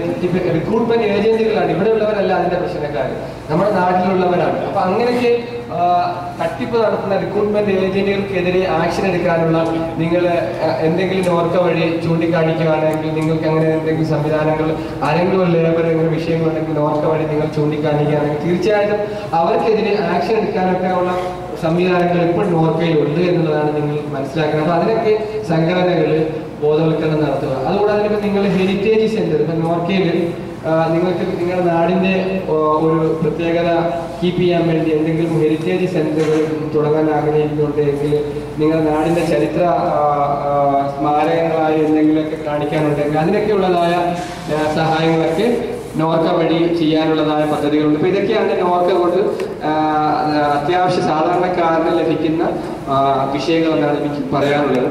പിന്നെ ഈ അടുത്ത സമയങ്ങളിൽ ബഹുമാനപ്പെട്ട കേരള ചീഫ് മിനിസ്റ്റർ കഴിഞ്ഞ PBDയിൽ പ്രവാസി ബാല്യ ദിവസത്തിൽ പറയുകയുണ്ടായി, റേഷൻ കാർഡിൽ നമ്മുടെ പേര് ഉൾപ്പെടുത്തുന്നതിന് വേണ്ടിയുള്ളതായ കാര്യങ്ങൾ ചെയ്യുമെന്ന് പറയുന്നത്. തീർച്ചയായിട്ടും അതൊക്കെ അഭിനന്ദനമായ കാര്യങ്ങൾ. ഞാൻ ഇപ്രാവശ്യം പോയപ്പോൾ പറയുകയുണ്ടായി, അതായത് 3 എയർപോർട്ടുകളിലും ഒരു ആംബുലൻസ്, നോർക്കയുടെ വകയായിട്ട് ഒരു ആംബുലൻസ് വെക്കണമെന്ന് പറയുന്നുണ്ടായി. അതായത് പ്രവാസികൾ മരണപ്പെട്ട് ബോഡി നാട്ടിലെത്തിക്കുകയാണെങ്കിൽ പാവപ്പെട്ടവരുടെ ബോഡി കുടുംബത്തിലെത്തിക്കാൻ വേണ്ടി, എയർപോർട്ടിൽ നിന്ന് കുടുംബത്തിൽ ആ വീട്ടിലെത്തിക്കാൻ വേണ്ടിയുള്ളതായ ഒരു സഹായം ചെയ്യുന്നതിന് വേണ്ടിയുള്ള ഒരു നിർദ്ദേശം കൊടുത്തിട്ട് തീർച്ചയായിട്ടും അത് പരിഗണിക്കാം എന്നവർ ഏറ്റിട്ടുണ്ട്. തീർച്ചയായിട്ടും തന്നെയാണ് നോർക്ക വഴി നമ്മൾ അറിഞ്ഞിരിക്കേണ്ട അത്യാവശ്യ കാര്യങ്ങൾ. അപ്പം ഇങ്ങനെയൊക്കെ അടുത്ത സമയങ്ങളിൽ നോർക്ക തീർച്ചയായിട്ടും സാധാരണക്കാരിൽ വേണ്ടി ഒരുപാട് കാര്യങ്ങൾ ചെയ്യാൻ ആഗ്രഹിക്കുന്നു. തീർച്ചയായിട്ടും നിങ്ങൾ സംഘടനയുടെ വിലപ്പെട്ട അഭിപ്രായങ്ങൾ തീർച്ചയായിട്ടും നോർക്ക വഴി നിങ്ങൾ അറിയിക്കാൻ ശ്രമിക്കുക. തീർച്ചയായിട്ടും നിങ്ങളുടെ അഭിപ്രായം ചിലപ്പോൾ സമൂഹത്തിന് ഒരു ഗുണമായി മാറിയേക്കാം. അപ്പോൾ നമ്മളൊക്കെ ചില കാര്യങ്ങൾ പറയുമ്പോൾ തീർച്ചയായിട്ടും അത് ഒരു പൊതു നന്മയിലേക്ക് എത്തുന്നുണ്ട്. തീർച്ചയായിട്ടും നമ്മളിൽപ്പെട്ട ഒരു സാധാരണക്കാരന് പോലും അദ്ദേഹത്തിൻ്റെ അഭിപ്രായം വളരെ മൂല്യമുള്ളതായിരിക്കും. അതൊരു പൊതു സമൂഹത്തിന് ഒരു നന്മ കിട്ടാൻ സാധ്യതയുള്ളതാണെങ്കിൽ നമ്മൾ തീർച്ചയായിട്ടും ഇത്തരം അഭിപ്രായങ്ങളൊക്കെ ക്രോഡീകരിച്ചുകൊണ്ട് നോർക്കയിൽ കൊടുക്കുകയാണെങ്കിൽ അപ്പം ഗവൺമെൻറ് ചെയ്യാൻ പറ്റുന്ന കാര്യങ്ങളൊക്കെ ചെയ്യാൻ ശ്രമിക്കുന്നുണ്ടുള്ളത് തന്നെയാണ് എനിക്ക് പറയാനുള്ള മറ്റൊരു വിഷയം. പിന്നെ നിങ്ങൾക്ക് സംശയങ്ങൾ ചോദിക്കാം. സംശയങ്ങൾ ചോദിക്കുമ്പോൾ മറുപടി പറയുന്നതായിരിക്കും ഏറ്റവും കൂടുതൽ വലിയ ഒരു കാര്യം. എനിക്ക് ഇവിടെ ഇങ്ങനെ ഒരു അവസരം ഉണ്ടാക്കി തന്ന അസീർ അറാർ മലയാളി സമാജം, കാരണം ഇവിടെ അത് രാഷ്ട്രീയ വ്യത്യാസങ്ങളില്ലാതെ മതവ്യത്യാസങ്ങളില്ലാതെ നിലനിൽക്കുന്ന വലിയൊരു സംഘടനയാണെന്ന് എനിക്ക് മനസ്സിലായി. തീർച്ചയായിട്ടും അതാണ് നമ്മൾ വേണ്ടത്. നമ്മളെ ജീവകാരുണ്യ പ്രവർത്തനത്തിൽ, സാമൂഹ്യ പ്രവർത്തനങ്ങളിൽ ഒന്നും നമ്മളിപ്പോൾ എല്ലാ സംഘടനകളും ഇവിടെ എല്ലാ സംഘടനയും നേതൃത്വം കൂടെ ഉണ്ട്. തീർച്ചയായിട്ടും ഇത്തരം ഒരുമ അതാണ് നമ്മൾ കാണിക്കേണ്ടത്. അതിന് ഞാൻ നിങ്ങളെ പ്രത്യേകം ആശംസിക്കുകയാണ്. കാരണം ഇത്തരം അഭിനന്ദനങ്ങൾ തീർച്ചയായിട്ടും അർഹിക്കുന്നു. ഇത്തരം സംഘടനകളെ വിദൂരങ്ങളിൽ നമ്മുടെ കേരളത്തിന്റെ തനിമ കാത്തു സൂക്ഷിക്കുന്ന ആ ഒരു ചരിത്രങ്ങളൊക്കെ നിങ്ങളിവിടെ കലാപരിപാടികളായാലും കായിക മത്സരങ്ങളാണെങ്കിലും മറ്റും ഒക്കെ സംഘടിപ്പിക്കുന്നു എന്ന് പറയുന്ന ഈദ് മീറ്റിംഗ് ഒക്കെ ഇതൊക്കെ ചെയ്യുന്ന ഇത്തരം സംഘടനകൾക്ക് തീർച്ചയായിട്ടും നമ്മൾ എല്ലാ നോർക്ക ഈ സമയങ്ങളിൽ നിങ്ങൾ മനസ്സിലാക്കേണ്ടത് റിയാദിലൊരു നാടക മത്സരം നടത്തുകയുണ്ടായി. അതായത് ഇന്റർ സ്കൂൾ നാടക മത്സരം നടത്തുക. ആദ്യമായിട്ട് ആ സ്കൂൾ മത്സരം കുട്ടികളെ പ്രോത്സാഹിപ്പിക്കുന്നതിന് നമ്മളൊരു ട്രോഫി നോർക്ക കേരള ഗവൺമെന്റ് കൊടുക്കുകയുണ്ടായി. അതുകൂടാതെ തന്നെ റിയാദിൽ തന്നെ ഒരു വലിയ ഇന്റർഫേസ് നടത്തിയുണ്ടായി. ഒരുപാട് കുട്ടികൾ അതിൽ ചിത്രരചനാ മത്സരവും പെയിന്റിംഗ് മത്സരവും സയന്റിഫിക് എക്സിബിഷനൊക്കെ പങ്കെടുക്കുകയുണ്ടായി. ഇപ്പൊ അവരെയൊക്കെ പ്രോത്സാഹിപ്പിക്കാൻ വേണ്ടി നമ്മൾ നോർക്ക ആദ്യമായിട്ടാണ് ഗൾഫ് മേഖലകളിൽ പ്രവാസികൾക്ക് കുട്ടികളിലെ കലാവാസനയെ പ്രോത്സാഹിപ്പിക്കാനും നമ്മൾ മുന്നിലുണ്ട് എന്നുള്ളത് തന്നെയാണ് ഞാൻ അറിയിക്കാൻ ആഗ്രഹിക്കുന്നത്. തീർച്ചയായിട്ടും മലയാളി സമാജമൊക്കെ സംഘടിപ്പിക്കുന്ന വലിയ ഇത്തരം ക്യാമ്പയിനുകൾ, അതായത് എന്തെങ്കിലും ഇത്തരം കലാമത്സരങ്ങൾ ഒരുമിച്ചുകൊണ്ട് എന്തെങ്കിലും വലിയൊരു മത്സരം കലാമത്സരമൊക്കെ നടത്തുകയാണെങ്കിൽ തീർച്ചയായിട്ടും നോർക്ക നമ്മൾക്ക് ചെയ്യാൻ പറ്റുന്ന ആ സഹായങ്ങൾ നിങ്ങൾക്ക് ചെയ്തു തരുന്നതായിരിക്കും ഞാൻ ഉറപ്പ് നൽകുന്നു. അതുകൂടാതെ തന്നെ പിന്നെ എനിക്ക് വേറെ പറയാനുള്ളത് നിങ്ങളെയൊക്കെ ആ ഒരു ഒരുമ കീപ്പ് ചെയ്തുകൊണ്ട് തന്നെ ഇവിടെയുള്ള ഈ ഒരു ക്യാമ്പയിന് വലിയ ഒരു ക്യാമ്പയിനായിട്ട് വിജയിപ്പിച്ചുകൊണ്ട് ഈ ഹെൽപ്പ് ഡെസ്കിൽ നിങ്ങൾ ഇൻഡിവിജ്വലായിട്ടാണെങ്കിലും സംഘടനാ ബേസിലാണെങ്കിലും ഒരുമിച്ചാണെങ്കിലും അതൊരു വലിയൊരു വിജയമാക്കാൻ നിങ്ങൾ സഹായിക്കുക. നിങ്ങളുടെ ഫീസ്, അതായത് 20 റിയാൽ വെച്ച് നിങ്ങൾ കളക്ട് ചെയ്യുക. നോർക്കയുടെ പെൻഷൻ പദ്ധതിയിലേക്ക് നിങ്ങൾ 20 റിയാൽ കളക്ട് ചെയ്യുക. പിന്നെ 20 റിയാൽ വാങ്ങിത്തരുമ്പോൾ തീർച്ചയായിട്ടും ഈ കാർഡ് നോർക്ക നമ്മൾ നാട്ടിൽ രജിസ്റ്റർ ചെയ്ത് നിങ്ങൾ കാർഡാക്കി ഇവിടെ തരും. പക്ഷെ പെൻഷൻ സ്കീം നമ്മൾ പിന്നെ പ്രീമിയം ഒരിക്കലും സംഘടനകൾ വാങ്ങത്തില്ല. വാങ്ങാൻ നമ്മൾ ആ ഉത്തരവാദിത്വം ഏറ്റെടുക്കുകയും ചെയ്ത് ഒരു വ്യക്തി പോലും പ്രീമിയം വാങ്ങുകയും ചെയ്യരുത്. അത് നമ്മൾ ഒരുപാട് മറ്റു വിഷയങ്ങൾക്ക് കാരണമാകും. നമുക്ക് ഒരിക്കൽ നിങ്ങളൊരു ബാങ്ക് ഡ്രാഫ്റ്റ് അക്കൗണ്ട് എടുത്തു കഴിഞ്ഞാൽ ആ അക്കൗണ്ടിലേക്ക് ആർക്കും പൈസ ട്രാൻസ്ഫർ ചെയ്യാം. അപ്പൊ നിങ്ങൾക്ക് ഒരു അക്കൗണ്ട് ഉണ്ടെങ്കിൽ എവിടെ നിന്ന് വേണമെങ്കിലും ലോകത്തിന്റെ ഏത് ഭാഗത്തിൽ നിന്ന് വേണമെങ്കിലും ആ അക്കൗണ്ടിലേക്ക് ഫണ്ട് ട്രാൻസ്ഫർ ചെയ്യും. അതേ രീതിയാണ് പെൻഷൻ പദ്ധതി. നമ്മൾ ഈ സംഘടന ഈ ക്യാമ്പയിൻ വഴി ഇവിടെയുള്ളവർക്ക് വേണ്ടി നമ്മൾ ആ പെൻഷൻ സ്കീമിൽ ചേർത്ത് കൊടുക്കും. ആ ഒരു പോളിസി നമ്പർ കൊടുക്കും. നമ്മൾ ഇൻഷുറൻസ് എടുക്കുന്നുണ്ടെങ്കിൽ ആ പോളിസി നമ്പറാണ് നമ്മൾ കൊടുക്കുന്നത്. ഈ നമ്പറിലേക്ക് ആർക്ക് വേണമെങ്കിലും ഫണ്ട് ട്രാൻസ്ഫർ ചെയ്യാം. പ്രീമിയം പൈസ അടയ്ക്കാൻ പറ്റും. ഇപ്പൊ ഞാൻ തന്നെ അടയ്ക്കണമെന്നില്ല. ഞാൻ എടുത്ത ഉദാഹരണം ബഷീർ സാറിന് വേണമെങ്കിൽ ഇതിലേക്ക് ട്രാൻസ്ഫർ ചെയ്യാം, സഹായിക്കാം. ഇപ്പോൾ നമ്മളിൽപ്പെട്ട ഒരു സുഹൃത്തിന് സാമ്പത്തികമില്ല, അദ്ദേഹം പ്രയാസത്തിലാണ്. നമ്മൾ ചെന്ന് ലേബർ ക്യാമ്പിൽ പോയി കണ്ട് അദ്ദേഹത്തിന്റെ അവസ്ഥ വളരെ പരിതാപകരമാണ്. നമ്മളെ സഹായിക്കുന്നില്ല. ആ സഹായം കണ്ടുകൊണ്ട് തന്നെ നമ്മളിൽപ്പെട്ട ഒരാൾക്ക് പെൻഷൻ അടയ്ക്കാൻ സാമ്പത്തികമില്ലെങ്കിൽ നമ്മൾ സംഘടനകൾക്ക് ആ ദൗത്യം ഏറ്റെടുത്ത് ചെയ്യാൻ പറ്റും. അങ്ങനെയൊക്കെ പരസ്പരം സഹായിക്കാനും ഈ ഒരു പദ്ധതി കൊണ്ട് കഴിയുമെന്നുള്ളത് തന്നെ. അപ്പൊ അതുകൊണ്ട് ഉദ്ദേശിക്കുന്നത് ആ കുടുംബത്തെ നമ്മൾ ഫ്യൂച്ചറിലേക്ക് ഒരു കൈ പിടിച്ചു ഉയർത്തുന്ന ഒരു സഹായമായിരിക്കാം നമ്മൾ ചെയ്യുന്നത്. അതിന് 10,000 രൂപ നമ്മൾ അങ്ങനെ സാമ്പത്തികം ഇല്ലാത്തവർക്കും വേണ്ടി നമുക്ക് അങ്ങനെ പോലും ഒരു മാസം 300 രൂപ അടയ്ക്കാൻ കഴിയാത്തവർക്ക് പോലും സംഘടനകൾക്ക് അതിന്റെ ദൗത്യം ചെയ്യാമെന്നുള്ളത് തന്നെയാണ് അതിന്റെ ഒരു പ്രത്യേകത. അപ്പോൾ അതുകൊണ്ട് ഒരിക്കൽ കൂടി നിങ്ങൾ അത് വിജയിപ്പിക്കണമെന്ന് പറഞ്ഞുകൊണ്ട് പിന്നെ ഇവിടെ എനിക്കൊരു സ്വീകരണം തരികയുണ്ടായി. തീർച്ചയായിട്ടും ആ ഒരു നിങ്ങളെ ആത്മാർത്ഥത നിറഞ്ഞ ആ ഒരു സ്നേഹത്തിന് എനിക്ക് തിരിച്ച് ദേവീശ്വരനോട് പ്രാർത്ഥിക്കലല്ലാതെ മറ്റൊന്നും പറയാനില്ല.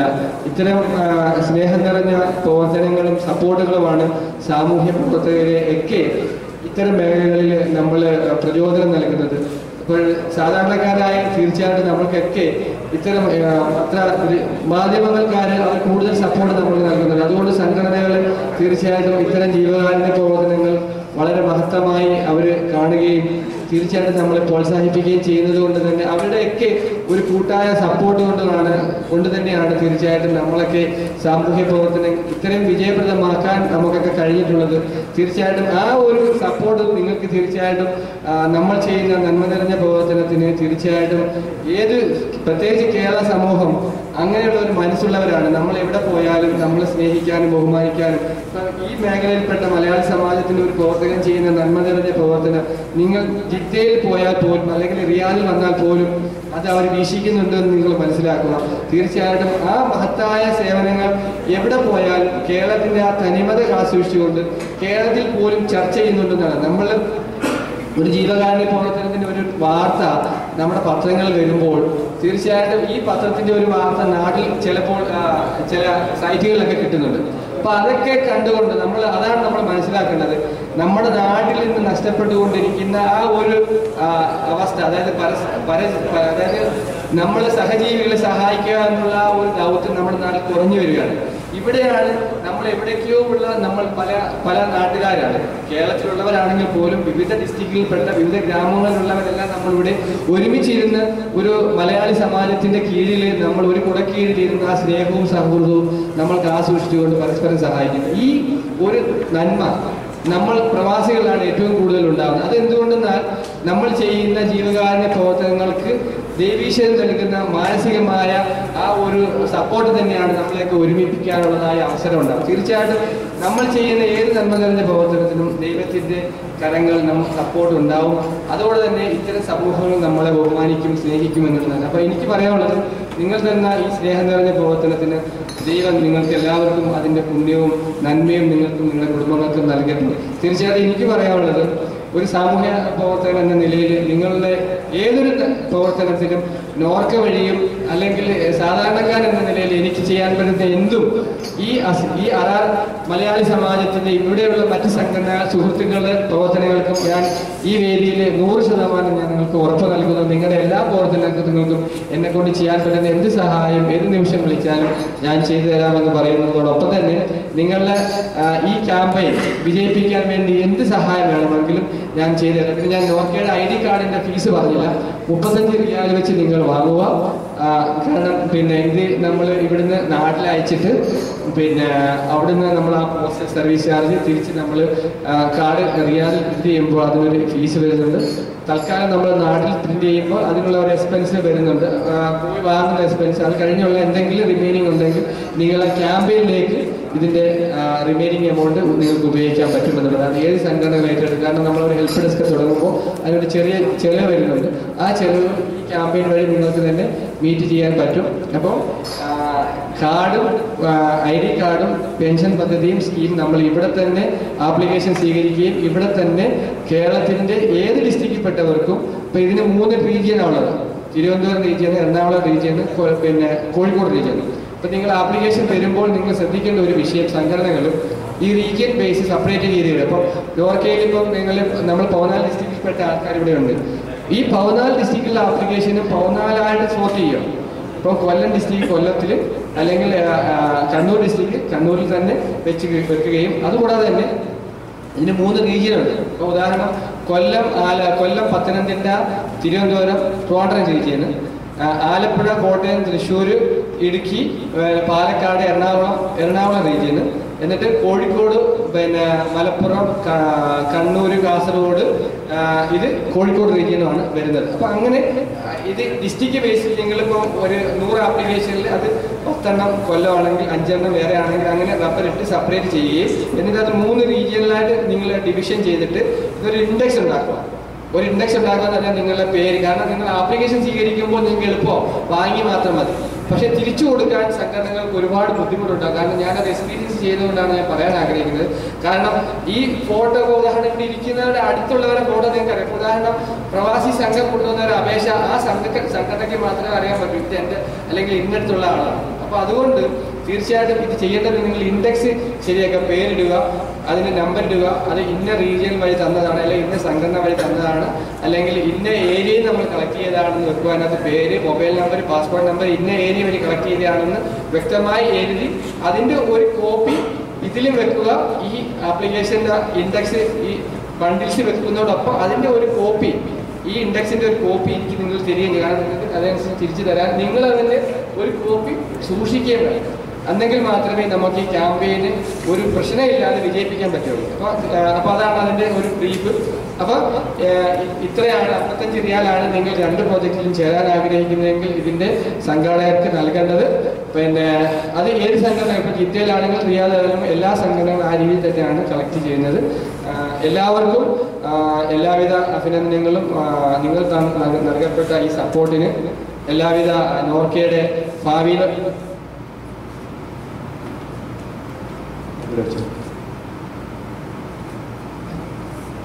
ഇവിടെ അഭിനന്ദനമായ ഒരു കാര്യം ബഹുമാനപ്പെട്ട പ്രസിഡന്റ് പറയുന്നുണ്ട്, ഹെൽപ്പ് ഡെസ്കിന്റെ ഉദ്ഘാടനം ഇവിടെ വെച്ച് തന്നെ നിർവഹിക്കുന്നുണ്ട് എന്നുള്ളത്. തീർച്ചയായിട്ടും അത് തന്നെയാണ് ഈ ക്യാമ്പയിന്റെ ഒരു വലിയ വിജയം. അതായത് പ്രവാസി സമൂഹത്തിന് തീർച്ചയായിട്ടും വലിയ ഒരു മഹത്തായ സേവനങ്ങൾ നൽകാൻ ലക്ഷ്യമിട്ടുകൊണ്ട് തുടങ്ങപ്പെടുന്ന ആ ഒരു ഹെൽപ്പ് ഡെസ്ക് ഞാൻ വന്നപ്പോൾ എൻ്റെ ഒരു അഭിപ്രായം പറഞ്ഞു, അത് അവർ മുഖവിലേക്ക് എടുത്തു എന്നുള്ളത് തന്നെയാണ്. അത് തന്നെയാണ് എനിക്ക് തോന്നുന്നു മലയാളി സമാജത്തിന്റെ ഏറ്റവും വലിയ ആ നന്മ നിറഞ്ഞ പ്രവർത്തനത്തിന്റെ ഒരു വിജയലക്ഷ്യം അല്ലെങ്കിൽ വിജയം അത് തന്നെ ആണെന്ന് എനിക്ക് മനസ്സിലാവുന്നു. അതുകൊണ്ട് നോർക്കയുടെ എല്ലാവിധ അഭിനന്ദനങ്ങളും ഈ ഹെൽപ്പ് ഡെസ്കിന് തുടങ്ങാൻ ഡിക്ലെയർ ചെയ്ത മലയാളി സമാജത്തിന്റെ സുഹൃത്തുക്കൾക്കും അതിന്റെ എല്ലാ ഭാരവാഹികൾക്കും അർപ്പിക്കുന്നതോടൊപ്പം മറ്റ് സംഘടനകളും ഇതുമായി സഹകരിച്ചുകൊണ്ട് ഇത് ഒരു രാഷ്ട്രീയപരമായ ഒരു ലക്ഷ്യത്തിന് വേണ്ടി അല്ല. ഞാൻ ഒന്നുകൂടി പറയുന്നു, എല്ലാവരും ഇത് ആത്മാർത്ഥമായി സഹകരിച്ചുകൊണ്ട് ഇന്ന് തന്നെ ഇവിടെ ക്യാമ്പയിൻ സംഘടിപ്പിക്കാൻ നിങ്ങൾ